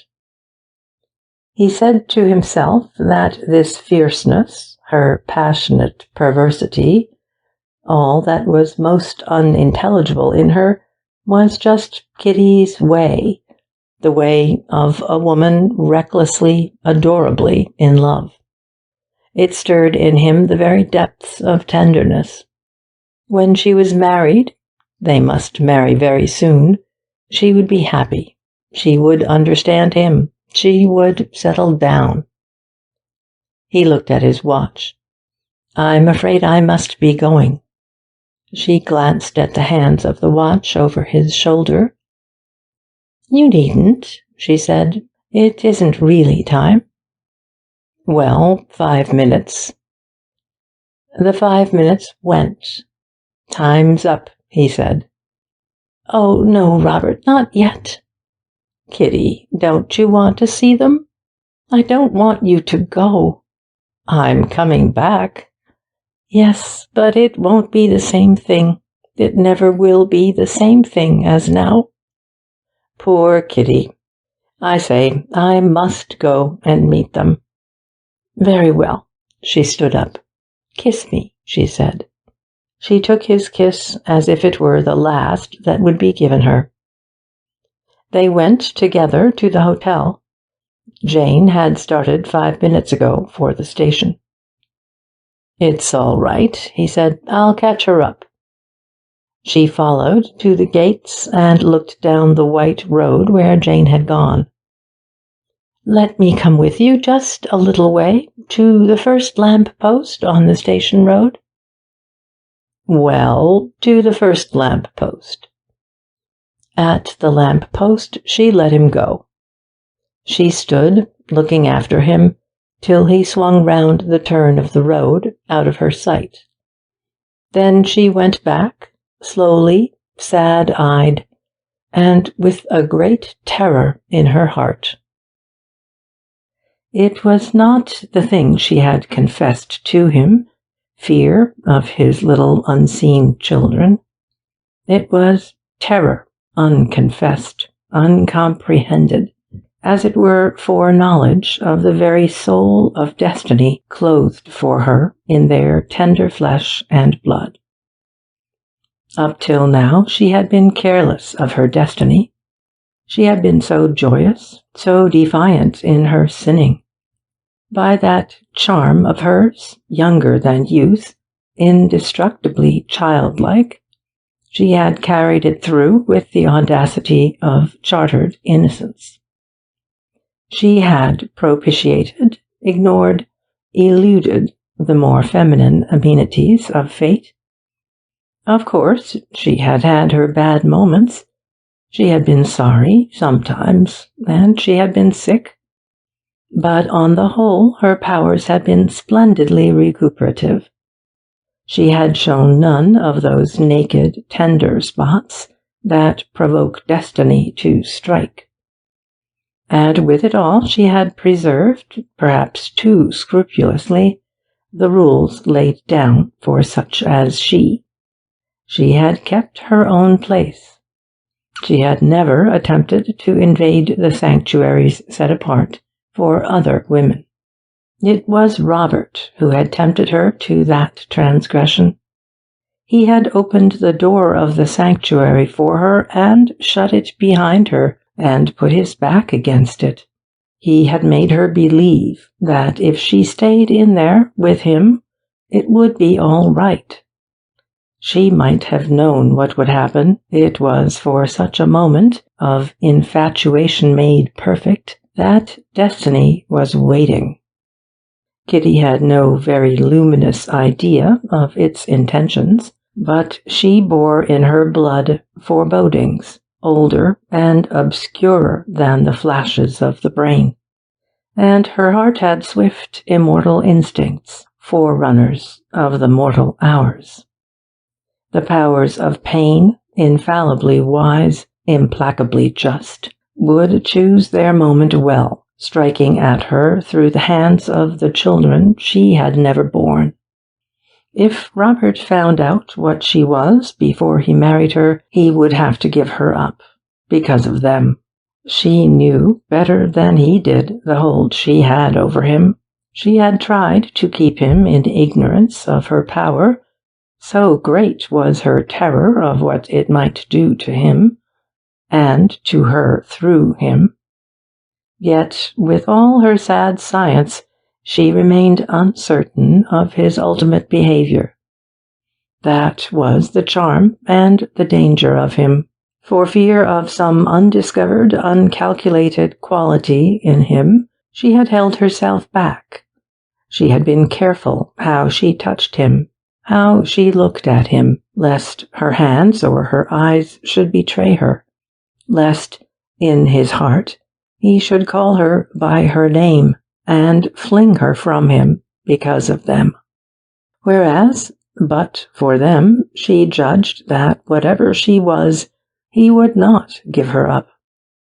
She was not quite sure. You couldn't say what a man like Robert would or wouldn't do. But she felt that if she could have had him to herself, if there had been only he and she facing the world, then, for sheer chivalry, he simply couldn't have left her. Even now, once he was married to her, it would be all right. He couldn't give her up or leave her. The worst he could do would be to separate her from them. There was really no reason, then, why she should be frightened. He was going to marry her very soon. She knew that, by her science, though he had not said so, she would be all right. She would be very careful.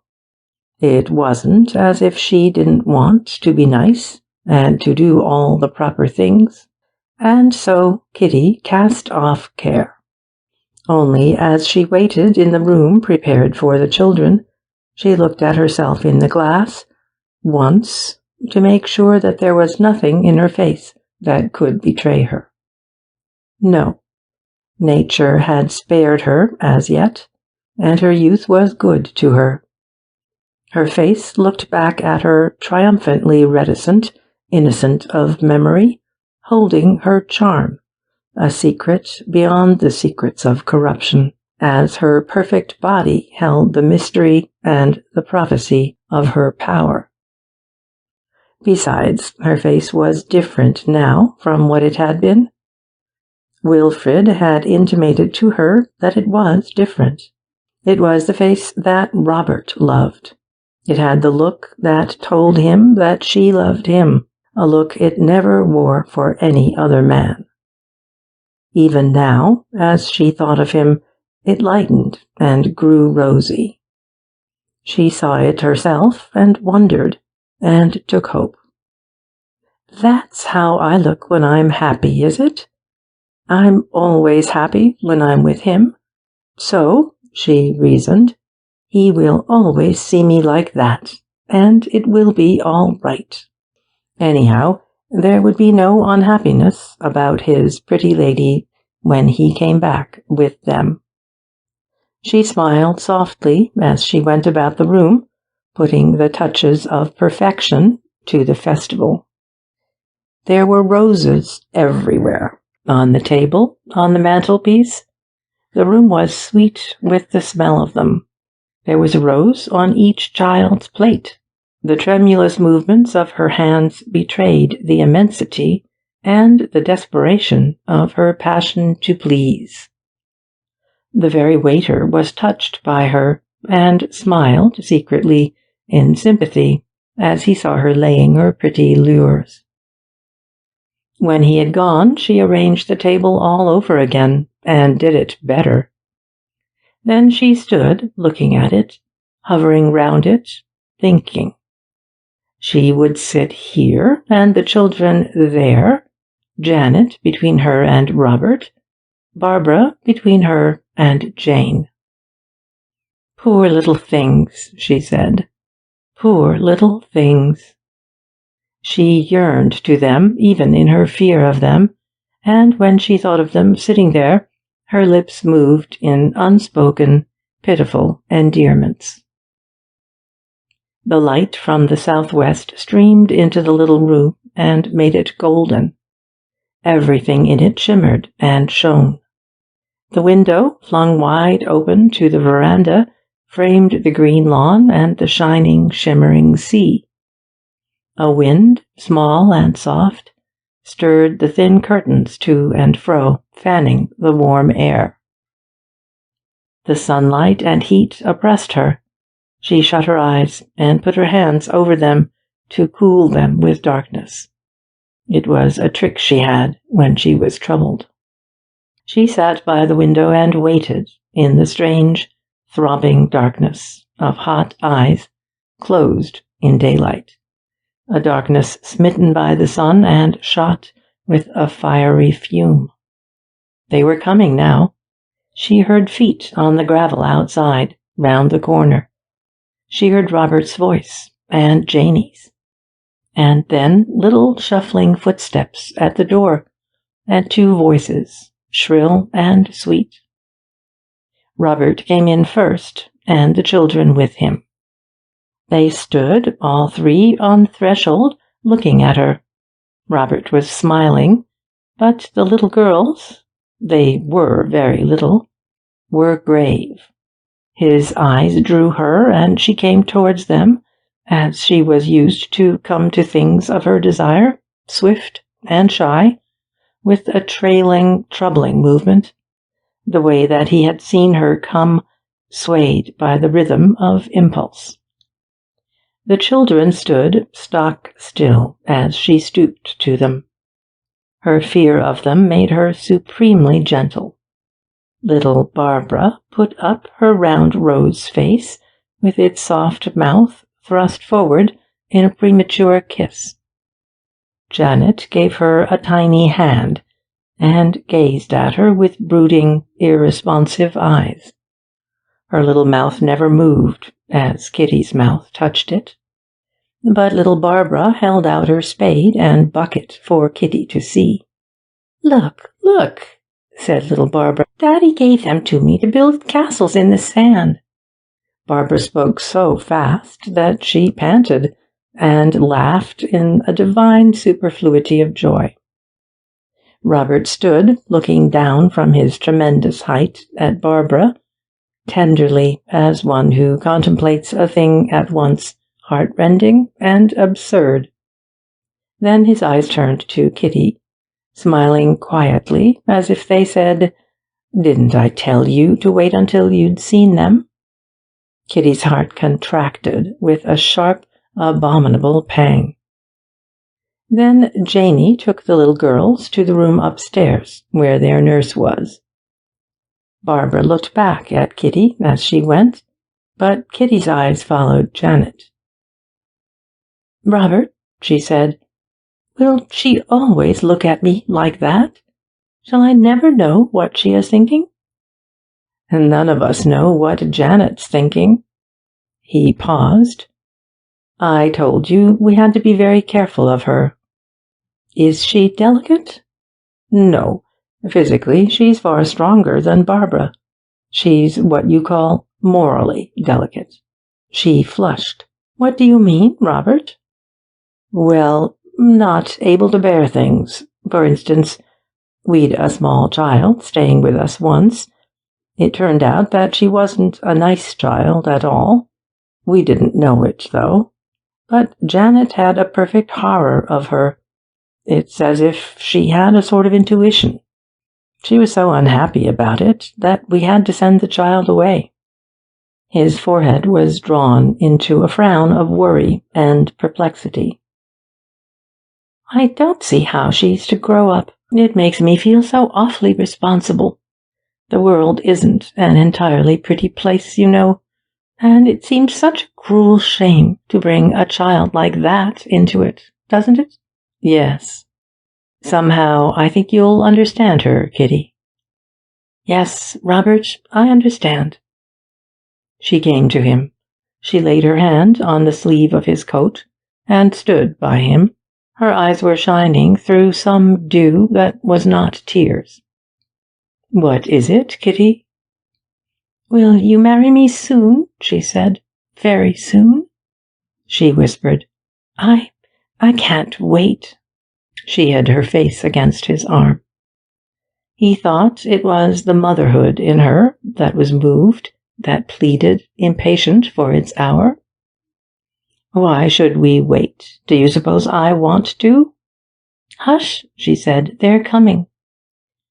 They came, a little solemnly, as beseemed a festival. Janet, in her long white pinafore, looked more than ever the spiritual thing she was. Her long brown hair hung down her cheeks, straight and smooth as a parted veil, sharpening her small face that flickered as a flame flickers in troubled air.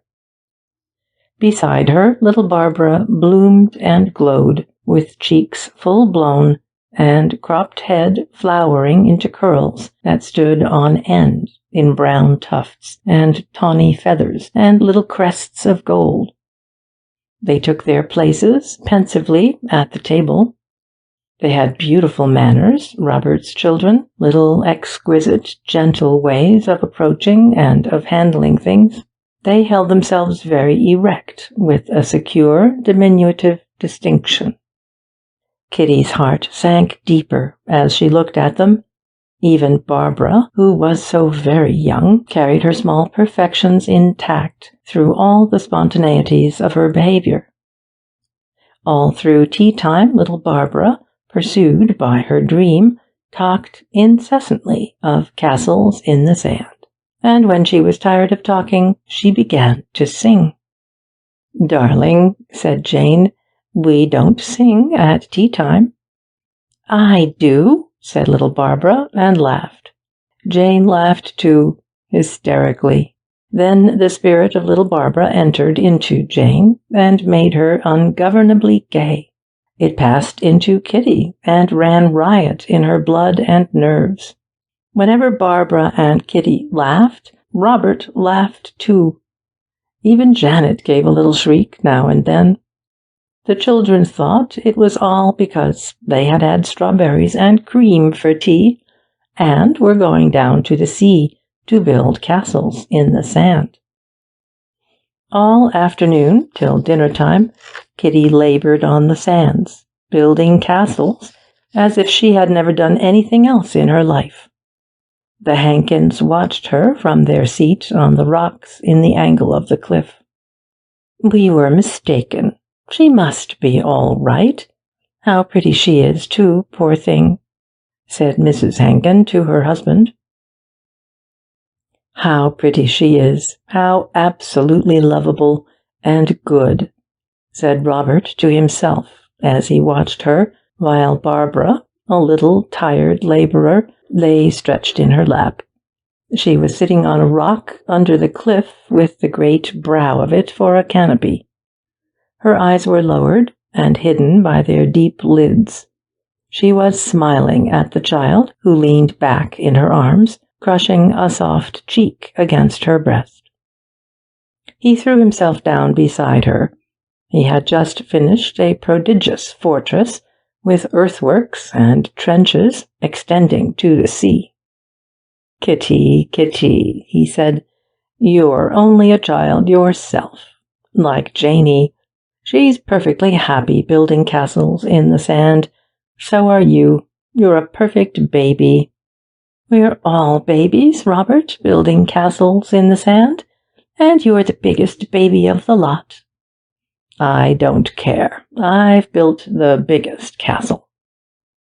"Look at Janet," said Kitty. "She'll be grown up before any of us." The child sat on a rock with Jane, but from the distance that she kept, she looked at her father and Kitty from time to time. All afternoon, Janet had clung to Jane. But when bedtime came, Robert took her aside and whispered something to her. Going home, she walked by Kitty and put her hand in hers. "Daddy said I'm to be very kind to you." Did he? That's very kind of Daddy. Daddy's always kind to people, especially when they've not been very happy. Really and truly, I'm going to be kind, but you won't mind if I don't love you very soon, will you? Of course I won't. Only don't leave it too late, darling. Well, I don't know, said Janet thoughtfully. We've lots of time. Have we? Heaps and heaps. You see, I love Auntie Janie, and it might hurt her feelings. I see. But I'm going to give you something, said Janet presently. I don't want you to give me anything that belongs to Auntie Janie. No, said Janet. I shall give you something of my own. Oh, and you can't tell me what it's going to be? I must think about it. The little girl became lost in thought. Barbara likes kissing people. I don't. So, I see. It won't be kisses, then? No, it won't be kisses. It will, she reiterated, be something of my own. She dropped Kitty's hand. You won't mind if I go to Auntie Janie now? Kitty told Janie about it afterward, as they sat alone in the lounge before dinner. You mustn't mind, Kitty dear, said Jane. It only means that she's a faithful little soul. She'll be just as faithful to you some day. Some day? Don't sigh like that, Kitty. She's like Robert, isn't she? Very like Robert. She brooded. Janie, she said, let me have him to myself this evening. All evening she had him to herself, out on the cliff, in the place where nobody came but they. Well, what do you think of them? I think they're adorable. Funny little beggars, aren't they? How did you get on with Janet? She told him. That's Janet's little way, to give you something of her own. He smiled in tender satisfaction, repeating the child's phrase. It's all right, Kitty. She's only holding herself in. You're in for a big thing. She surveyed it. I know, Robert. I know. You're tired? Have the children been too much for you? She shook her head. You're not making yourself a slave to them, you know. She looked at him. Was I all right, Robert? You were perfect. You said I was only a child myself. So you are. That's why I like you. She shook her head again. It's all very well, she said, but that isn't what you want, dear, another child. How do you know what I want? You want somebody much nicer than I am. He was silent, looking at her as he had looked at Barbara, enjoying her absurdity, letting her play, like the child she was, with her preposterous idea. Oh, Robert, do you really think I'm nice? She came nearer to him, crying out like a child in pain. He put his arm round her and comforted her as best he could. You child, do you suppose I'd marry you if I didn't think you nice? You might. You mightn't care. As it happens, I do care, very much. Anyhow, I wouldn't ask you to be a mother to my children if I didn't think you nice. That's the test. Yes, Robert, she repeated. That's the test. They rose and went back to the hotel. From the lawn they could see the open window of the children's room. They looked up. Would you like to see them, Kitty? Yes.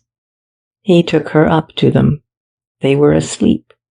Little Barbara lay curled up in the big bed, right in the middle of it, where her dreams had tossed her. Janet, in the cot beside her, lay very straight and still. Robert signed to Kitty to come near, and they stood together and looked, first at the children and then into each other's faces.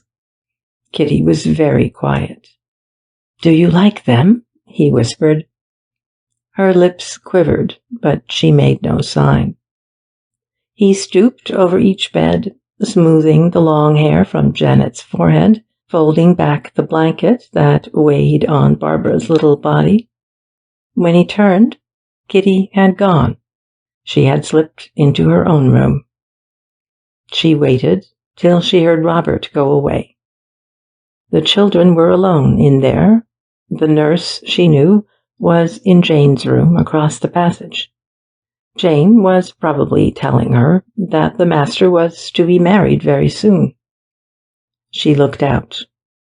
The door of Jane's room was shut. So was the door of the children's room, through which Robert had gone out. The other, the door of communication, she had left ajar. She went softly back through it and stood again by the children's beds. Janet was still sound asleep. Her fine limbs were still stretched straight and quiet under the blanket. Her hair was as Robert's hand had left it. Kitty was afraid of disturbing Janet's sleep. She was afraid of Janet. She stooped over little Barbara and turned back the bedclothes from the bed. She laid herself down, half her length, upon it by Barbara's side, and folded her in arms that scarcely touched her at first, so light they lay on her. Then some perverse and passionate impulse seized her to wake the child. She did it gently, tenderly, holding back her passion, troubling the depths of sleep with fine, feather-like touches, with kisses soft as sleep. The child stirred under the caressing arms. She lay in her divine beauty, half asleep, half awake, opening her eyes and shutting them on the secret of her dream. Then Kitty's troubling hand turned her from her flight down the ways of sleep. She lay on her back, her eyes glimmered in the lifting of their lids. They opened under Kitty's eyes that watched them, luminous, large, and clear. Her mouth curled under Kitty's mouth in drowsy kisses plucked from the annihilated dream. She drew up her rosy knees and held out her arms to Kitty's arms, and smiled, half awake and half asleep. Kitty rose, lifting the child with her from the bed. She held her close, pressing the tender body close to her own body with quivering hands, stroking the adorable little face with her own face, closing her eyes under the touch of it, as she closed them when Robert's face touched hers. She was aware that she had brought some passionate, earthly quality of her love for Robert into her love for Robert's child. She said to herself, "I'm terrible. There's something wrong with me. This isn't the way to love a child." She laid down the little thing again, freed her neck from the drowsy, detaining arms, and covered the small body up out of her sight. Barbara, thus abandoned, cried, and the cry cut through her heart. She went into her own room and threw herself on her bed and writhed there, torn by many pangs. The pang of the heart and the pang of the half-born spirit, struggling with the body that held it back from birth. And through it all the pang of the motherhood she had thwarted and disowned. Out of the very soil of corruption it pierced, sharp and pure, infinitely painful. It was almost indiscernible from the fierce exaltation of her heart that had found fulfillment, and from the passion of her body that yet waited for its own. She undressed herself and crept into her bed, and lay there, tortured, visited by many memories. She gazed with terrified, pitiful eyes into a darkness that was peopled for her with all the faces she had known in the short seasons of her sinning. Men, and the women who had been her friends and her companions, and the strangers who had passed her by, or who had lingered and looked on. The faces of Robert and his children hung somewhere on the outskirts of her vision, but she could not fix them or hold them. They were trampled out, obliterated by that phantasmal procession of her shames. Some faces, more terrible than all, detached themselves and crowded round her, the faces of those who had pursued her and of those whom her own light feet pursued, from the first, who had found her and left her, to the last, whom she herself had held captive and let go. They stood about her bed. They stretched out their hands and touched her. Their faces peered into hers, faces that she had forgotten. She thrust them from her into the darkness, and they came again. Each bore the same likeness to his fellow. Each had the same looks, the same gestures that defied her to forget. She fell asleep, and the dreams, the treacherous, perpetually remembering, delivered her into their hands. She walked at dawn, with memory quickened by her dreams. She heard voices now, all the voices that had accused her. Her mother's voice spoke first, and it was very sad. It said, "I am sending you away, Kitty, because of the children." Then her father's voice, very stern. "No, I will not have you back. You must stay where you are for your little sister's sake." And her mother's voice again, afterward, sad and stern too this time. "As you made your bed, Kitty, you must lie. We can't take you back." And there was a third voice. It said very softly, "You can't have it both ways."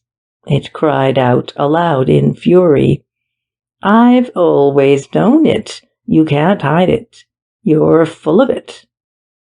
And yet another voice, deep and hard, "You can't not tell him. It's a shame, Kitty. It's an awful shame." She could not sleep again for listening to them. It was morning. She dragged herself up and tried to dress, but her hands shook and her head ached violently. She stretched herself, half-dressed, upon her bed and lay there, helpless, surrendered to the bodily pain that delivered her mercifully from the anguish of her mind. She saw no one, not even Jane Lucy. Outside, in the passage, and in the inner room, she heard the footsteps of the children and their little shrill voices. Each sound accentuated the stabbing pulse of pain. It was impossible to darken the room, and the insufferable sunlight poured in unchecked through the thin yellow blinds, and plagued her brain till the nerves of vision throbbed, beat for beat, with the nerves of torment. At noon she had only one sensation of brilliant, surging pain. She dozed, and her headache lifted. When she woke, her body was weak as if it had a fever, but her mind closed on reality with the impact of a force delayed.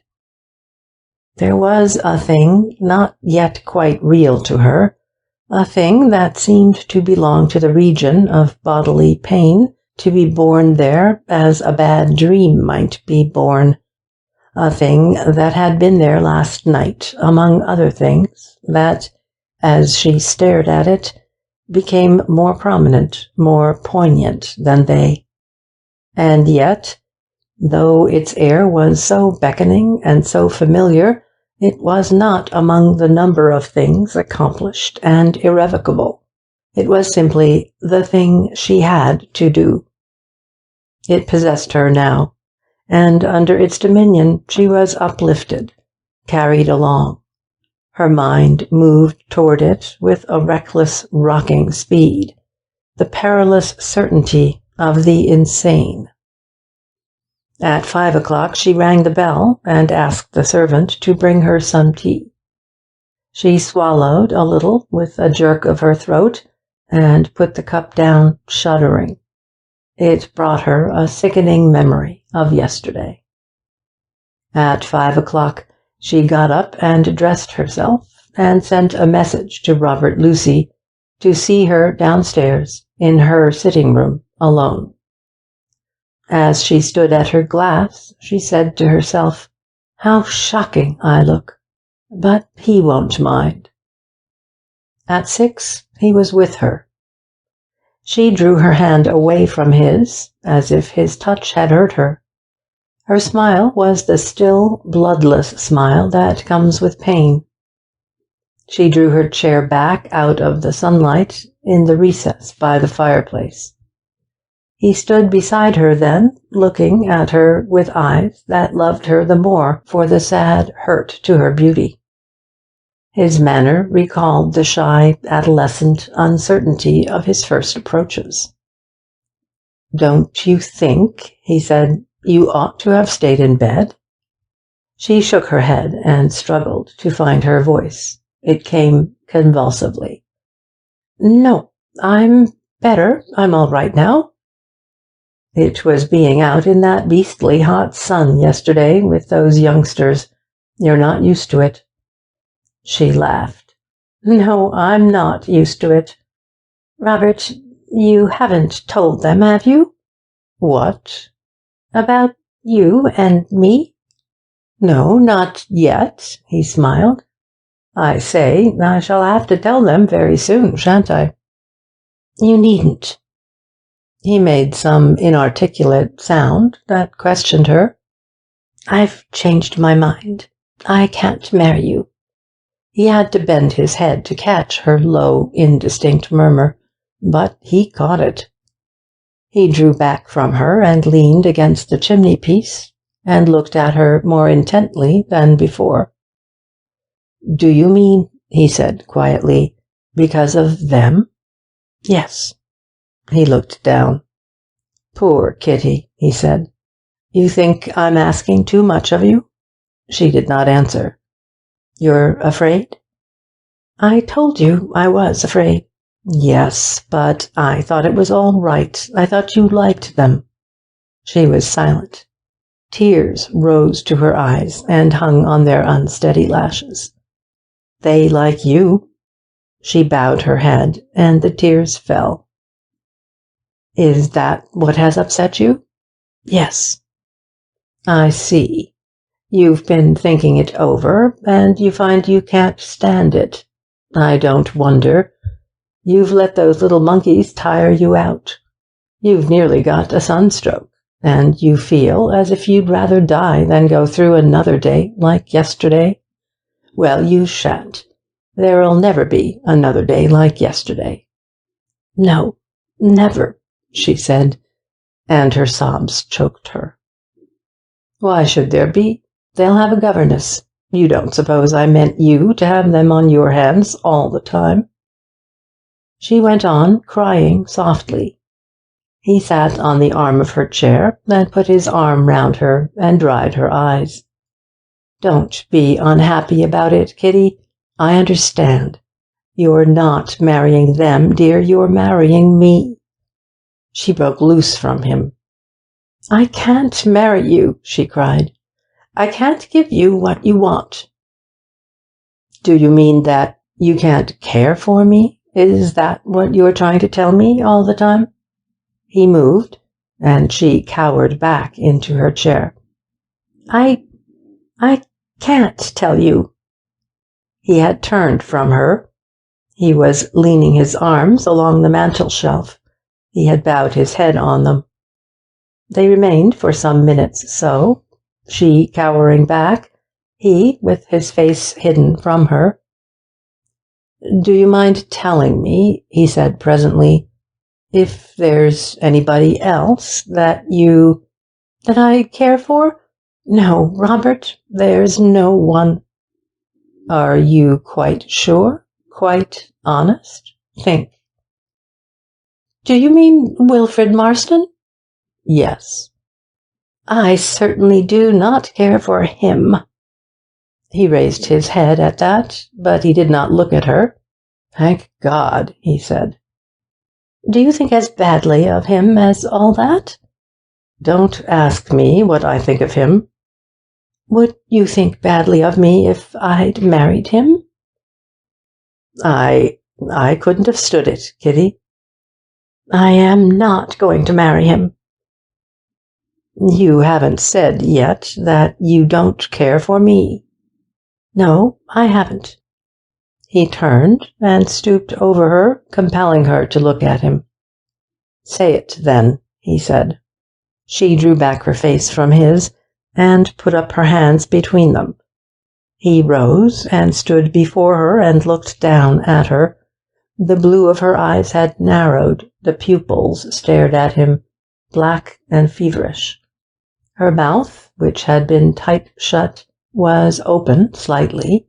A thin flush blurred its edges. Her breath came through short and sharp. You're ill, he said. You must go back to bed. No, she said. I've got to tell you something. If you do, I shan't believe it. What won't you believe? That you don't care for me. I can't believe it. You'd better, Robert. I don't. There's something wrong. You must tell me what it is. There's nothing wrong but that. I made a mistake. You only thought you liked me, or is it worse than that? It's worse, far worse. I see. You tried to like me and couldn't? She was silent.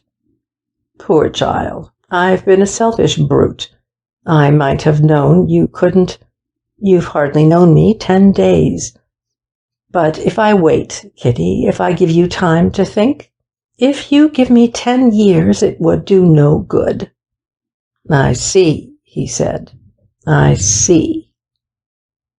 He gripped the edge of the mantelpiece with both his hands. His tense arms trembled from the shoulders to the wrists. His hold relaxed.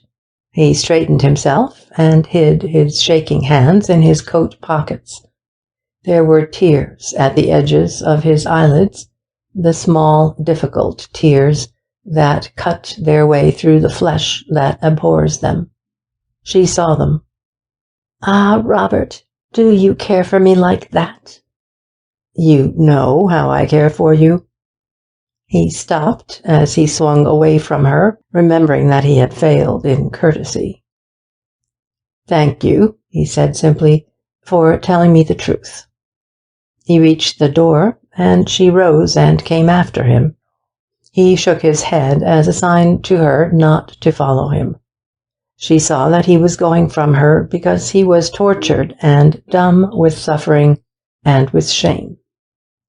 Then she knew what she must do. She called to him. She entreated. Robert, don't go. Come back. Come back. I can't bear it. He came back at that cry. I haven't told you the truth. I lied. When? He said sternly. Just now, when I told you I didn't care for you. Well? Sit down here on the sofa. I'll try and tell you. He sat down beside her, but not near her. She leaned forward with her elbows on her knees and her head propped on her clenched hands. She did not look at him as she spoke. I said I didn't care because I thought that was the easiest way out of it, easiest for you. So much easier than knowing the truth. He smiled grimly. Well, you see how easy it's been. Yes. She paused. The truth isn't going to be easy either. Let's have it all the same, Kitty. You're going to have it. She paused again, breathing hard.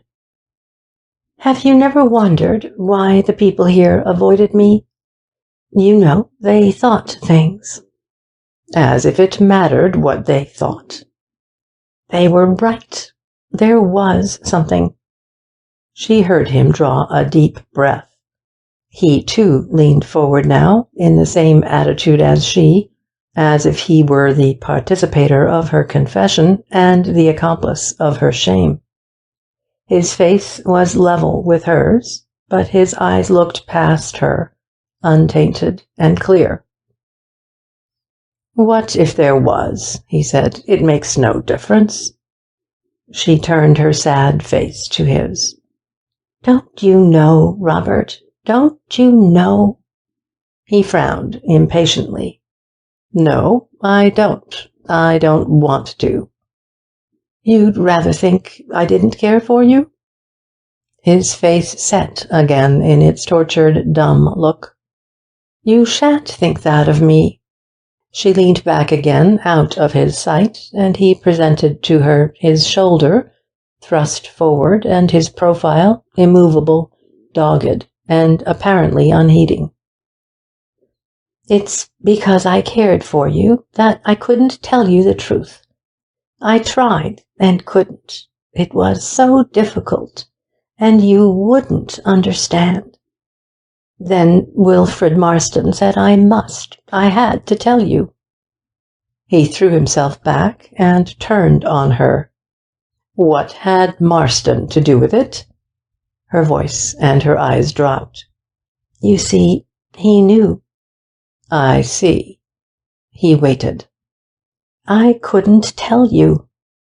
His silence conveyed to her that he listened, since she desired it, that he left it to her to tell him as much or as little as she would, and that, thus, he trusted her.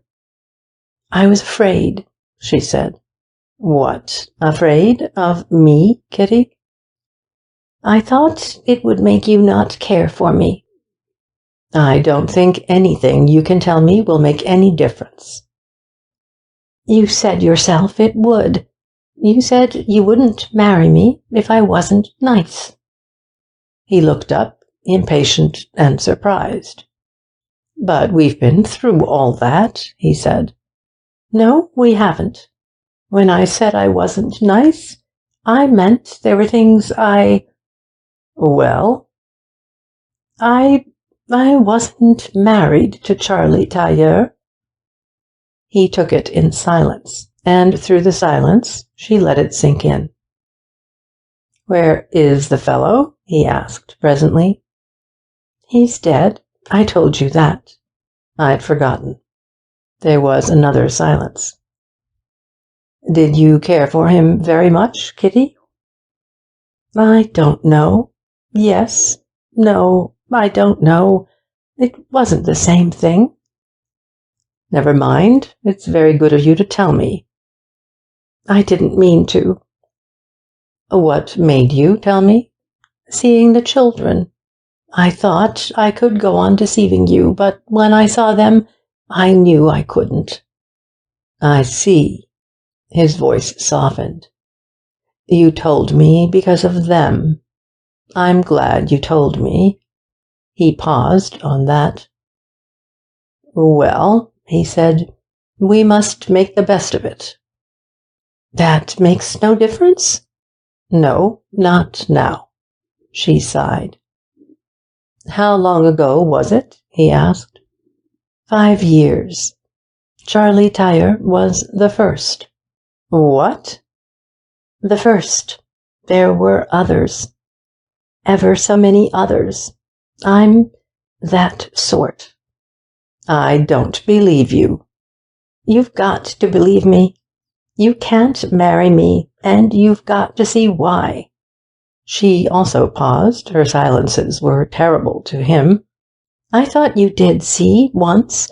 It didn't seem possible that you couldn't. Do you remember the first time I met you?" He remembered. "I thought you saw then. And afterward, don't you remember how you followed me out of the room another night?" "Yes." "I thought you understood and were too shy to say so, but you didn't. Then, do you remember how I waited for you at the end of the garden, and how we sat out on the cliff?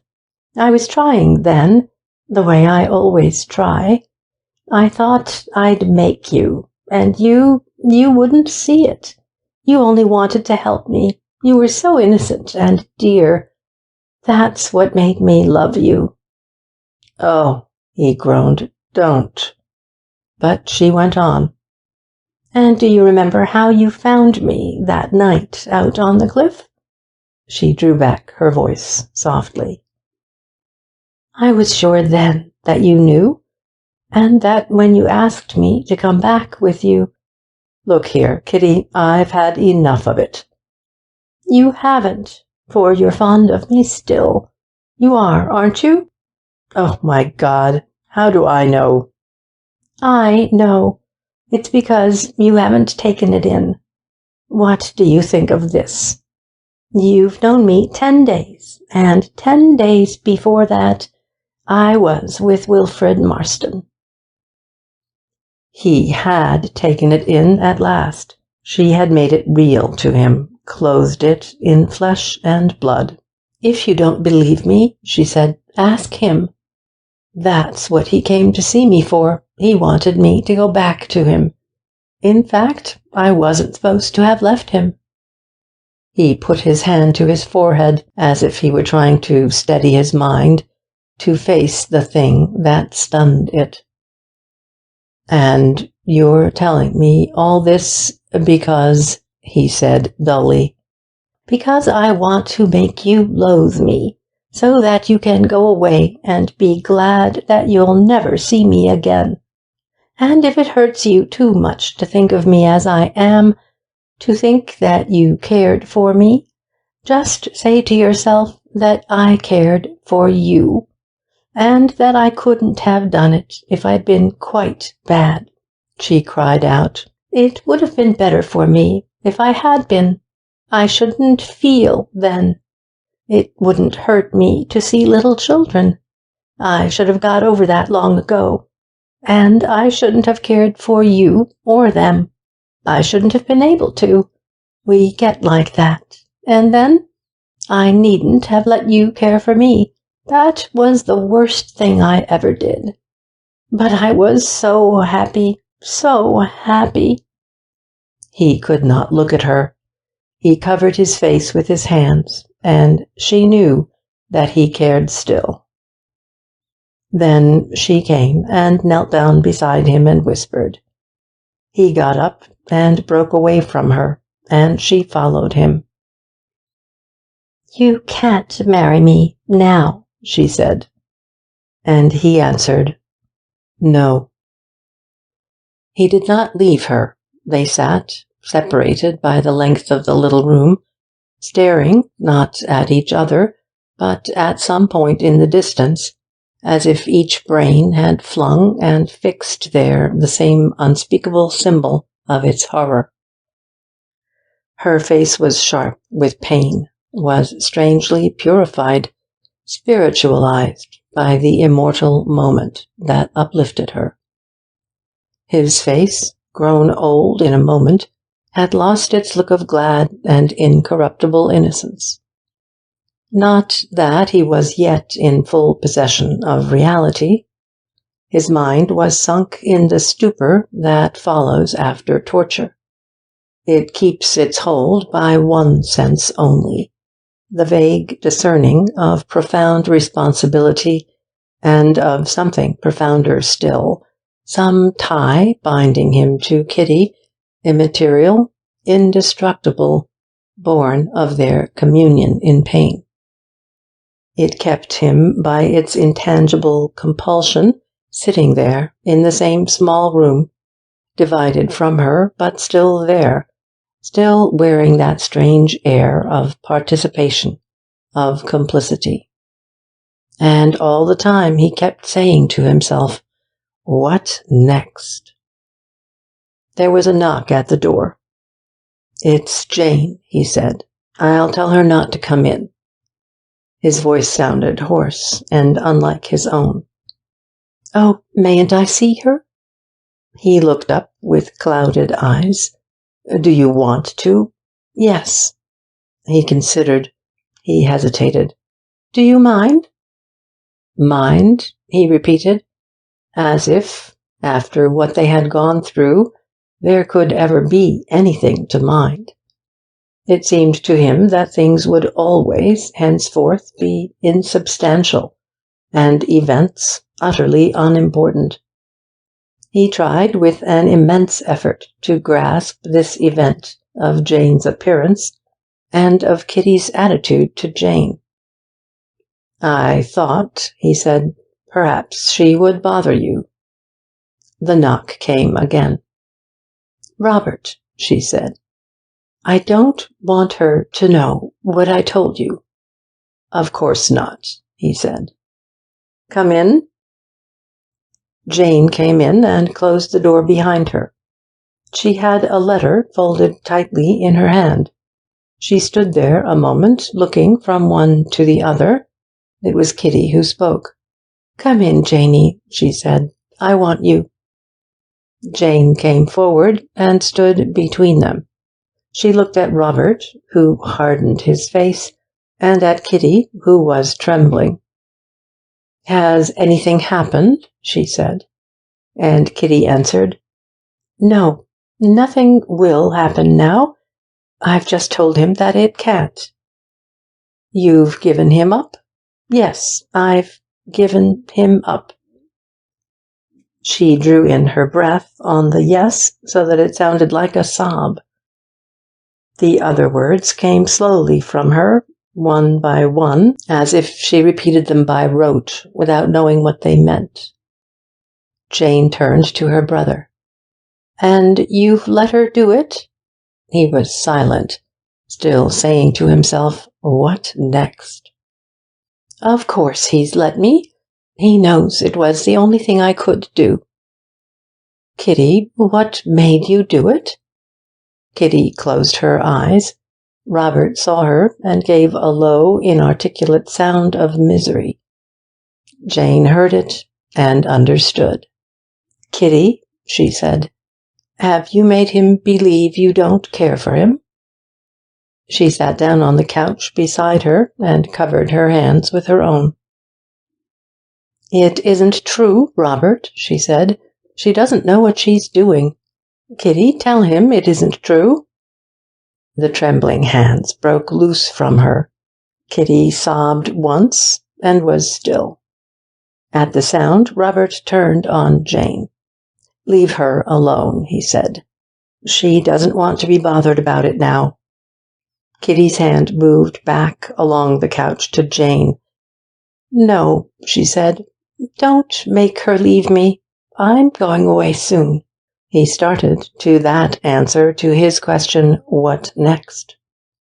"Tell me, what made you do it?" said Jane again. "Whatever it was," he said, "she's doing perfectly right. I know what she's doing, and I know why she's doing it. Can't you see why?" Robert, who had stood still, looking at her helplessly, turned away at the direct appeal, and walked up and down the room. He was still saying to himself, "And if she goes, what next?" "She doesn't mean it, Robert. It's these wretched people who have driven her to it, with the abominable things they've said and thought. You can't let her give you up. Don't you see that it'll look as if you didn't believe in her? And he does believe in you, Kitty dear. He doesn't care what anybody says." Kitty spoke. "Leave it alone, Janie. You don't know what you're talking about. You don't even know what it is they say." "I do," said Jane. She rose and went to her brother and thrust the letter she held into his hand. "Look there, that came just now." He glanced at the letter, lit a match, and set fire to it, and dropped the ashes into the grate. "Look at him, Kitty, look at him," she cried triumphantly. "What was in that letter?" "Nothing that matters." "Who wrote it?" "Nobody who matters in the very least." "Was it Mr. Marston? Tell me." "No, he wouldn't," said Kitty thoughtfully. "It's women who write letters." It must have been Grace Keating. She hates me. I know she hates you. Do you see now why Kitty's giving you up? She has told me herself, Janie. She may have more reasons than you know. She has none that I don't know. They're all there in that letter which you've burnt. Can't you see why it was written? Does it matter why? Yes, it does matter. It was written to make you give Kitty up. There's no reason why I should spare the woman who wrote it. She hates Kitty because she wanted you for herself.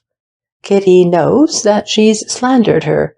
She did it before she went, to her face, and Kitty forgave her. And now the poor child thinks that she'll let you go and just creep away quietly and hide herself from that. And you'll let her do it? You believe her when she says she doesn't care for you?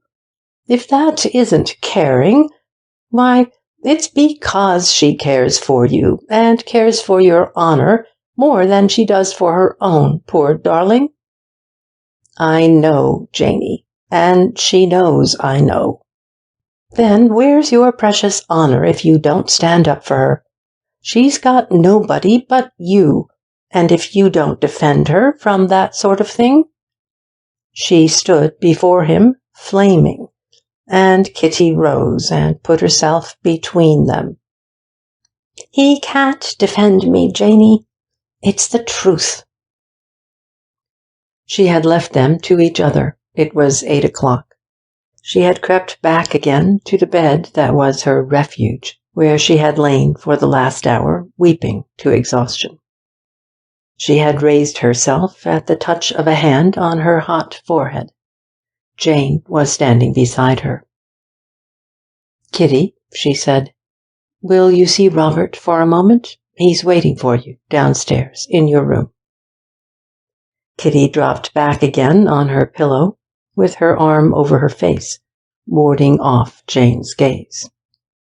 No, she said, I can't see him. I can't go through that again. But, Kitty, there's something he wants to say to you. There's nothing he can say. Nothing. Tell him to go away. Tell him I'm going away.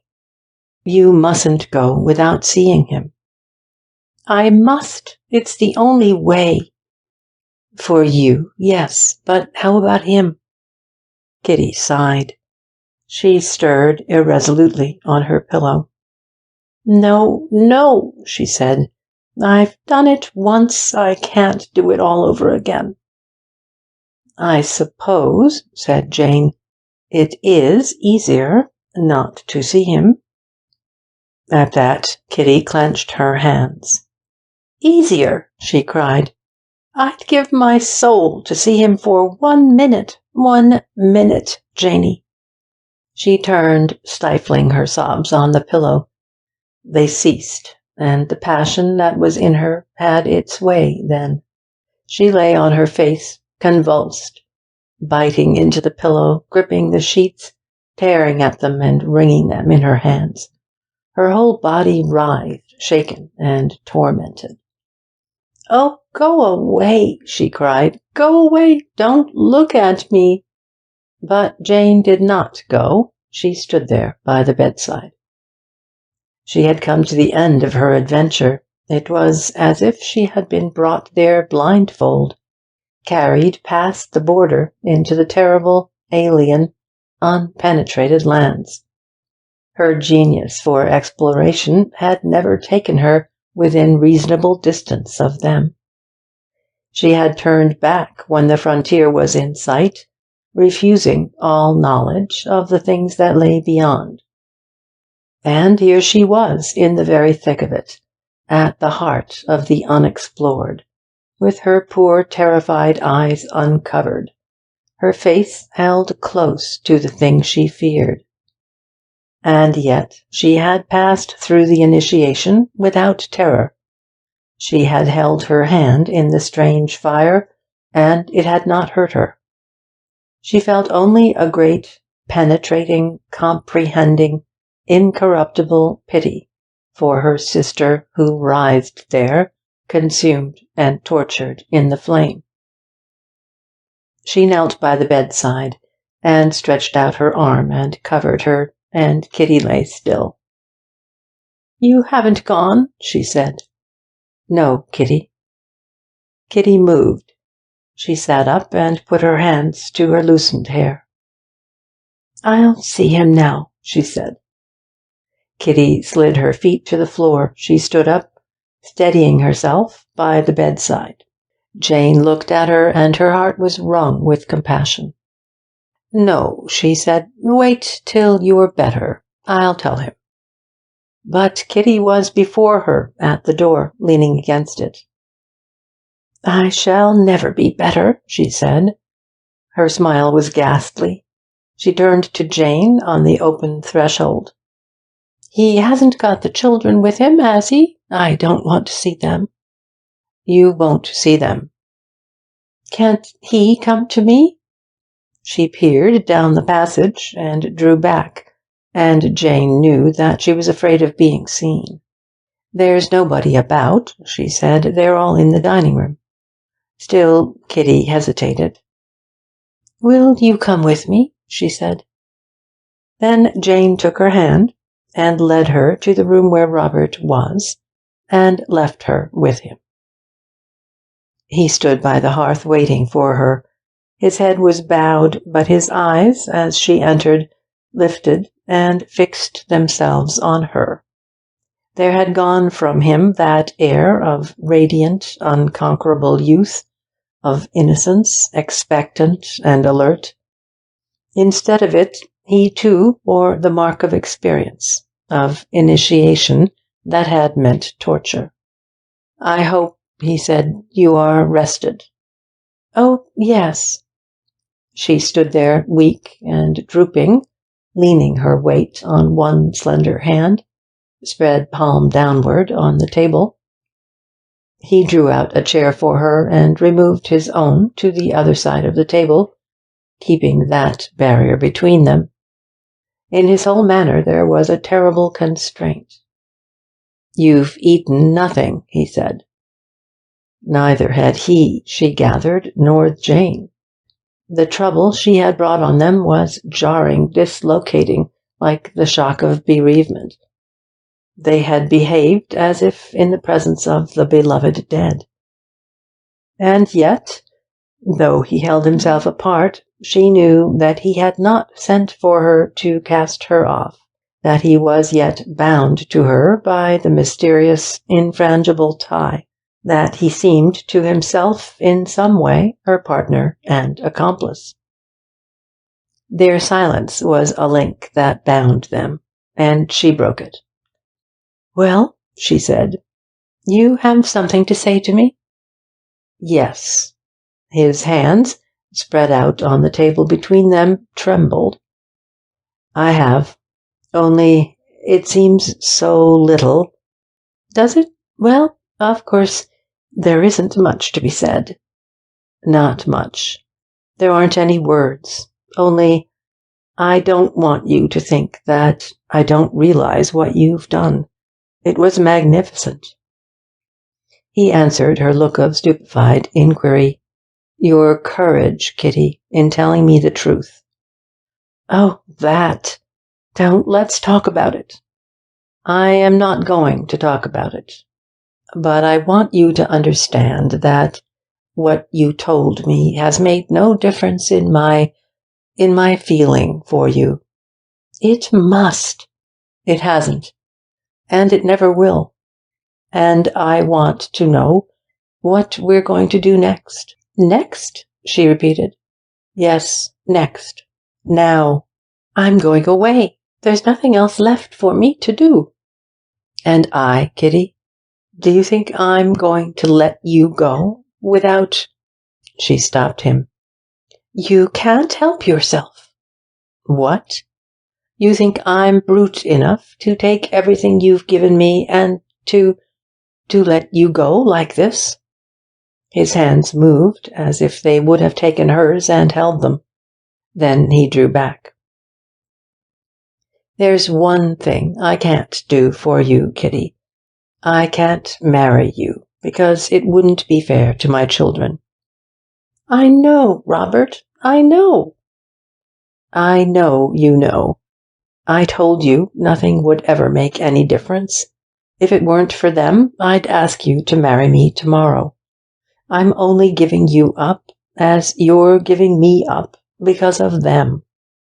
But if I can't marry you, I want you to let me make things a little less hard for you. How?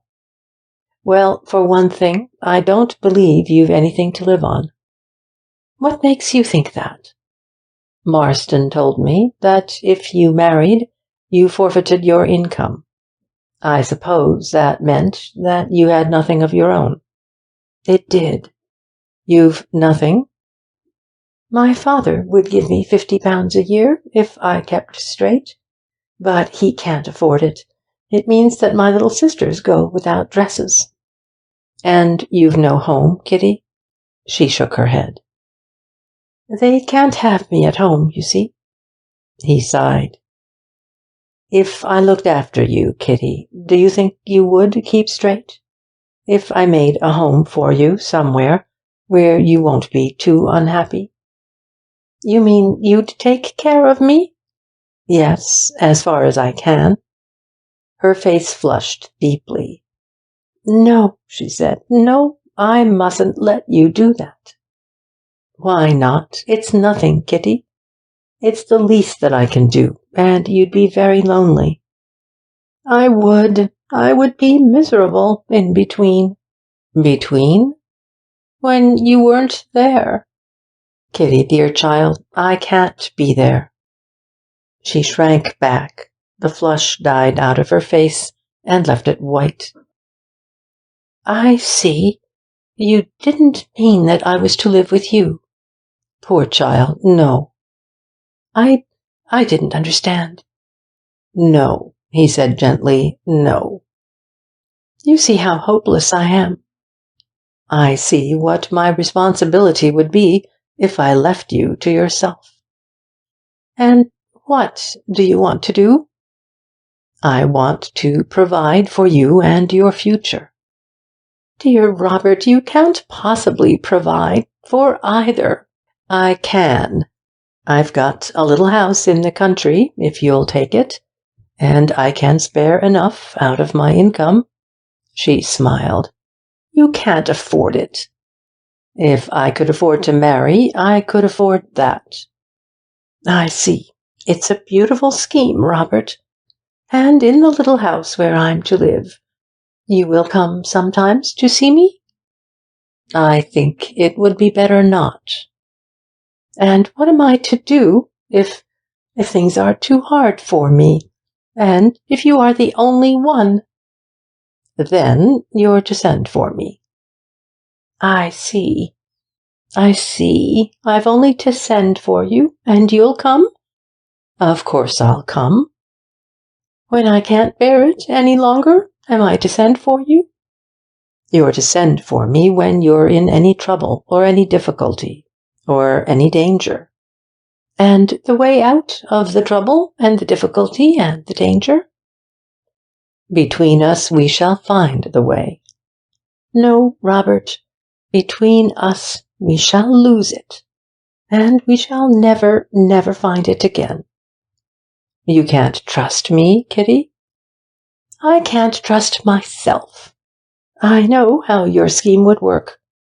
I let you do this thing, I go away and live in the dear little house you'll give me, and I let you keep me there and give me all my clothes and things, and you think that's the way to stop me thinking about you and caring for you.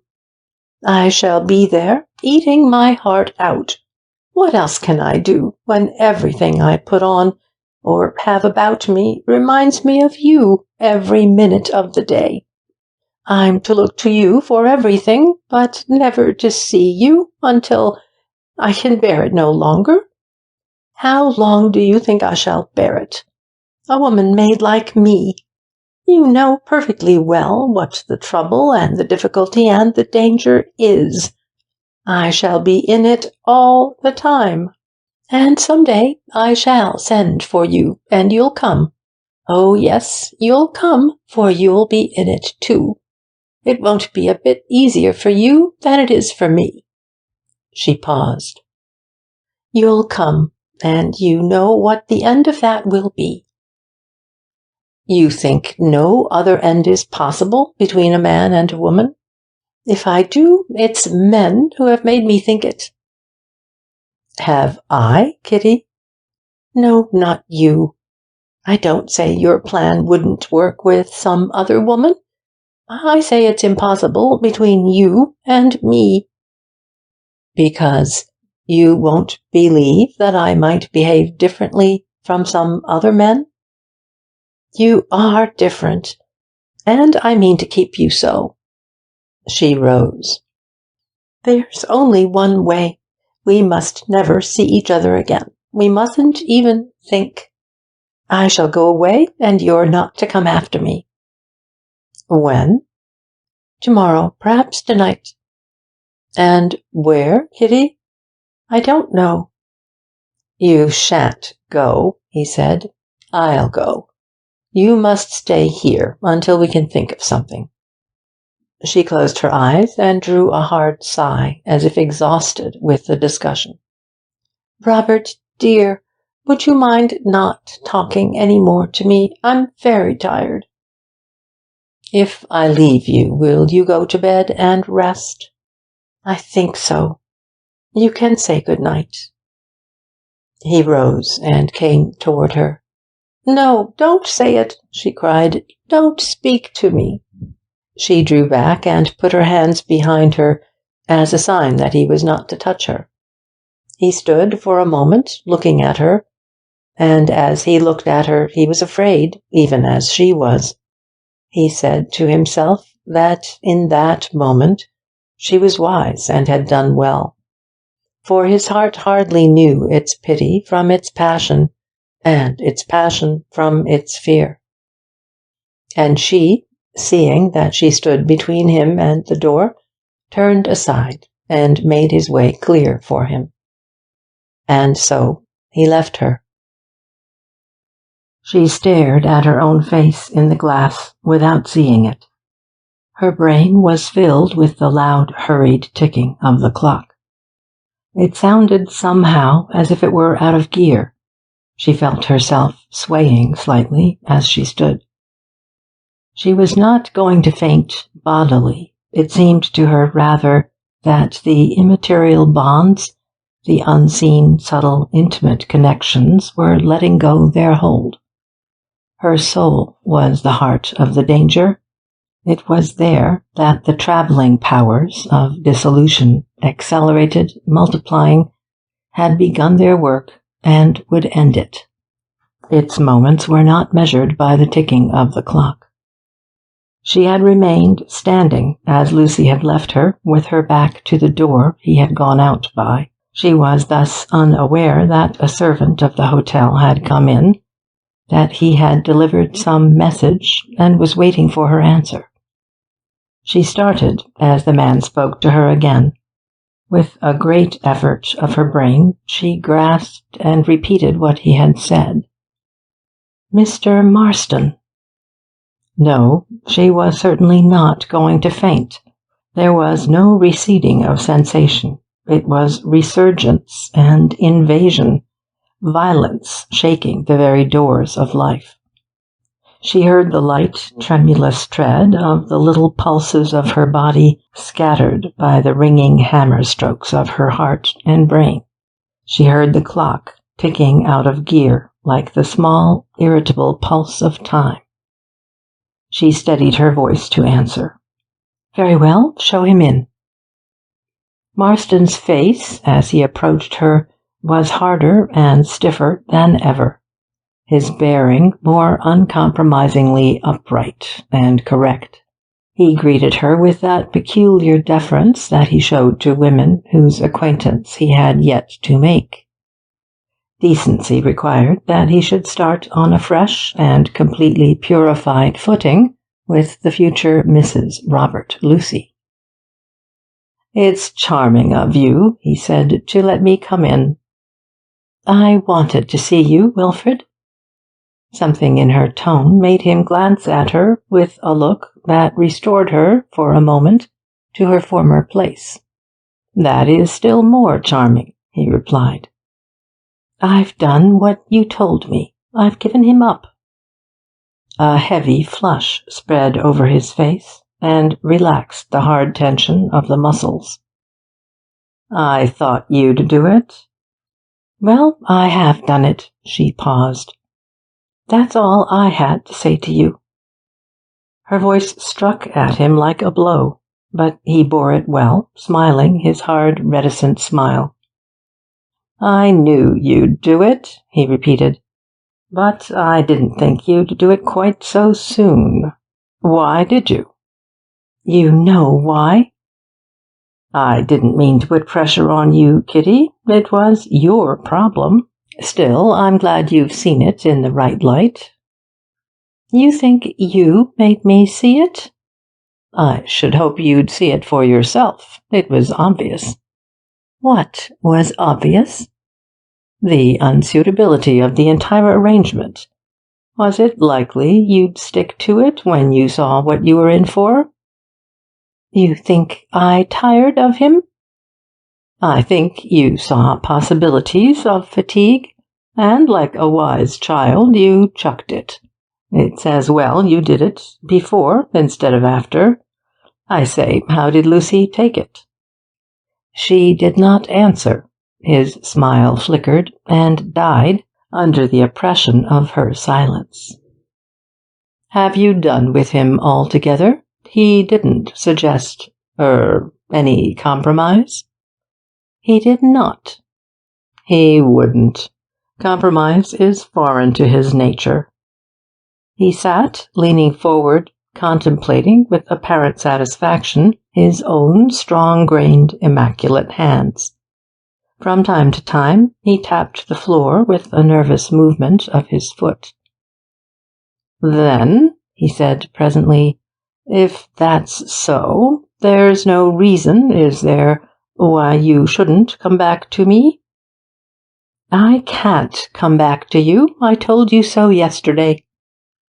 "Since yesterday the situation has altered considerably, or rather, it remains precisely where it was before." "No, Wilfred, things can never be as they were before." "Why not? If I choose to ignore this episode, this little aberration on your part, you must be equally anxious to forget it, in which case we may consider our relations uninterrupted." "Do you think I gave Robert Lucy up to go back to you?" "My dear Kitty, if I'm willing to take you back after you gave me up for him, I think my attitude almost constitutes a claim." "A claim?" "Well, let's say it entitles me to a hearing. You don't seem to realize in the least my extreme forbearance. I never reproached you. I never interfered between you and Lucy. You can't say I didn't play the game." "I'm not saying it. I know you didn't betray me." "Betray you, my dear child? I helped you. I never dreamed of standing in your way as long as there was a chance of your marrying. Now that there is none, that has nothing to do with it. I told you that I wouldn't go back to you in any case." Come, I don't propose to throw you over for any other woman. Surely it would be more decent to come back to me than to go off with some other man, heaven knows whom, which is what you must do eventually." "It's what I won't do. I'm not going back to that. Don't you see that's why I won't go back to you?" Her apathy had become exhaustion. The flat, powerless voice, dying of its own utterance, gave him a sense of things past and done with, sunk into the ultimate oblivion. No voice of her energy and defiance could have touched him so. Her indifference troubled him like passion. In its completeness, its finality, it stirred him to decision, to acceptance of its terms. She was ready to fall from his grasp by her own dead weight. There was only one way in which he could hold her. "Kitty," he said, "is that really why you won't come back?" "Yes, that's why." Anything but that." "I see. You're tired of it, and you want to give it up. Well, I'm not sure that I don't want you to." "Then why," she moaned, "why won't you let me go?" "Simply because I can't. I've tried it, Kitty. I can't." He came and sat close to her. He leaned his face to hers and spoke thickly and low. "You can't give it up, dear. You're bound to go back." "No, no, no, don't talk about it." "I won't. I won't ask you to go back. But I can't do without you." "Oh, yes, you can. There are other women." "I loathe them all. I wouldn't do for one of them what I'll do for you." "What will you do for me?" "I'll marry you, Kitty." She laughed in her tired fashion. "You want to make an honest woman of me, do you?" "No, I'm endeavoring to make myself an honest man. If you give Lucy up for me, I don't want you to lose by the transaction.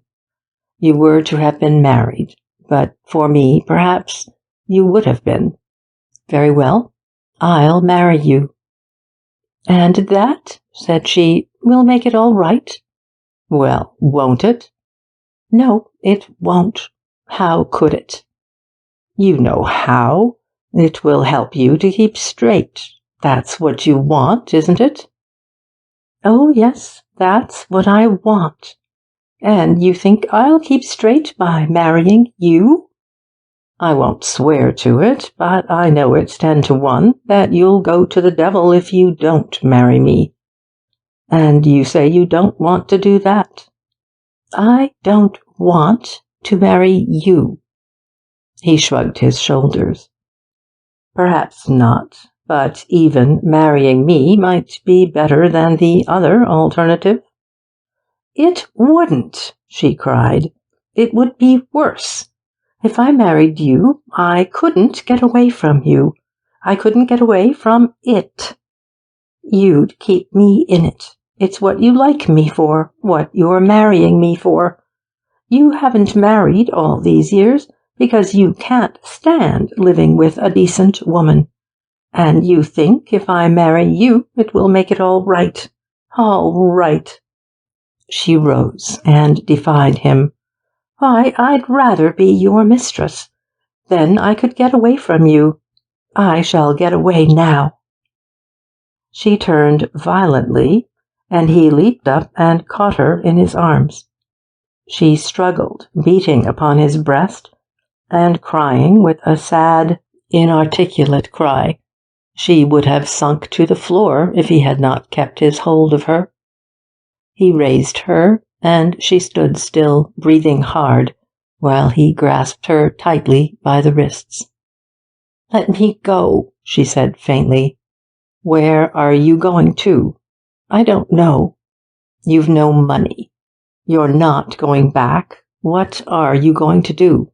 "I don't know." Her eyelids dropped, and he saw mendacity in her eyes, furtive, fleeing under cover. He held her tighter. His arm shook her, not brutally, but with a nervous movement that he was powerless to control. "You lie," he said. "You've been lying to me all the time. You are going back. You're going to that fellow, Lucy." "No, I'm going somewhere where I shan't see him." "Where?" "I don't know." "Abroad?" "I think so." By yourself? Her eyelids quivered, and she panted, "Yes." There was a knock at the door. "Let me go," she said again. He let her go. "You're going to live by yourself, respectably, abroad?" She was silent. "And how long do you think that will last?" "I don't know." Jane Lucy's voice called her from the door. He swore under his breath. "Let her come in. I want her." He laid his hand upon the door. "What are you going to do?" he reiterated. "Oh, let her come in." "You haven't answered my question." "Let me see her first. Leave me alone with her. Janie, Janie," she called. "Very well," he said. He opened the door and bowed to Jane Lucy as she entered. "I shall come back," he said, "for my answer." "Did Robert send you?" she asked when she was alone with Jane. "Yes." "It's no good. I can't do what he wants." "What are you going to do, dear?" "I don't know. I don't care. The terrible thing is that I've had to hurt him. I must go away somewhere." "I'll come with you and see you through." Kitty shook her head. "Don't think about it now," said Jane. "No, I can't think. I'm too tired, and my head's hot. But if I go away, you'll understand why I did it?" "Kitty," Jane whispered it, "you won't go back?" "No, I won't go back. You won't have to think that of me." She had not looked at Jane as they talked. Now she turned to her with eyes of anguish and appeal. "Janie, think. I've been wicked for years and years. I've only been good for one moment when I gave Robert up. Do you think it'll count?" "I think that in the sight of God such moments last forever." "And that's what you'll think of me by?" She lifted up her face, haggard and white, flame-spotted where her tears had scorched it. Jane kissed it. "Do you mind kissing me?" My dear," said Jane as she drew her closer. There was a sound of footsteps in the passage. Kitty drew back and listened. "Where's Robert?" "Upstairs with the children." "They'll be asleep by this time, won't they?" "Fast asleep." The footsteps came again, approaching the door. They paused outside it a moment and turned back. "Do you hear that?" said Kitty. "It's Wilfred Marston walking up and down. He wants to get hold of me. I think he's mad about me. He asked me to marry him just now, and I wouldn't. He thinks I didn't mean it, and he's coming back for his answer. But I'll tell you what I'm going to do. I shall go out quietly by the window and slip away, and he won't find me. I want you to be here when he comes and tell him that he can't see me. Would you mind doing that?" "No." "You'll stay here all the time, and you won't let him go out and look for me?" "Yes." Kitty listened again for the footsteps. "He's still there," she whispered. "And you'll go to bed, Kitty?" "Yes, of course I will." She went out through the window onto the veranda and so into the garden. It was cool out there and unutterably peaceful, with a tender, lucid twilight on the bare grass of the lawn, on the sea beyond it, and on the white gravel path by the low wall between. She saw it, the world that had held her and Robert, that, holding them, had taken on the 10 days' splendor of their passion. It stood divinely still in the perishing violet light, a world withdrawn and unsubstantial, yet piercingly, intolerably near. Indoors, Jane waited. It was not yet the half-hour. She waited till the clock struck, and Marston came for his answer. He looked round the room, and his face, under its deference, betrayed his sharp annoyance at finding himself alone with Miss Lucy. "Pardon me," he said, "I thought that Mrs. Tailleur was here." "Mrs. Tailleur asked me to tell you that she cannot see you. She has gone to her room." "To her room?" He stared at her, and his face loosened in a sudden incredulity and dismay. "Did she tell you she was going there?" "Yes, she was very tired." "But she was here not half an hour ago. She couldn't have gone without my seeing her." "She went out," said Jane faintly, "by the window." "She couldn't get to her room without going through the hall. I've been there all the time on the seat by the stairs." They looked at each other. The seat by the stairs commanded all ways in and out, the entrance of the passage, and the door of the sitting-room, and the portière of the lounge. "What do you think?" he said. "I think that she has not gone far. But if she goes, it is you who will have driven her away. Forgive me if I remind you that it is not I who have given her up." "It was you," said Jane quietly, "who helped to ruin her." His raised eyebrows expressed an urbane surprise at the curious frankness of her charge, and with a delicate gesture of his hand he repudiated it and waved it away. "My dear lady, you are alarmed, and you are angry. Consequently, you are unjust. Whatever poor Kitty may have done, I am not responsible." "You are responsible. It's you, and men like you, who have dragged her down. You took advantage of her weakness, of her very helplessness. You've made her so that she can't believe in a man's goodness and trust herself to it." He smiled, still with that untroubled urbanity, on the small flaming thing as she arraigned him. "And you consider me responsible for that?" he said. Their eyes met. "My brother is here," said she. "Would you like to see him?" "It might be as well, perhaps, if you can find him." She left him, and he waited 5 minutes, 10 minutes, 20. She returned alone. All her defiance had gone from her, and the face that she turned to him was white with fear. "She's not here," she said. "She went out by that window, and she has not come in. We've searched the hotel, and we can't find her." "And you have not found your brother?" "He has gone out to look for her." She sat down by the table, turning her face away and screening it from him with her hand. Marston gave one look at her. He stepped out and crossed the lawn to the bottom of the garden. The gate, at the end of the path, swung open violently, and he found himself face to face with Robert Lucy. "What have you done with Mrs. Tailleur?" he said. Lucy's head was sunk upon his breast. He did not look at him or answer.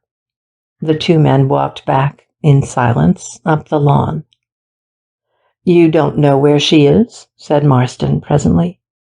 "No, I thought I did, but she is not there." He paused, steadying his voice to speak again. "If I don't find her, I shall go up to town by the midnight train. Can you give me her address there?" "You think she's gone up to town?" Marston spoke calmly. He was appeased by Lucy's agitation and his manifest ignorance as to Kitty's movements. "There's nothing else she could do. I've got to find her. Will you be good enough to give me her address?" "My dear Mr. Lucy, there's really no reason why I should. If Mrs. Tailleur has not gone up to town, her address won't help you. If she has gone, your discreetest course, by far, if I may say so—" "Is what?" said Lucy sternly. "Why, my dear fellow, of course, to let her go." Lucy raised his head. "I do not intend," he said, "to let her go." "Nor I," said Marston. "Then we've neither of us time to lose. I won't answer for what she may do in the state she's in." Marston swung slightly round, so that he faced Lucy with his imperturbable stare. "If you'd known Mrs. Tailleur as long as I have, you'd have no sort of doubt as to what she'll do." Lucy did not appear to have heard him, so sunk was he in his own thoughts. "What was that?" said Marston suddenly. They listened. The gate of the cliff path creaked on its hinges and fell back with a sharp click of the latch. Lucy turned and saw a small woman's figure entering the garden from the cliff. He strode on toward the house, unwilling to be observed and overtaken by any guests of the hotel. Marston followed him slowly, pondering at each step. He heard footsteps, quick, stumbling footsteps, and a sound like a hoarse, half-suffocating breath behind him. Then a woman's voice that sank, stumbling like the footsteps as it spoke. "Mr. Lucy," it said, "is it you?" Marston went on. Lucy was in the room with his sister. He was sitting with his back to the open window as Marston came in. The voice outside was nearer.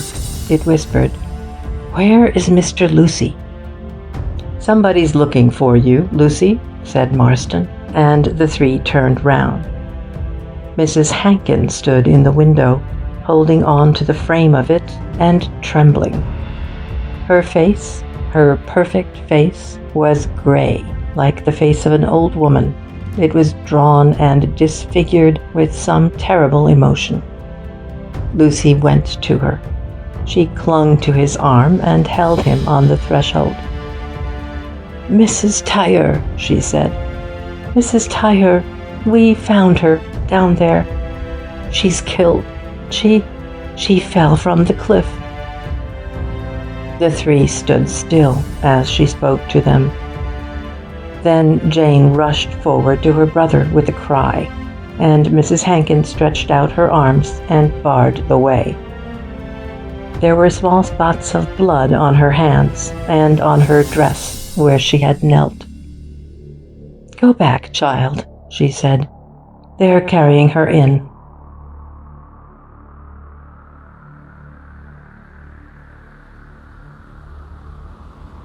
End of The Immortal Moment by May Sinclair. Recording by Kirsten Wever.